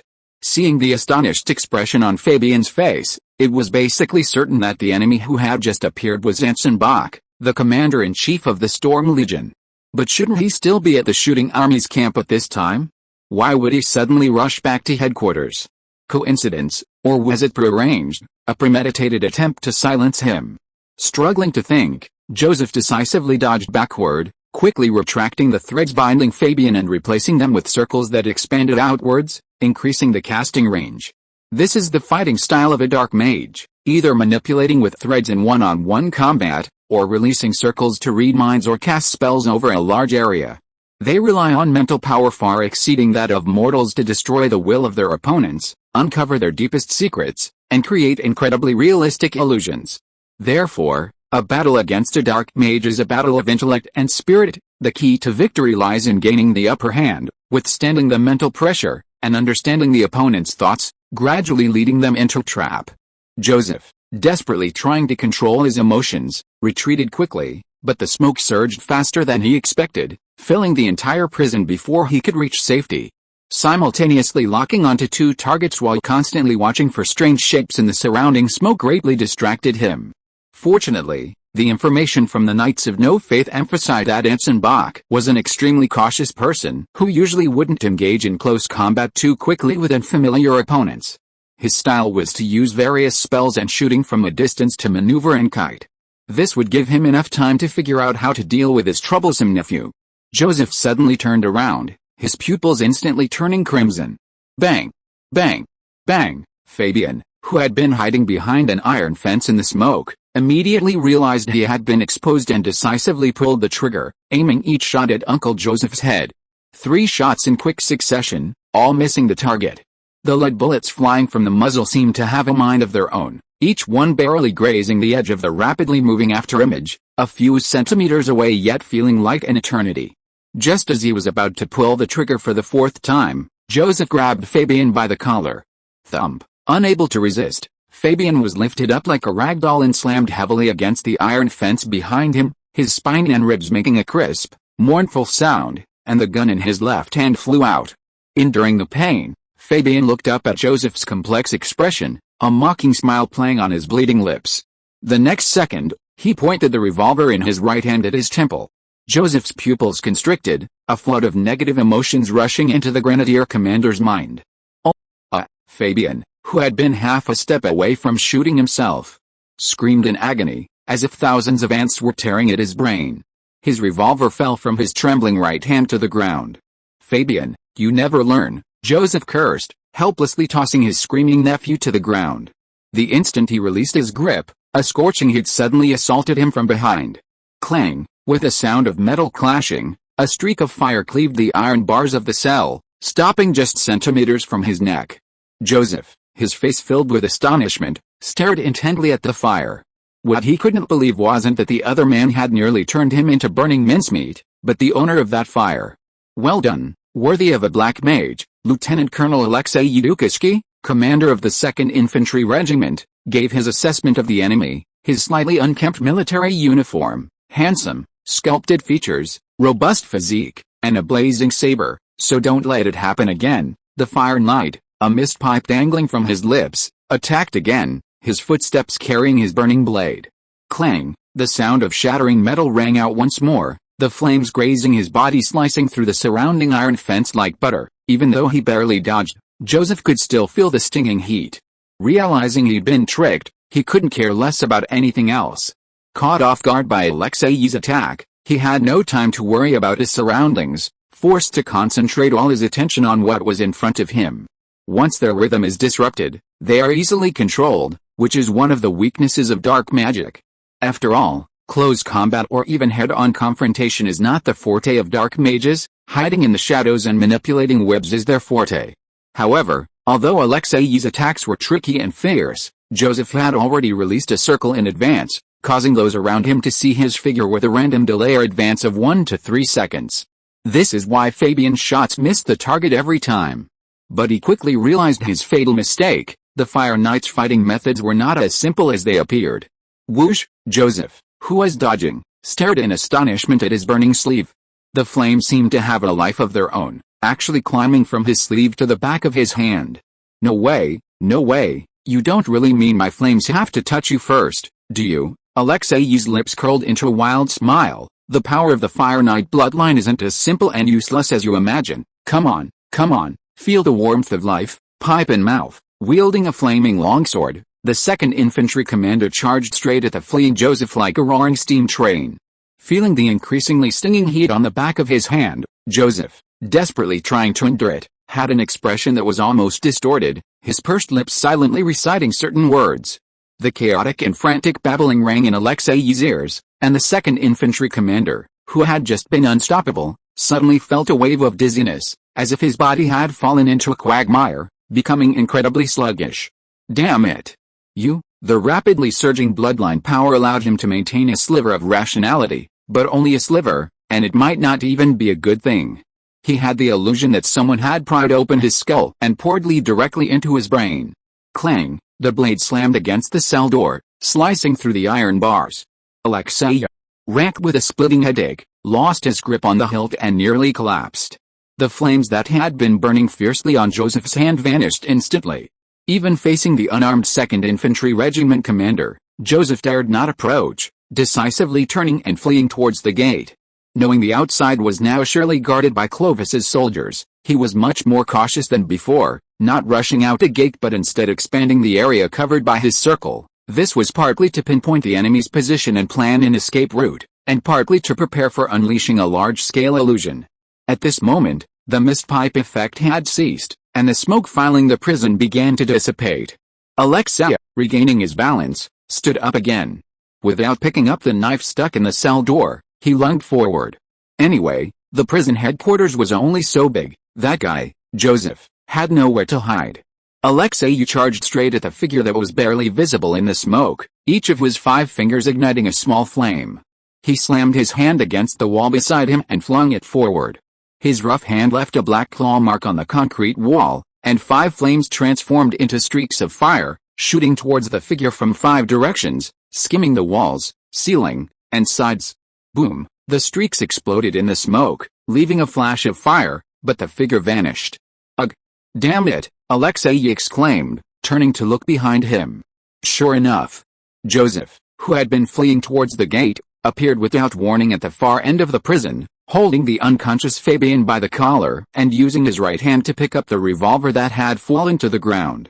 A small piece of advice, Lieutenant Colonel Alexei, don't act rashly. Joseph's eyes were bloodshot, his voice slightly breathless. Otherwise, I can't guarantee your colleague will live to see tomorrow's sun. As he spoke, he pressed the muzzle of his gun against Fabian's throat. The meaning was self-evident. Alexei's brows furrowed, his already aching temples throbbing. He hesitated for only a second, then took a deep breath and flicked away the muzzle from his right hand. Joseph breathed a sigh of relief. Clearly, Alexei hadn't seen Fabian pointing a gun at his own head, or perhaps he wasn't willing to gamble on whether he could bring himself to kill his nephew. Although he hadn't completely ruled out the idea, it was good that he hadn't taken that step. So what exactly do you want? Alexei said irritably, looking at Joseph, who had the grenadier commander held hostage and as a shield. If you're planning to ask me to open the door for you, forget it. The Fifth Army and its men are outside. I don't have the authority to give them orders. I wouldn't dare hope for that much. Joseph nodded politely. As long as you leave the prison, I guarantee I won't harm a single hair on your colleague's head. Really? That's all. Alexei seemed surprised. You really don't need me to do anything else. If it's not too much trouble, you can pass a message to Brigadier General Anson Bach for me. Clutching Fabian's collar tightly, Joseph's eyes narrowed slightly. Tell him I'm only forced into this by circumstances and have absolutely no intention of being his enemy. The Cressy family's roots in the New World aren't so easily touched. It's best not to go against them. Joseph's words were sincere, though he didn't expect the other to believe him. But Alexei seemed to have genuinely listened, nodding earnestly. I agree. Oh, Joseph was surprised. Really? In fact, I think so too. Rather than continuing this endless struggle with you, it would be better to cooperate. Alexei's expression grew increasingly serious and earnest. You know, it's a win-win situation or something, but unfortunately, our Brigadier General, well, he's a very stubborn person. Once he's made up his mind, he won't change it. He usually shows respect for the suggestions of subordinates like me on the surface, but deep down he doesn't take them seriously. So instead of having me relay the message, why don't you talk to the commander-in-chief directly? How about it? The moment he said the last sentence, Alexei, like an actor bursting into laughter, began to wildly smile from his faint-taut lips. Joseph's heart skipped a beat. Just then, a semi-transparent paintbrush shrouded in smoke suddenly appeared in his field of vision, drawing a perfect circle above the unconscious Fabian's head. A mutilated, mangled head, seemingly ravaged by a madman, was gently lifted by the translucent paintbrush. He jerked his head around and found Anson Bach standing in the cell next door, wearing a monocle and observing him with amusement, his hands waving in the air like a conductor. Without hesitation, Joseph decisively dropped Fabian and dodged to the side as fast as he could. But unfortunately, he was still half a step too late. The drifting afterimage, following the movement of the paintbrush, precisely pierced into his body. Countless frenzied babbling, distorted memories, and indescribable images flooded Joseph's mind. The dark magic he had cast on Fabian had now returned intact to himself. This was a new application of Anson's deep understanding of the wound canvas spell. If physical pain could be transferred through a canvas, why couldn't mental torment? Obviously, it could. Up, Joseph, who had collapsed to the ground, let out a heart-wrenching scream, his body convulsing and struggling, especially since he himself was a dark mage. His understanding of his own magic deepened his fear, and fear further amplified its power. At the same time, Fabian, whose pain had been drawn away, quickly regained consciousness, stood up dazedly, and looked blankly at Alexei with his hands raised, Joseph lying on the ground screaming, and Anson Bach, who had appeared out of nowhere. Commander-in-Chief, we'll talk about your matter later. Anson raised his hand to stop the grenadier commander, who was panting softly, and his smile disappeared as he stared at the nearly unconscious Joseph, saying without turning his head, Alexei. Yes, sir. The 2nd Infantry commander stood up straight, left hand behind his back, right hand pounding his chest in salute. 3 things. Anson, with his back to him, raised his right hand. First, have the medic come and inspect the scene, and while he's at it, detain our deputy commander of the firing corps. Second, tell the people outside to lift the alert. Tell them, nothing happened. Yes, sir. Alexei nodded vigorously, and was about to leave when he suddenly remembered something. And the third, Anson, expressionless, turned his head and shook his raised right hand. Give me back my pipe. If you are listening to this novel on a channel other than Fanfic World, it means it was downloaded and re-uploaded without effort. We warmly invite you to visit our channel, Fanfic World. There you will find the original version of this story and many other novels of various genres. We look forward to seeing you dive into a world of incredible novels. Chapter 695 Reluctant to Part. After reluctantly returning the pipe to the stingy commander-in-chief, a slightly dejected Alexei turned and walked towards the prison gate, racking his brains for an excuse to persuade the 5th Infantry Regiment outside, and their commander, Julian, who was probably on high alert. Alexei hadn't lied to Joseph. He truly didn't have a deep relationship with this man, who was also one of the youngest members of the officer corps, the other being Anson Bach, or rather, no one had ever had a deep relationship with him. This seemingly strong but inwardly sensitive colleague was an extremely difficult person to deal with. One had to be constantly careful, lest he feel his dignity had been hurt, and then nothing could be discussed. Being careful with one's words, for the usually cheerful and outgoing Alexei, it was more painful than torture. With a resentful and helpless expression, Lieutenant Colonel Alexei Yudukishky, commander of the 2nd Infantry Regiment, walked alone out of the prison gate. In the chaotic cell, only the unconscious Joseph remained, along with the legionary commander and his grenadier regimental commander, who were staring at each other in bewilderment. Anson, biting the pipe he had snatched from Alexei's mouth, silently watched Fabian, who was crouching on the ground. His head was bowed, his chest rising and falling slightly. Though his face was not visible, one could still sense the intense turmoil in his emotions. After a while, Fabian raised his head, meeting Anson's gaze without flinching. "What do you want to ask?" "That depends on what you want to say." Anson's expression remained unchanged. "I won't pressure you, but I want to know what really happened." "What happened?" Fabian paused, then gave a slightly self-deprecating smile. "If I said that I don't really know what happened either, would you believe me?" "I believe you." Anson shrugged. "You can just say what you know, or what you want to say." "What I know and what I want to say." "How, you're still so cautious, just like when we first met." Fabian looked down at Joseph beside him, his smile gradually fading. "He's my uncle, but he's been missing for over 20 years. Before, it was just a suspicion, until just now I was completely certain it was him. But he probably recognized me the first time we met." "The first time?" Anson recalled. "Was it in Lake Town?" "Yes. He was the militia commander of Long Lake Town at the time.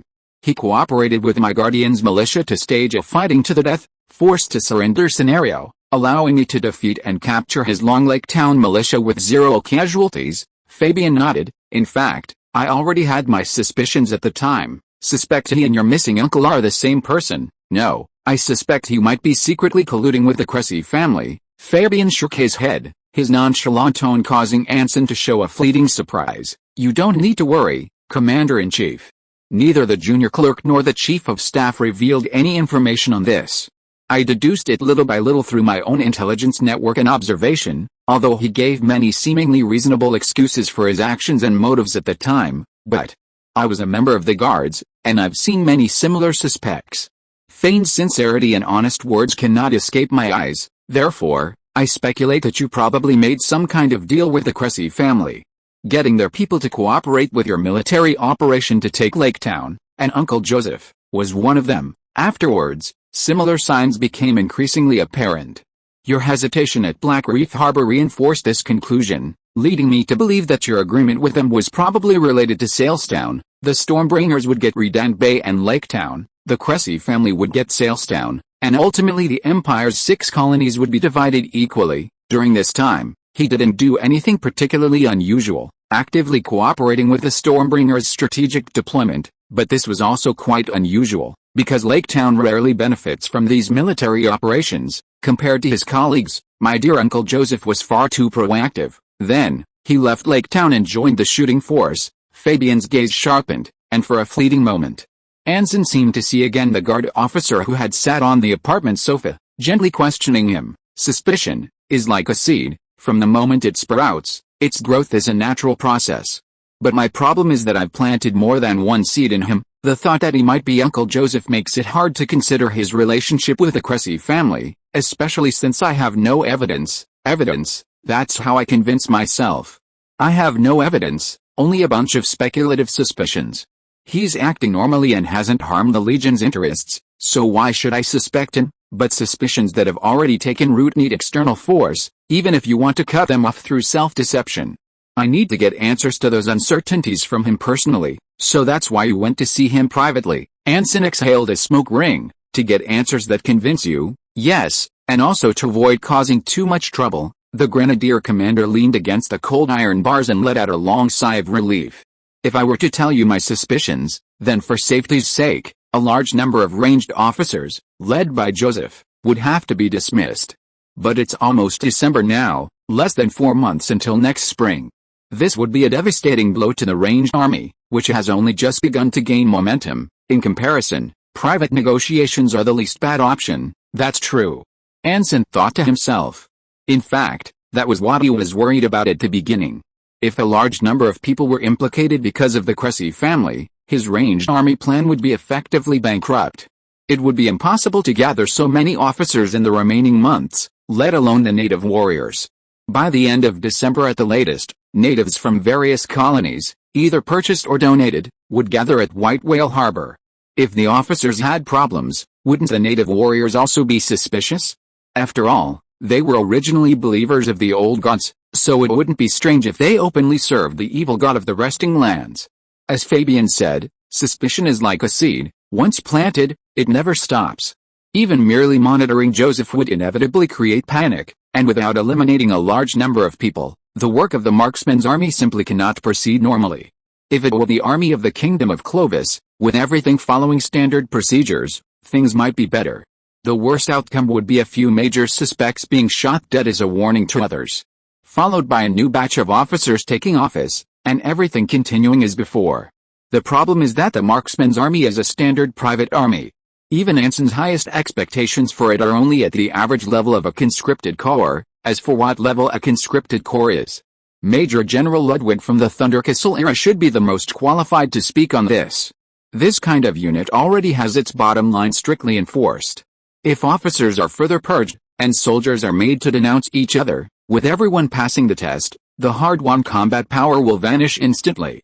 Of course, if it's just about numbers, a matter of lying low and treating them like artwork troops, then it doesn't matter, except they'd probably scatter before even reaching the battlefield, somewhat poetic like morning dew melting in the sunlight. There's a saying, your army will be as loyal to you as you are to your army, which is roughly the idea. So Fabian's decision to secretly meet with Joseph, hoping to resolve the matter quietly, was actually correct. Anson himself would probably have done the same, especially since he had no evidence, and reporting was out of the question, if he weren't working for the Cressy family. Looking at the motionless Joseph, Anson took another deep drag on his pipe. That's how it is. As for the outcome of the conversation, he covered it up perfectly, without letting me detect any flaws. The several coincidental visits to White Whale Harbor, coinciding with the timing of your assassination attempt, are also adequately explained. Fabian was silent for a moment, then his expression suddenly became frank. Of course, it's also true that he didn't report to you or conducted a private investigation. I won't deny that, and I'll leave everything to your discretion. After speaking, he slowly stood up and brushed the dust off his clothes. Also, if you intend to interrogate Joseph, or simply shoot him dead, don't inflict too much pain on him. And don't hand him over to Miss Talia. That's my only request. So he already knew about the Rune family. Anson nodded slightly. Clang, the quiet silence was broken by the rough sound of the door being pushed open, and the two men, their eyes meeting, tacitly stopped talking. A moment later, the medic, smoking 2 cigarettes, entered with 2 assistants. He glanced silently at Joseph lying on the ground, then at the grenadier regimental commander with a gunshot wound to his leg, and frowned slightly. Why are there 2? Did that bastard Alexei say there was only 1? He probably misremembered. Anson chuckled. In the darkness and with the surrounding smoke, it was indeed difficult to notice Fabian's leg wound. Thank you for your help, Medic Hank. No trouble at all. The trouble is with that teacher who taught our 2nd Infantry Regimental Commander math. The medic rolled his eyes and waved to the medics who followed him in. Go, call a few more people in, and bring a couple more stretchers. After giving his orders, he turned back to Anson. The Chief of Staff has arrived at headquarters and said he needs to speak with you. I understand, I'll be right there. Anson nodded slightly, put away his pipe, and said to Fabian before leaving, we'll talk later, okay? The Grenadier commander smiled calmly, displaying a remarkable composure as he watched Anson leave the headquarters prison. Stepping out of the prison gates, Anson headed straight for the headquarters reception room. Perhaps due to the commotion inside the prison, the atmosphere throughout the camp was noticeably more solemn, with troops everywhere on alert and assembling, ready to move out. He stopped a passing messenger and learned that after a thorough investigation, the commander-in-chief had discovered a large number of remnants of the unfaithful knights had infiltrated White Whale Harbor. He planned to dispatch the 5th Infantry Regiment to the city to cooperate with the 2nd and 3rd Infantry Regiments in a large-scale suppression and cleanup operation. Thinking of how Alexei had misinterpreted his simple order to lift the blockade, Anson froze on the spot, suddenly feeling an intense urge to punch someone. But he didn't know that the 2nd Infantry Regiment commander was even more aggrieved than him. The 5th Infantry Regiment was everywhere outside, and Lieutenant Colonel Julian was a man particularly sensitive about his dignity. If Alexei dared to lie outright, saying nothing had happened in the prison and that it was none of their business, the humiliated Julian would have simply detained him and let his troops in. In comparison, a white lie was the least bad option, though this didn't change Anson's intention to reward him. Arriving at the headquarters gate, Carl Bain, leaning against the door, waited silently. Upon seeing Anson, he casually stubbed out his cigarette and quickly stepped forward, saying, "The Herald Foundation people are here, waiting for you inside." He didn't ask what had happened in the prison, nor did he mention Fabian's condition. As a professional scapegoat who had cleaned up countless messes over the years, Carl Bain was used to this kind of thing, and unless Anson brought it up, he wouldn't easily ask. This was both an attitude and a tacit understanding. Anson nodded, then casually asked, "Did they say they came for a reason?" "No, but judging from their expressions and the questions they asked, it seems to be related to the faithless knights. They seem unusually cautious, unlike their usual arrogant demeanor." Carl shook his head, glanced around, and lowered his voice. "I remember you mentioned that you've successfully turned the local faithless knights in White Whale Harbor against you, right? Only a part of them. We're now in a cooperative relationship." Anson shrugged. "The ones attacking White Whale Harbor now are from other colonies. It must have been ordered directly by the Cressy family." "The Cressy family? So Miss Talia went to Winter Torch City because of that?" Carl nodded almost imperceptibly, a fleeting look of understanding in his eyes. "What do you need me to do?" "Manage the ranged troops well, get them to start training as soon as possible. Don't let today's events disrupt the plan." Anson paused, then continued, "Also, you might have to temporarily take charge of the Grenadier Regiment and some military affairs for a while. If you get too busy, bring Norton Crossell over to help. I feel he has a stronger talent for management than command. Anyway, let's wait until Fabian has recovered from his gunshot wound." "Fabian?" "Yes, Grenadier Regiment Commander, Army Colonel Fabian." Anson raised an eyebrow. "I can't bear to give up such an excellent deputy commander so easily." Chapter 696 Departure. In the northern part of White Whale Harbor, near the bank construction site, at a tavern, just as dawn was breaking, groups of workers in old coats, carrying shovels and hammers, appeared in small groups on the mist-shrouded streets. To ensure the bank's rapid completion, all parties in White Whale Harbor spared no expense, mobilizing all available manpower, resources, and funds, braving the already harsh winter to force construction to begin. It wasn't just about the wealth the New World Bank could bring. In fact, the bank was already officially open. It was a symbol, a landmark symbol. The first bank of the New World. This title, and the magnificent building that followed, would become an inexhaustible treasure for this colony for centuries to come, like a capital city for a nation, or a cathedral for the papacy. Driven by this almost obsessive dedication, despite the harsh construction conditions, tight deadlines, and demanding requirements, practically demanding military standards for building fortifications and digging trenches, the workers, originally just ordinary fishermen, bricklayers, and carpenters, were subjected to assembly line-like long hours. Yet, the generous wages and benefits still attracted a constant stream of applicants. In winter, there were virtually no job opportunities in Whale Harbor. Not only were penniless new immigrants and lower-class locals envious, but even colonists with some savings were tempted. The weekly wages were almost equivalent to half a month's income.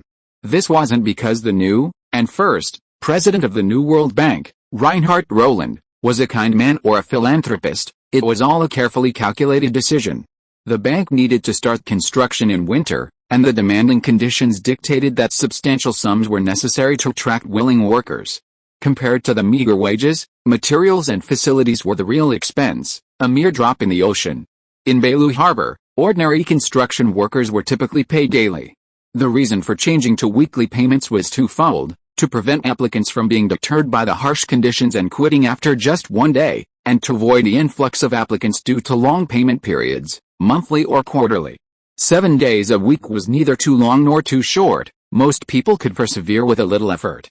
Furthermore, after conducting on-site surveys and interviewing several local foremen and officers from the Storm Division, Reinhardt concluded that given Belu Harbor's winter climate, if workers were required to work at high-intensity outdoors for at least 6 hours a day without interruption, ordinary immigrants could only sustain this for a maximum of 8 to 12 days. Beyond that, even with adequate nutrition and warmth, their physical strength would decline rapidly, inevitably hindering the construction schedule. Therefore, selling wages weekly allowed workers with insufficient physical strength to leave, allowing new workers to take their place, and then another batch to be replaced on payday the following week. This cycle repeated itself, ensuring the workers received satisfactory compensation. Reinhardt achieved project efficiency, and avoided various conflicts that could arise from long hours and difficult work, resulting in a win-win situation. As for whether the workers, exhausted from a week of hard work, could find other jobs after returning home, or whether their bodies would suffer any long-term health problems due to continuous high-intensity labor, that was none of Reinhardt's concern. Thus, batches of workers came and went, incidentally boosting the business of the taverns and inns near the construction site. Exhausted from their work, they were willing to endure their wives' angry glares to squander their hard-earned wages during their breaks, numbing themselves with alcohol. A worker wearing a baseball cap pushed open the door of a tavern and familiarly sat down at a table near the bar. Several playing cards were scattered on the table, as if left by customers the previous night. The man in the baseball cap, bored out of his mind while waiting for the bartender, began counting his cards. He found a jack of diamonds, an 8 of clubs and an ace of clubs, and an 8 of spades and an ace of spades. He glanced around, but couldn't find any other cards on the table, under the table, or in his surroundings. However, he did find 2 silver coins tucked into a crack in the table, just enough to buy a bottle of whiskey. The pub was nearly empty at this time. A few customers occupied almost every table, but there were only 1 or 2 people at each table, and no one noticed his actions. Admiring his lucky hand, the man in the baseball cap couldn't help but smile, so much so that he completely missed the bartender's approaching footsteps. "What would you like to drink?" "Oh, here, a bottle of whiskey, please." Startled, the man in the baseball cap instinctively said, slamming the 2 silver coins on the table. "And some smoked sausage too. Keep the change." "Are you sure?" The bartender hesitated, frowning. "A whole bottle of whiskey? And this is early in the morning. I have a few friends, they'll be here soon." The man in the baseball cap looked up, giving the bartender a meaningful look. "We've arranged it, it's on me today." This was the code between the Knights of No Faith and their external informants, meaning they were ready, and there was more than one person, ready to trade at any time. But the bartender seemed not to hear him, taking the silver coins and turning away without looking back, leaving the man in the baseball cap frozen, not understanding what had happened.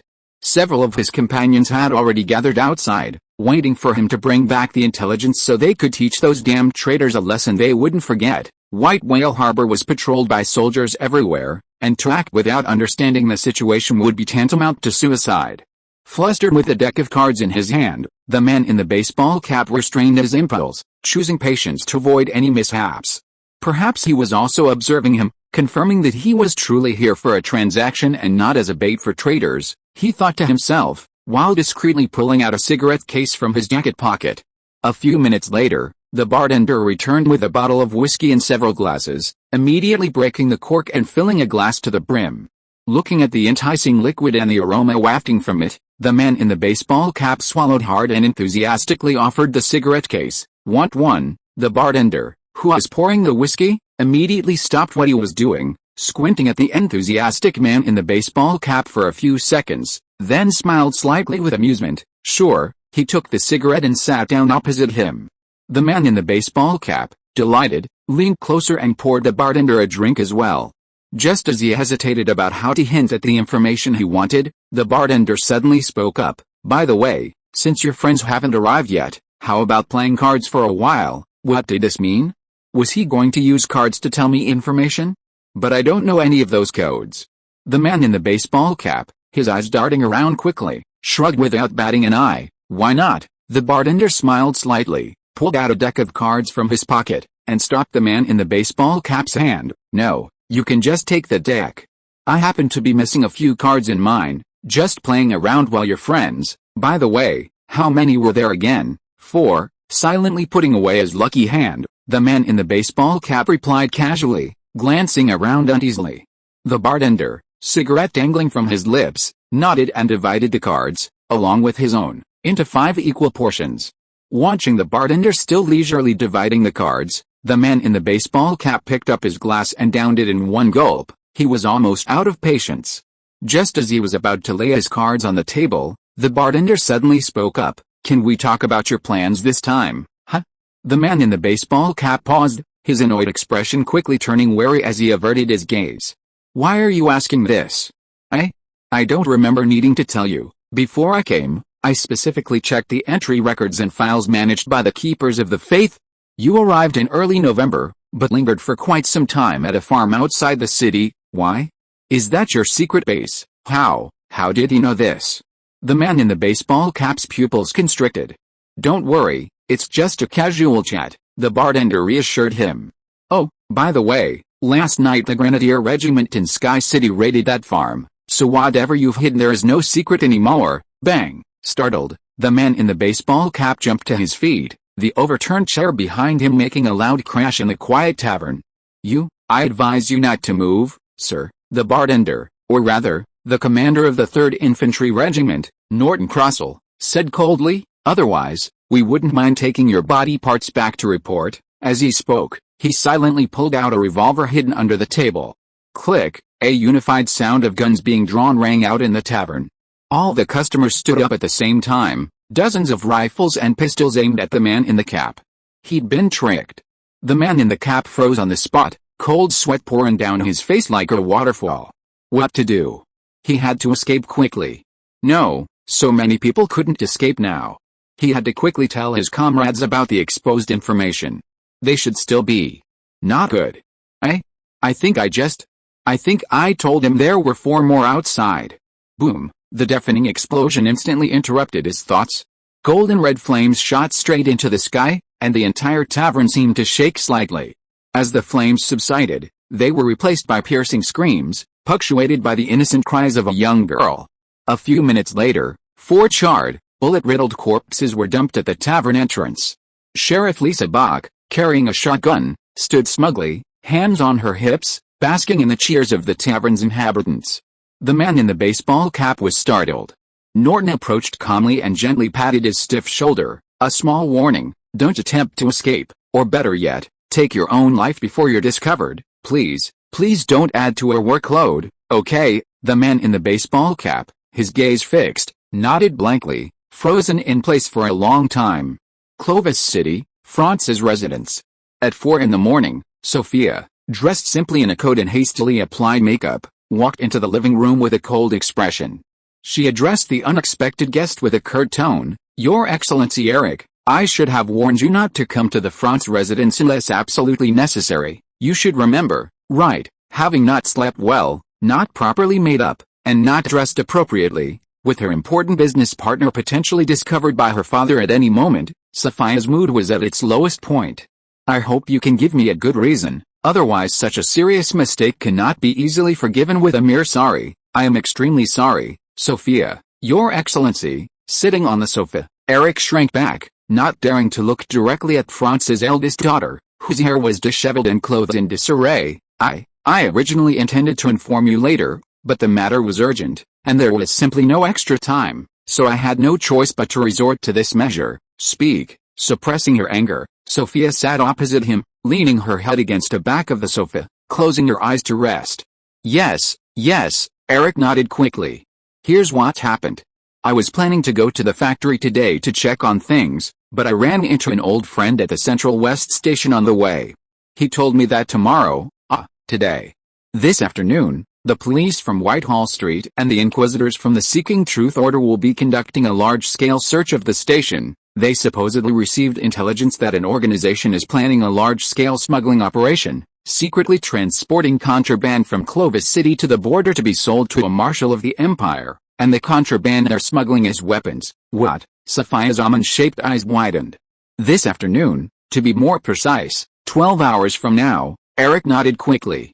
To prevent their plan from succeeding, not only will there be a surprise inspection today, but afterwards, the police from Whitehall Street will be stationed at the Central West Station every day. All trains must be randomly inspected for 2 hours and obtain a security certificate before they can leave the station. 2 hours, and a security certificate. Sophia's expression instantly turned extremely grim. Although many high-ranking Whitehall police officers were members of the France family, even with her father's tacit approval, they wouldn't tolerate her smuggling arms at this time, let alone emptying an entire arms factory. In other words, she had to load the arms factory onto trucks and ship it to Northport before 4 p.m. today, or she would never have another chance. Mr. Eric, your intelligence is very timely. Having figured everything out, Sophia immediately suppressed her anger and spoke with utmost sincerity. Please forgive my rudeness, I will make it up to you later. But there's something I need to clarify. Everything is ready, Eric interrupted directly. The parts, finished products, machinery, blueprints, etc., in the factory were all packed up a few days ago. I've already mobilized transport workers to head there, and some mechanics and workers are also heading towards the station. I plan to have them get started first. Well done. Sophia's eyes lit up. Then let's go to, immediately. Chapter 697. 2 questions. Packing an entire military factory into a steam train and transporting it intact from one location to another is a colossal undertaking, no less difficult than putting an elephant in a refrigerator. Both can be broken down into 3 steps: packing the factory, loading the packs onto the train, and moving the steam train. The difference lies in the fact that the former's difficulty is concentrated in the latter 2 steps, while the latter's difficulty is almost astronomical from the very beginning. Sophia deeply understands this. Although she had made ample mental preparations beforehand, selecting the most suitable factory size, cultivating relationships with the railway commission, and even considering the transportation conditions during the journey, her plan was so perfect that she was convinced even a self-proclaimed loyal conman couldn't accomplish anything more. But once she actually started, the phrase's plans can't keep up with changes, the gap between theory and reality, and unimaginable oversights all surfaced one after another. The most immediate question was, how to pack it? While rifles, gunpowder, lead bullets, and even artillery shells and cannons were relatively easy to handle, they could be packed into standard crates, and the blueprints could be stuffed into tarpaulin bags. What about the various machines and equipment on the production line?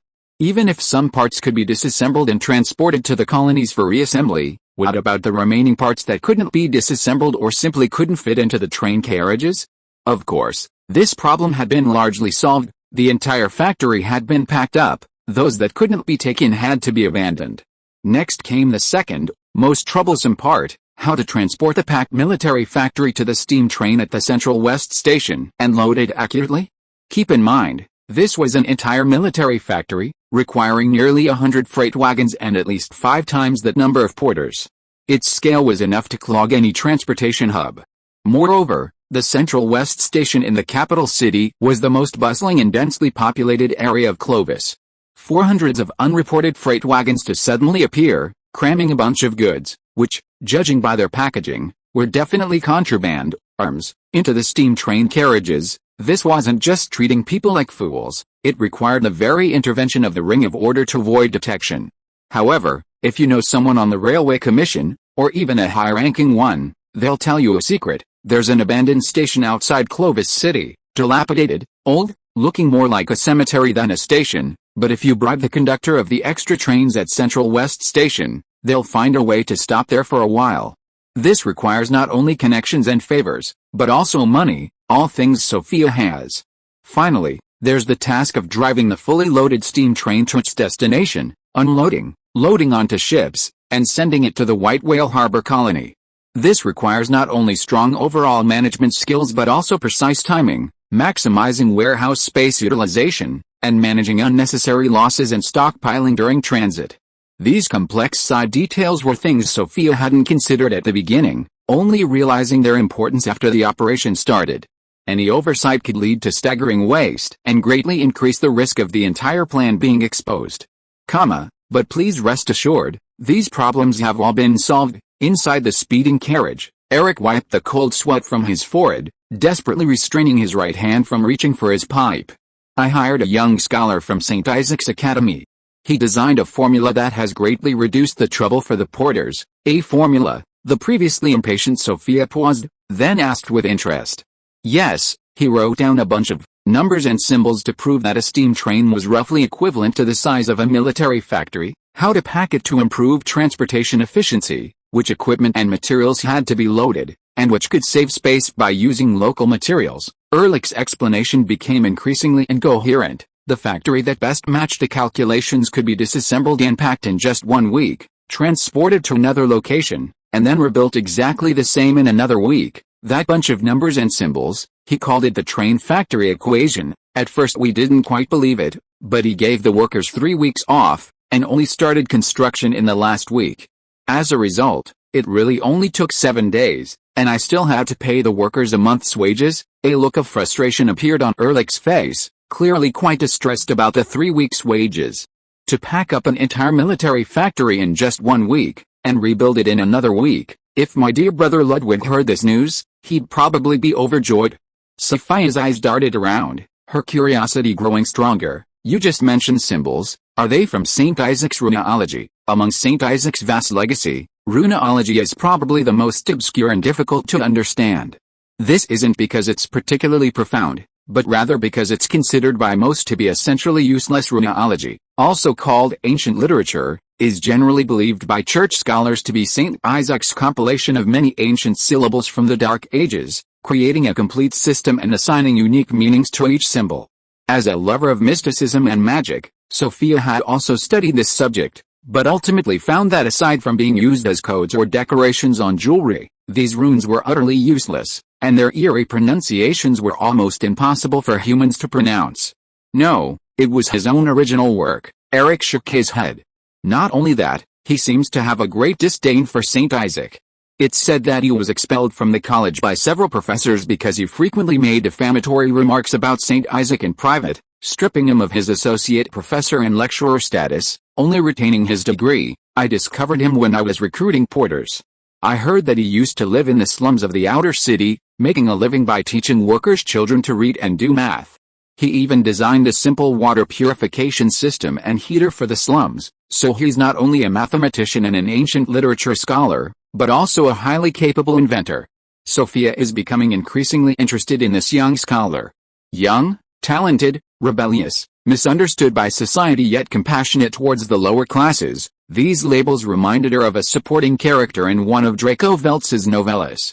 This character mostly appeared as the protagonist's assistant, but was actually a brilliant scholar who repeatedly saved the protagonist from danger with his inventions. Their relationship also rapidly blossomed amidst crises and joyful daily life. Familiar scenes and plots flashed through her mind. Sophia, her body trembling slightly, took a deep breath, pursed her cherry lips, and feigned modesty, asking, "What is his name?" "William Gottfried. You can just call me William." Pale skin, messy short hair, purplish black eye circles, and almost transparent lips. At first glance, he seemed more like a ghost than a human. "Welcome, Governor Sophia Franz." "Thank you." The slightly dazed girl snapped back to reality, forcing a stiff smile. "You must be the genius scholar Eric mentioned, the one who helped us so much." "You're too kind," the young man said casually, his ethereal gaze seemingly oblivious to the girl before him. "I didn't get nothing in return. It was just a mutually beneficial exchange. Instead of wasting time chatting here, let me give you an update on the work progress. What do you think? I heard we only have less than 10 hours left." This was a very difficult person to deal with. Sophia, disillusioned by the genius inventor, frowned slightly.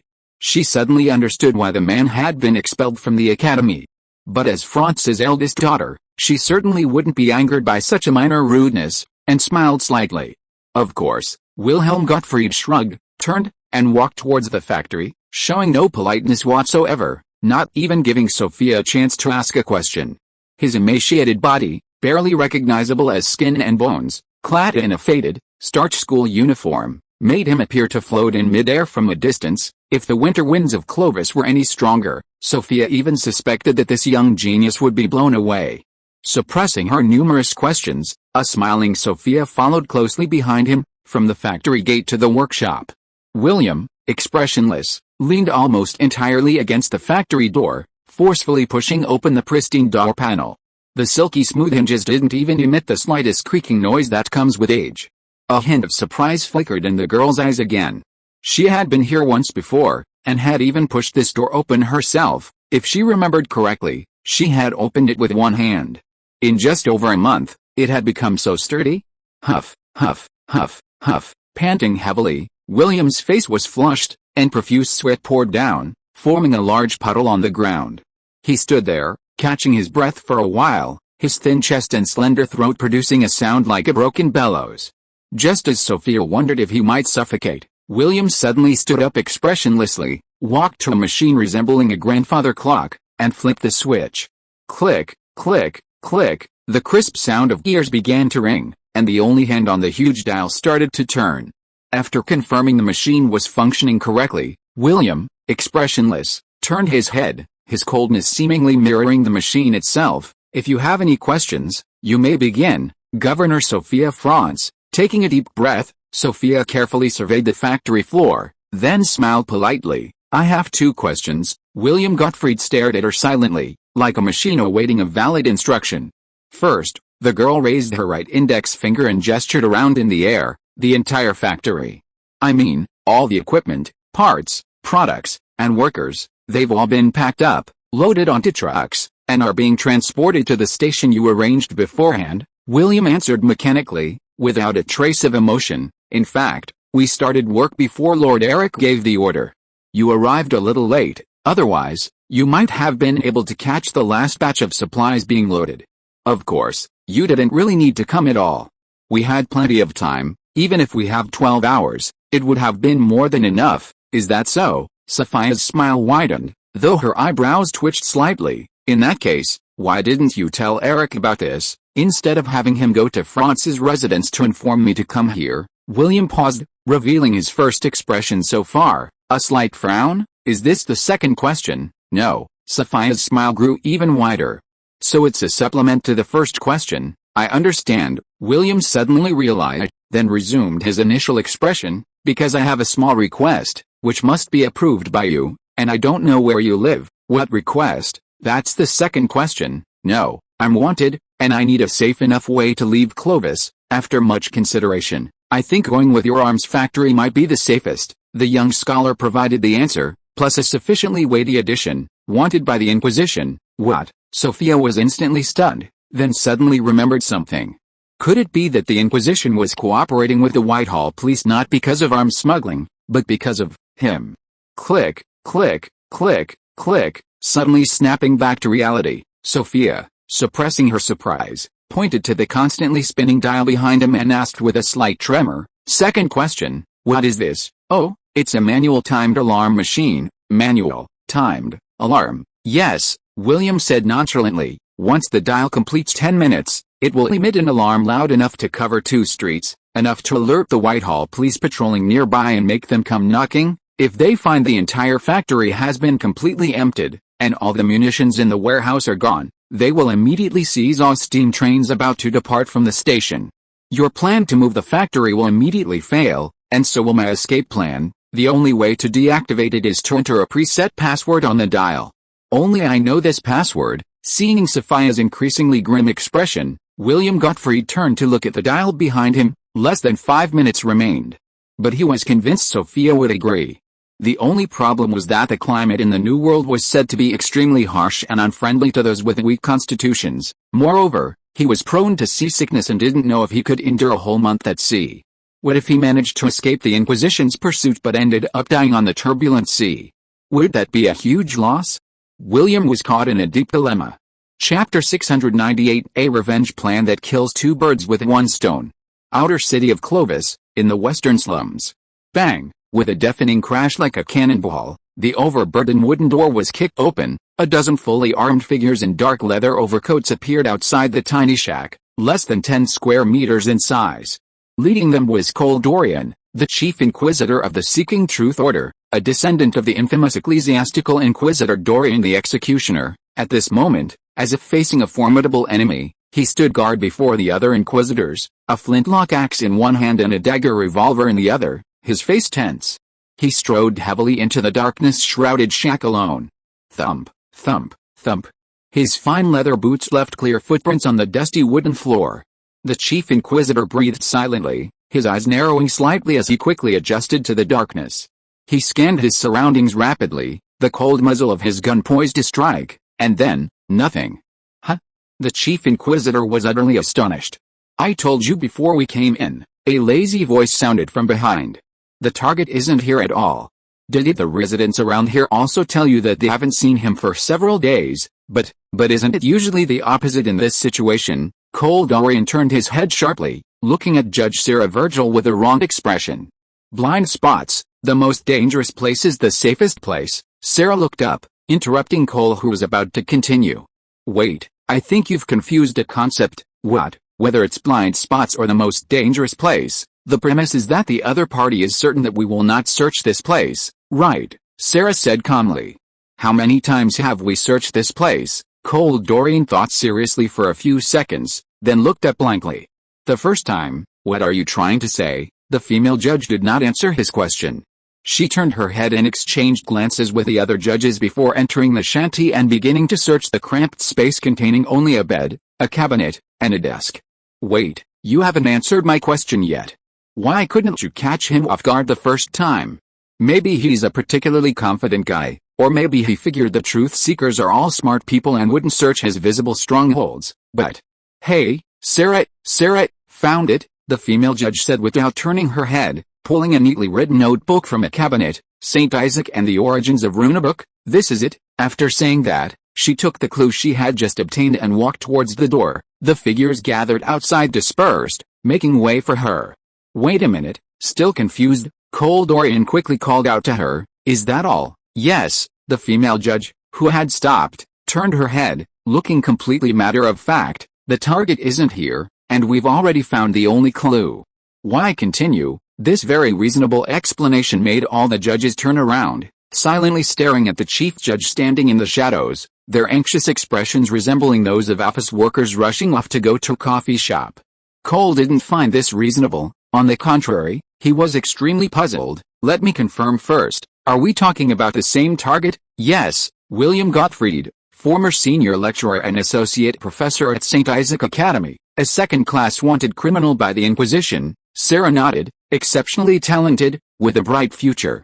But expelled from the academy for slandering St. Isaac, and then discovered by an associate professor in the same department to be researching the connection between runic literature and the old gods, attempting to create magic using rune combinations, currently on the run." "So what?" "So," Cole Dorian's expression was even more puzzled. "That's not right. I think you should know better than me how dangerous this guy is. Once his experiments are successful, then, using magic will no longer require a high price, no longer require becoming a spellcaster, just a few gems engraved with runes compiled by St. Isaac, greatly reducing costs, and the speed of dissemination will be beyond imagination." The dark mage Sarah Virgil tapped the restraining ring on her neck and said coldly to Cole, "Yes, I know very well, but right now, besides this notebook, we have absolutely no useful clues. Of course, if Your Excellency the Chief Judge intends to conduct the investigation alone, we won't object." Cole Dorian rolled his eyes, only recovering after being speechless for a while, and said with a sullen expression, "So what do we do now? Hand this notebook over to the tribunal's professional handwriting experts for verification, to see if we can find any useful clues. All judges will disperse to stake out and monitor and investigate the target's activities over the past month, and the rest will go to the various transportation hubs in Clovis City to prevent the target from escaping in advance." After a slight pause, Sarah looked at the judges in front of her again. "Is there anything you don't understand, or anything that needs to be added?" No one spoke, and their expressions were all surprisingly consistent. "Then let's move out," the female judge said calmly. "This operation is crucial. The target has cooperated with the tribunal before and has strong counter-surveillance capabilities. Once he escapes Clovis City, the probability of rearresting him will be very low." "Yes," everyone shouted in unison, tacitly splitting up to carry out their respective tasks. Soon, only Cole Dorian and the female judge remained outside the shanty. Cole glanced at the empty shanty, then at Sarah and the notebook in her hand, and shrugged. What about me? What do you need me for, you? The female judge rested her chin on her notebook, deliberately drawing out the last syllable. You can continue the search to see if there are any other more important clues, or, you can accompany me to examine the contents of the notebook, and we can have a slightly late lunch on Red Brick Street. The chief judge hesitated for a few seconds, then decisively chose the latter. I feel like you're becoming more and more like a commanding chief judge, Cole muttered as he followed behind the female judge. No, you are the chief inquisitor of the Seeking Truth Order, Sarah corrected. That's why you're paying for lunch when we get back to Red Brick Street. Just because of that, the female inquisitor glanced at him. As the chief inquisitor, is it really so much to ask for a lunch as a reward for your notes and rune appraiser, or do you know any other experts in this field? The chief inquisitor, speechless again, felt a pang of regret for his wallet as he followed closely behind Sarah Virgil toward the cathedral. Inner city, France residence. Bang! In the cozy living room, the little maid Angelica, huddled in a corner, pursed her lips, watching with heartache as a gilded enamel vase was tragically destroyed by Sophia's cruel hand, shattering on the hard fireplace. This is outrageous. Staring intently at the shards of the vase on the floor, Sophia's face flushed with rage. He dares to threaten me? Threaten me, liar.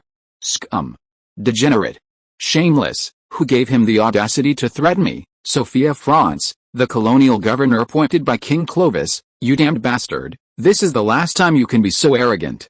I swear I'll teach you a lesson, make you regret your arrogance, daring to set your sights on me. By the ring of order, I'll remember this grudge. William Gottfried, you will regret this. I swear, you will kneel before me, weeping and confessing how much you regret your wicked deeds. The hysterical shouting continued for over an hour, until the girl, drenched in sweat, lay panting on the sofa, unable to utter a single word, before finally calming down slightly. Seeing that her distraught master was no longer at risk of being accidentally injured, the maid finally stepped out from the corner with confidence, carrying a plate of chilled juice and pastries that had been prepared beforehand. She cautiously presented it to Sophia. How are you feeling? Are you feeling better? HMPH. Despite her extreme exhaustion and hoarse voice, Sophia's eyes still conveyed her deep contempt for the genius scholar. The sweet, refreshing juice flowed down her throat, calming her mood somewhat. Half an hour ago, Lord Eric sent a messenger to the manor. The steam train, fully loaded with goods, has departed smoothly. The luxury carrier, heading directly to Northport without stopping at any stations. The maid, with her hands behind her back, seized the opportunity to deliver the latest good news. Lord Eric is also preparing to depart, intending to arrive at Northport before the train, to prepare for the transfer of goods to warehouses and merchant ships, striving to transport your factory to Whale Harbor before the end of the year, and another despicable and shameless person. Sophia's gaze darkened. All right, stop being angry about that person, my dear Miss Sophia. The maid blinked rapidly, a slight pout on her lips carrying a hint of helpless smile. Anyway, your plan has succeeded, and he's gone to the New World colonies.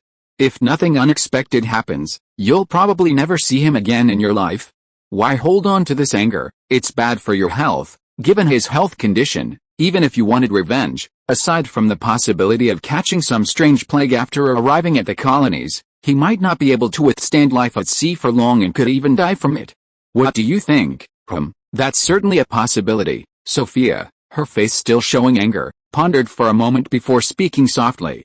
Although she knew the maid was just trying to comfort her, the thought of that sickly guy, struggling even to open a door, possibly dying from the unfamiliar sea environment, didn't seem particularly surprising. Even so, I still hope to get revenge on him, at least make him feel the same pain I did, and experience what it's like to be threatened, Sophia said bitterly, gritting her teeth as if that bastard were right in front of her, she would not hesitate to hide him away from the Inquisition, then turn him into a specimen, and finally fool him with a lead. Cast in copper. Gild him. Seeing the young lady still unable to escape the shadow of her past, the little maid Angelica felt increasingly exhausted. In her memory, similar futile efforts had happened countless times, and it seemed that none of them had ultimately succeeded. This time, it probably wouldn't be any different.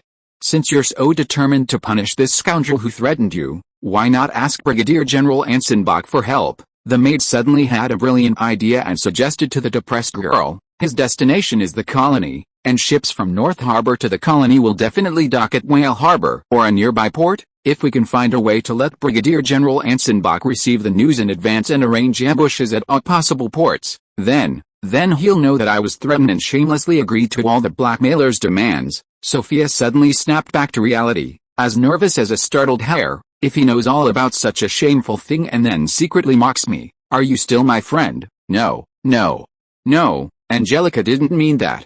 Angelica meant, no. Looking at Sophia's suspicious face, the anxious and aggrieved maid was about to cry as well. Wait, this might actually be a solution, perhaps fueled by anger. Sophia suddenly had an idea. That's right, since he's definitely going to appear at Whale Harbor, and arrive around the same time as the military factory. I don't need to tell that bastard the truth. I just need to tell him that William Gottfried is a military expert I hired at a high salary and specifically assigned to him. That bastard will definitely accept it gladly and treat this guy like an honored guest, because he desperately needs talent in this area. Then, it won't be long before he's completely enraged by that bastard's temper, and after squeezing out all his usefulness, he'll kill him, completely out of sight and out of mind, and I can pretend to know nothing about it. Ask him about William Gottfried.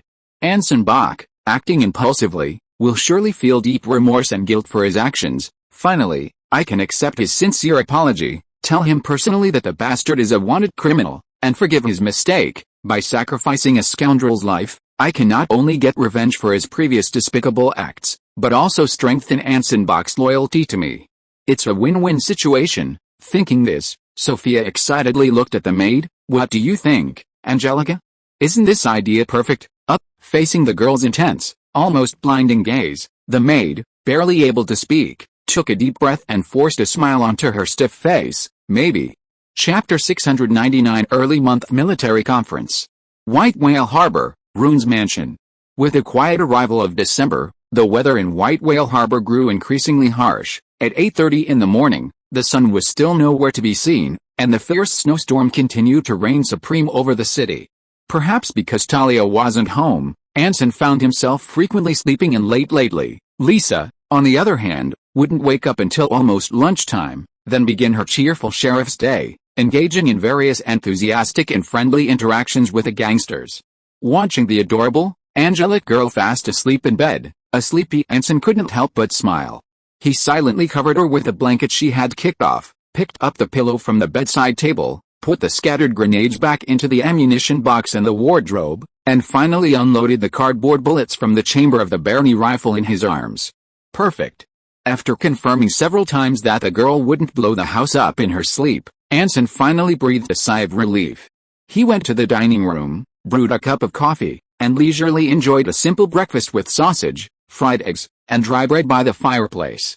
At 9 o'clock sharp, the junior clerk knocked on the living room door, bringing intelligence gathered from various sources through the Storm Legion and the Rune family's network of contacts and intelligence, including, but not limited to, the branches of the good people of White Whale Harbor and various colonies, the Rune family's controlled guilds and factories, and the pro-Clavi liberals within the Free Confederation system.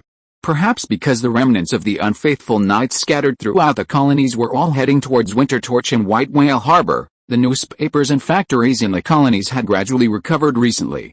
In particular, the small steel mill in Black Reef Harbor had officially started production, and the first batch of crude steel had been purchased at a high price by Louis Bernard for the reconstruction of Salestown. Although it's called reconstruction, according to intelligence gathered by the newspaper, this knight governor's ambitions go far beyond that. He plans to completely demolish the slums and transform them into standardized, integrated citizen communities to house the homeless, new immigrants, and shipyard workers. Indeed, in Louis Bernard's eyes, the future of Sailing City lies in its super trading port and New World shipyard. While the New World has a long coastline, it currently only has two excellent harbors, White Whale Harbor and Sailing City. Harsh weather and harsh natural conditions result in extremely high land transportation costs, making sea transport the best cost-saving plan. Therefore, controlling the New World's shipbuilding industry would naturally lead to controlling its shipping, making Sailing City a trade hub. This is probably Louis Bernard's thinking. Anson guessed. But while Louis saw Sailing City's locational and technological advantages, he overlooked the overall direction of the New World's development. Shipping is important, but the only real beneficiaries are the large coastal colonies, while inland areas like Grey Dove Castle and Winter Torch are essentially abandoned. After centuries of development, the coastal colonies have reached a bottleneck, and the next step should be to actively explore the inland areas. Even with further promotion of the shipping industry, the market size of Sailing City cannot be expanded.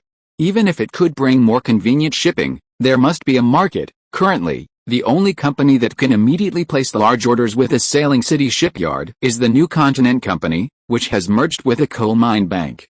And whether it's purchasing raw materials, hiring workers, expanding markets, or increasing the shipyard, with countless expenses, who will Louis Bernard borrow from before receiving family assistance? The New Continent Company, the bank. Therefore, this largest shipyard in the New World is destined to be opened for the New Continent Company, the Roon family, and Anson has no worries at all. It also saves money, as the local shipyards in Whale Harbor only need to repair damage and build some fast merchant ships of average tonnage. At 9:45, Reinhard Roland arrived, and the discussion also revolved around the Sailing City shipyard. As a shrewd banker, Louis Bernard's ambition immediately triggered his keen investment instincts. He planned to use this as a breakthrough to allow the New World Company, bank, to open up the investment market in Sail City. Reinhard was well aware that with the Bernard family's wealth and dominance in the Old World's shipping industry, given enough time and certainty that the empire wouldn't retaliate, they certainly wouldn't let this golden opportunity slip by. Anson agreed. They had to invest in shipyards first, ideally acquiring shares. Profits were secondary. The most important thing was to gain influence and induce Sail City to build large tonnage cargo ships, even warships, thereby enhancing the New World's shipbuilding capabilities. If the intelligence about the Empire obtaining ironclad ship technology from the Church was true, then the Old World's production capacity of ordinary sailing ships would likely decrease in the coming years, ceding the market to steam-powered vessels. The Free Confederation must seize this opportunity to accumulate and acquire shipbuilding capabilities to secure an independent position in the future shipping industry, rather than completely submitting to the will of the Old World. A nation independent of the Old World, if its shipbuilding and shipping industries are controlled by others, might suffer a fate even worse than the Kingdom of Clovis without an army, let alone be controlled in its development. It would be fortunate to retain its coastline, ports, and access to marine resources. Of course, if Sailing City truly focuses on building large tonnage ships, it can avoid competing with White Whale Harbor, which builds small, fast sailing ships, thus preventing a severe blow to its local shipbuilding industry, a bonus, perhaps. Compared to the investment opportunities in shipyards, another piece of news from Reinhard was less encouraging. By early December, the number of beast slaves and natives recruited and traded from various regions was rapidly decreasing, and recruiting military talent was becoming increasingly difficult, significantly slowing the organization of the musketeers and making it unlikely to reach the projected size of 20,000 or even 40,000 by March. Clearly, the various colonial councils played a significant role in this. More than 2 months after the end of the War of Independence, the once united colonies have once again fallen into joyful infighting. Their unparalleled gratitude toward the Storm Legion, which had helped them so much, is waning day by day. According to the intelligence we've gathered, militia groups in various regions have expanded to varying degrees, increasing from 3,000 or 4,000 to around 5,000. The largest have even doubled in size and are now calling themselves legions. With a hint of sarcasm, Reinhard smirked meaningfully. Not only that, many mercenaries, adventurers, and explorers from the Clovis have become extremely sought after. If they accept employment from the council, their value immediately exceeds twice that of their imperial counterparts. They seem to genuinely believe that every Clovis person knows how to lead an army. Well, just like many Clovis people believe that every imperial citizen must be a knight, and have a long-established family background, Anson could only offer a wry smile in response to Reinhardt's sarcasm. Forming a ranged army was indeed extremely difficult, especially since he was currently focused on expanding the Storm Legion and couldn't afford to invest much money in this auxiliary force. Leaving aside the soldiers, weaponry was already a huge problem. Previously, the August Armory and civilian rifle workshops were barely enough to arm a 5,000-strong Storm Division, plus local militia, with even some surplus for export. However, as the Legion expanded and the Marksman Corps was established, the original production capacity was clearly insufficient. And this was just the beginning. Once the Marksman Corps truly expanded to 40,000, Unless all the rifles they possessed were disposable, defective modern industrial products, a small arms factory simply couldn't sustain the demand. Procurement from the homeland was an option, but it was time-consuming and expensive, not a long-term solution, and considering the possibility of the homeland abandoning them at any time, it was best not to have too high hopes in this regard. Since they have so much confidence in their militia, we might as well postpone the construction of the ranged army, setting the maximum size at 20,000 for now. The most important thing right now is still the expansion of the Storm Legion. Anson pondered for a moment before speaking. Of course, necessary admonitions and reminders are still very important. Before the end of the year, I will try to summon the speakers of the various colonial councils to Whale Harbor to discuss the future of the Free Confederation, and I will, in my capacity as the bank president of the New Continent Company, announce next year's investment plan to the councilors who lead the Free Confederation. Reinhardt's face showed a satisfied smile, and with this, I will present a great gift to the true leaders of the Free Confederation. Anson simply smiled faintly at the self-evident implication in Reinhardt's words, not really taking it to heart. What a joke. The true leaders are the head of the Rune family and the true head of the family. He and Reinhardt are actually no different, just high-level employees. It's better not to get too caught up in the leader's inner thoughts. Having received the answer he wanted, Reinhardt left the Rune mansion satisfied. Anson also set off immediately, accompanied by a junior clerk, to the Legion headquarters. At 10:30, a few figures had already settled in the headquarters meeting hall. They sat in their respective seats, whispering amongst themselves, their expressions ranging from apprehension to excitement, some even animatedly displaying their enthusiasm. The reason was simple. The Storm Division, oh no, the Legion was about to officially expand. Under the Clovis military system, the difference between a division and a legion was vast, most notably in their authority. Even if it was a division-level unit, even an independent one, commanded by a brigadier general, he didn't have the authority to arbitrarily change the unit's organization. Everything had to be reported upwards. But a legion was different. Most directly, the legion commander-in-chief had the authority to change the army's organization and promote officers according to wartime needs. It's no exaggeration to say that Anson could now appoint any officer below the division commander at will.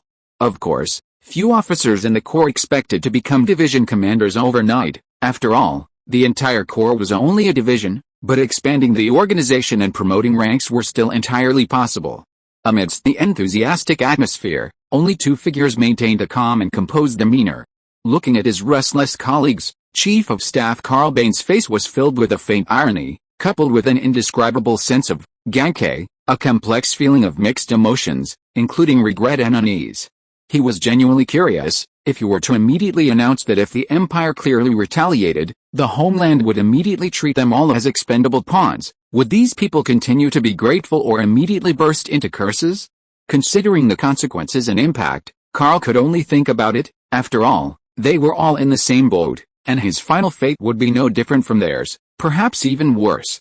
Amidst the cheerful atmosphere, Anson Bach, now dressed in military uniform and a gray long-sleeved overcoat, entered the conference hall. Under the watchful eyes of the officers, he sat upright in the main seat facing the door.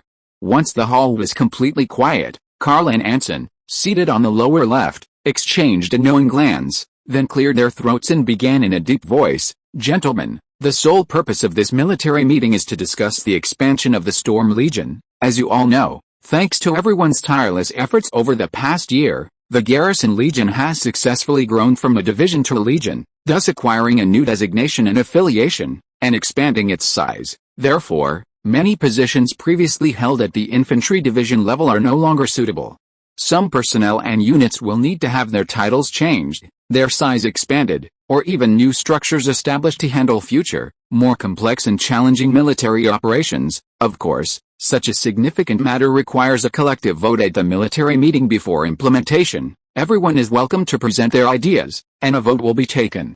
As long as more than half vote in favor, it will be approved." Having finished speaking, Carl calmly observed his colleagues, seemingly preparing to watch a good show.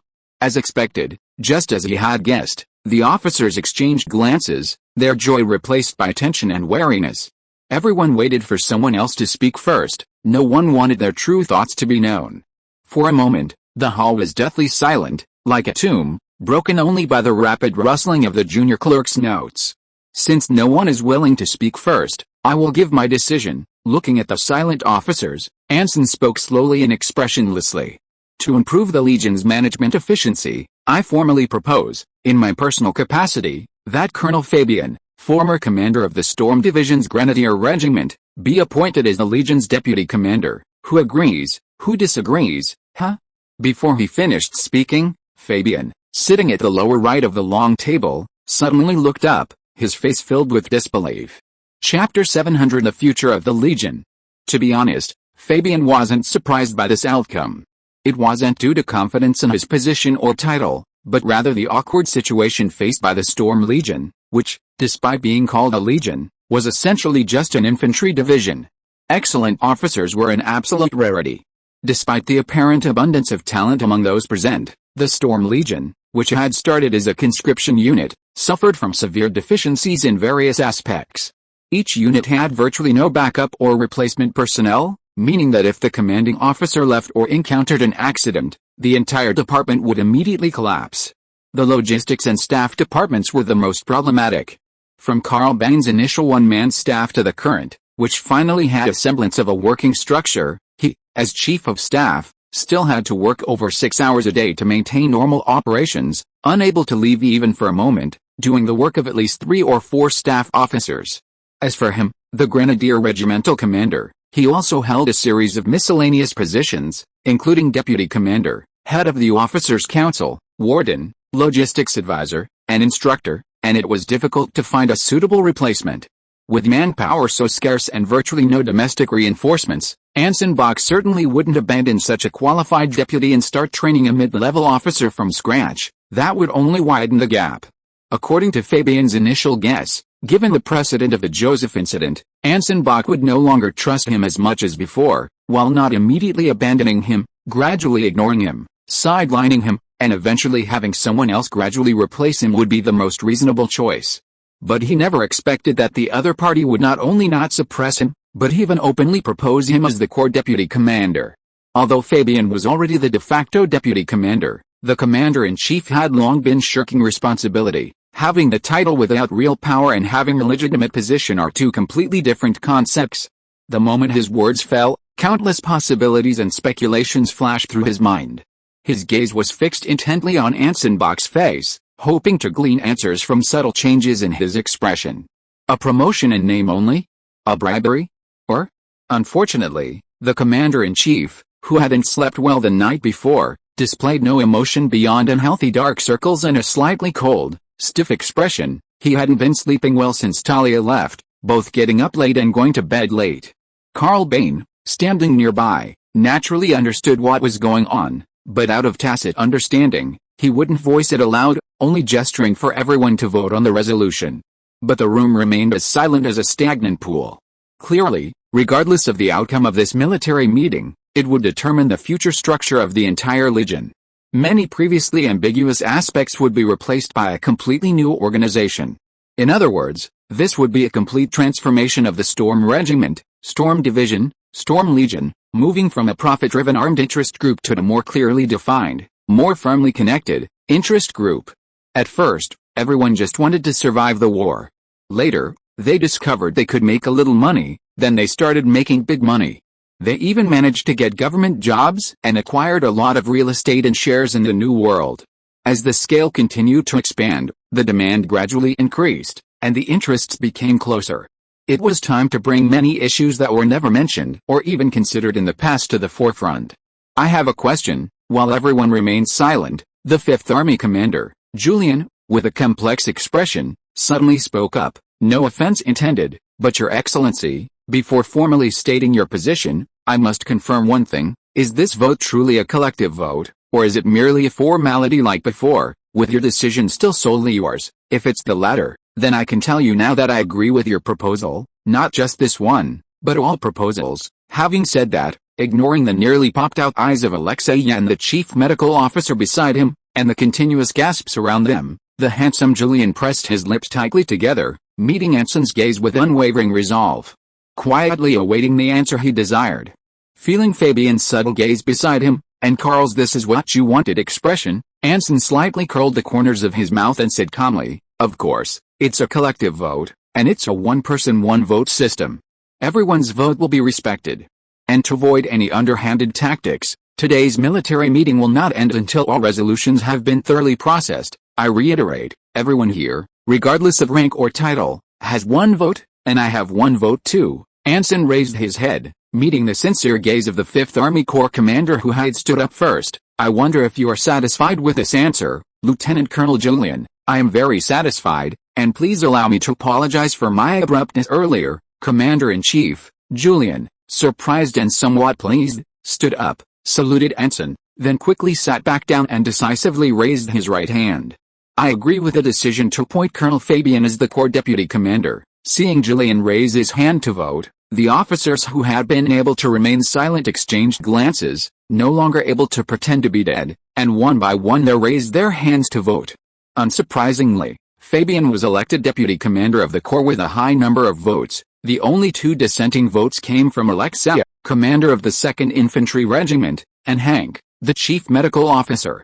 The former simply disliked Fabian. Again, Fabian, why does he always get all the good things? Alexei, while the latter simply disliked the guards. His pet hospital had been shut down several times by the guards for the abuse of prohibited drugs and for smuggling. Having guessed that Fabian had no chance of losing, the two took the opportunity to vent their old and new grievances.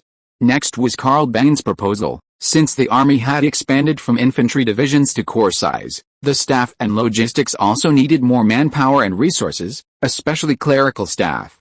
Of course, in order to put together the current staff, almost all officers with literacy skills had been transferred out of the Legion. The remaining officers either didn't even meet the minimum requirements for promotion or were already in important positions and couldn't leave. So Karl didn't focus on his own people at all. Since it's already a legion, we can directly recruit Clovis loyal to the Empire and the Legion's cause from the colonies to join our big family. Karl finally revealed his true intentions at the end of the proposal. To ensure that we can recruit truly high-caliber talent, we can't be too stingy with funding. The officer corps finally realized he was just asking for money. The so-called organizational reform, apart from some minor details and titles that didn't matter, actually had a very simple core. How should the money be distributed?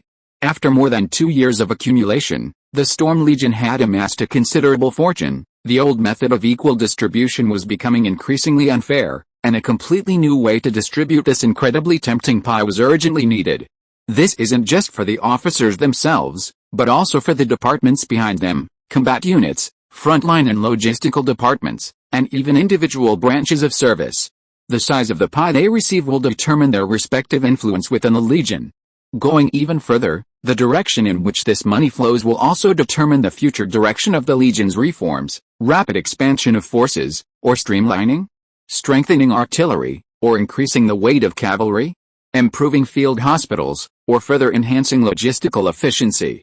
If this were a military strategy game, it would be equivalent to the upgraded Storm Legion receiving a large number of skill cards and attribute points, having to consider where to invest these precious points.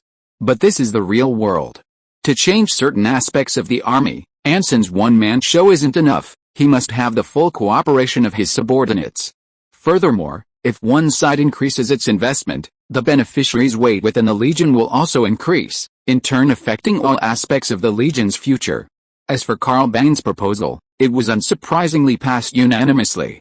After all, the problems with the general staff were obvious to everyone. Without expansion, it was truly unacceptable, as it was already struggling to even handle routine operations. A strong general staff is like the central brain of an army, so the Storm Division in the past was no different from a brain-dead patient constantly injecting themselves with adrenaline to prolong their life. The Chief of Staff's proposal also made everyone see the true nature of this military conference, so the meeting didn't proceed as smoothly afterward. Following Karl, Surgeon General Hank demanded increased budgets for field hospitals, especially for training expenses and increasing the number of medics, and equipping them with weapons. The reason was simple: the Storm Division simply couldn't afford to lose anyone. A large-scale casualty incident would cause its combat effectiveness to decline exponentially. Therefore, increasing the field hospital budget was reasonable. As the meeting recorder, the junior clerk sitting in the corner of the meeting room quickly calculated the various demands made by the Surgeon General and found that the increased budget was almost enough to train 2 more grenadier regiments. Immediately, the officers couldn't sit still. Alexei, commander of the 2nd Infantry Regiment, was the first to object, suggesting that instead of increasing expenditures so much, the infantry regiments should be expanded, with 2 additional line battalions added. This would increase the Legion to nearly 8,000 men. Combined with the Ranged Corps and the Free Confederation's militia, even an Imperial counterattack wouldn't be so formidable. As for which infantry regiments should receive the new recruits first, wasn't that obvious enough? Cavalry Major Jason Frykov immediately objected, arguing that the key to rapidly improving the Legion's combat effectiveness lay not in the infantry, but in the cavalry, because this was the Legion's greatest weakness, bar none. For a long time, due to the lack of cavalry, the Legion's battles had almost always revolved around individual battlefields. Each time they faced the Imperial Army, their lack of mobility forced them to passively defend and counterattack, constantly on the defensive. It was easy to imagine how different things would be if they had a strong cavalry force.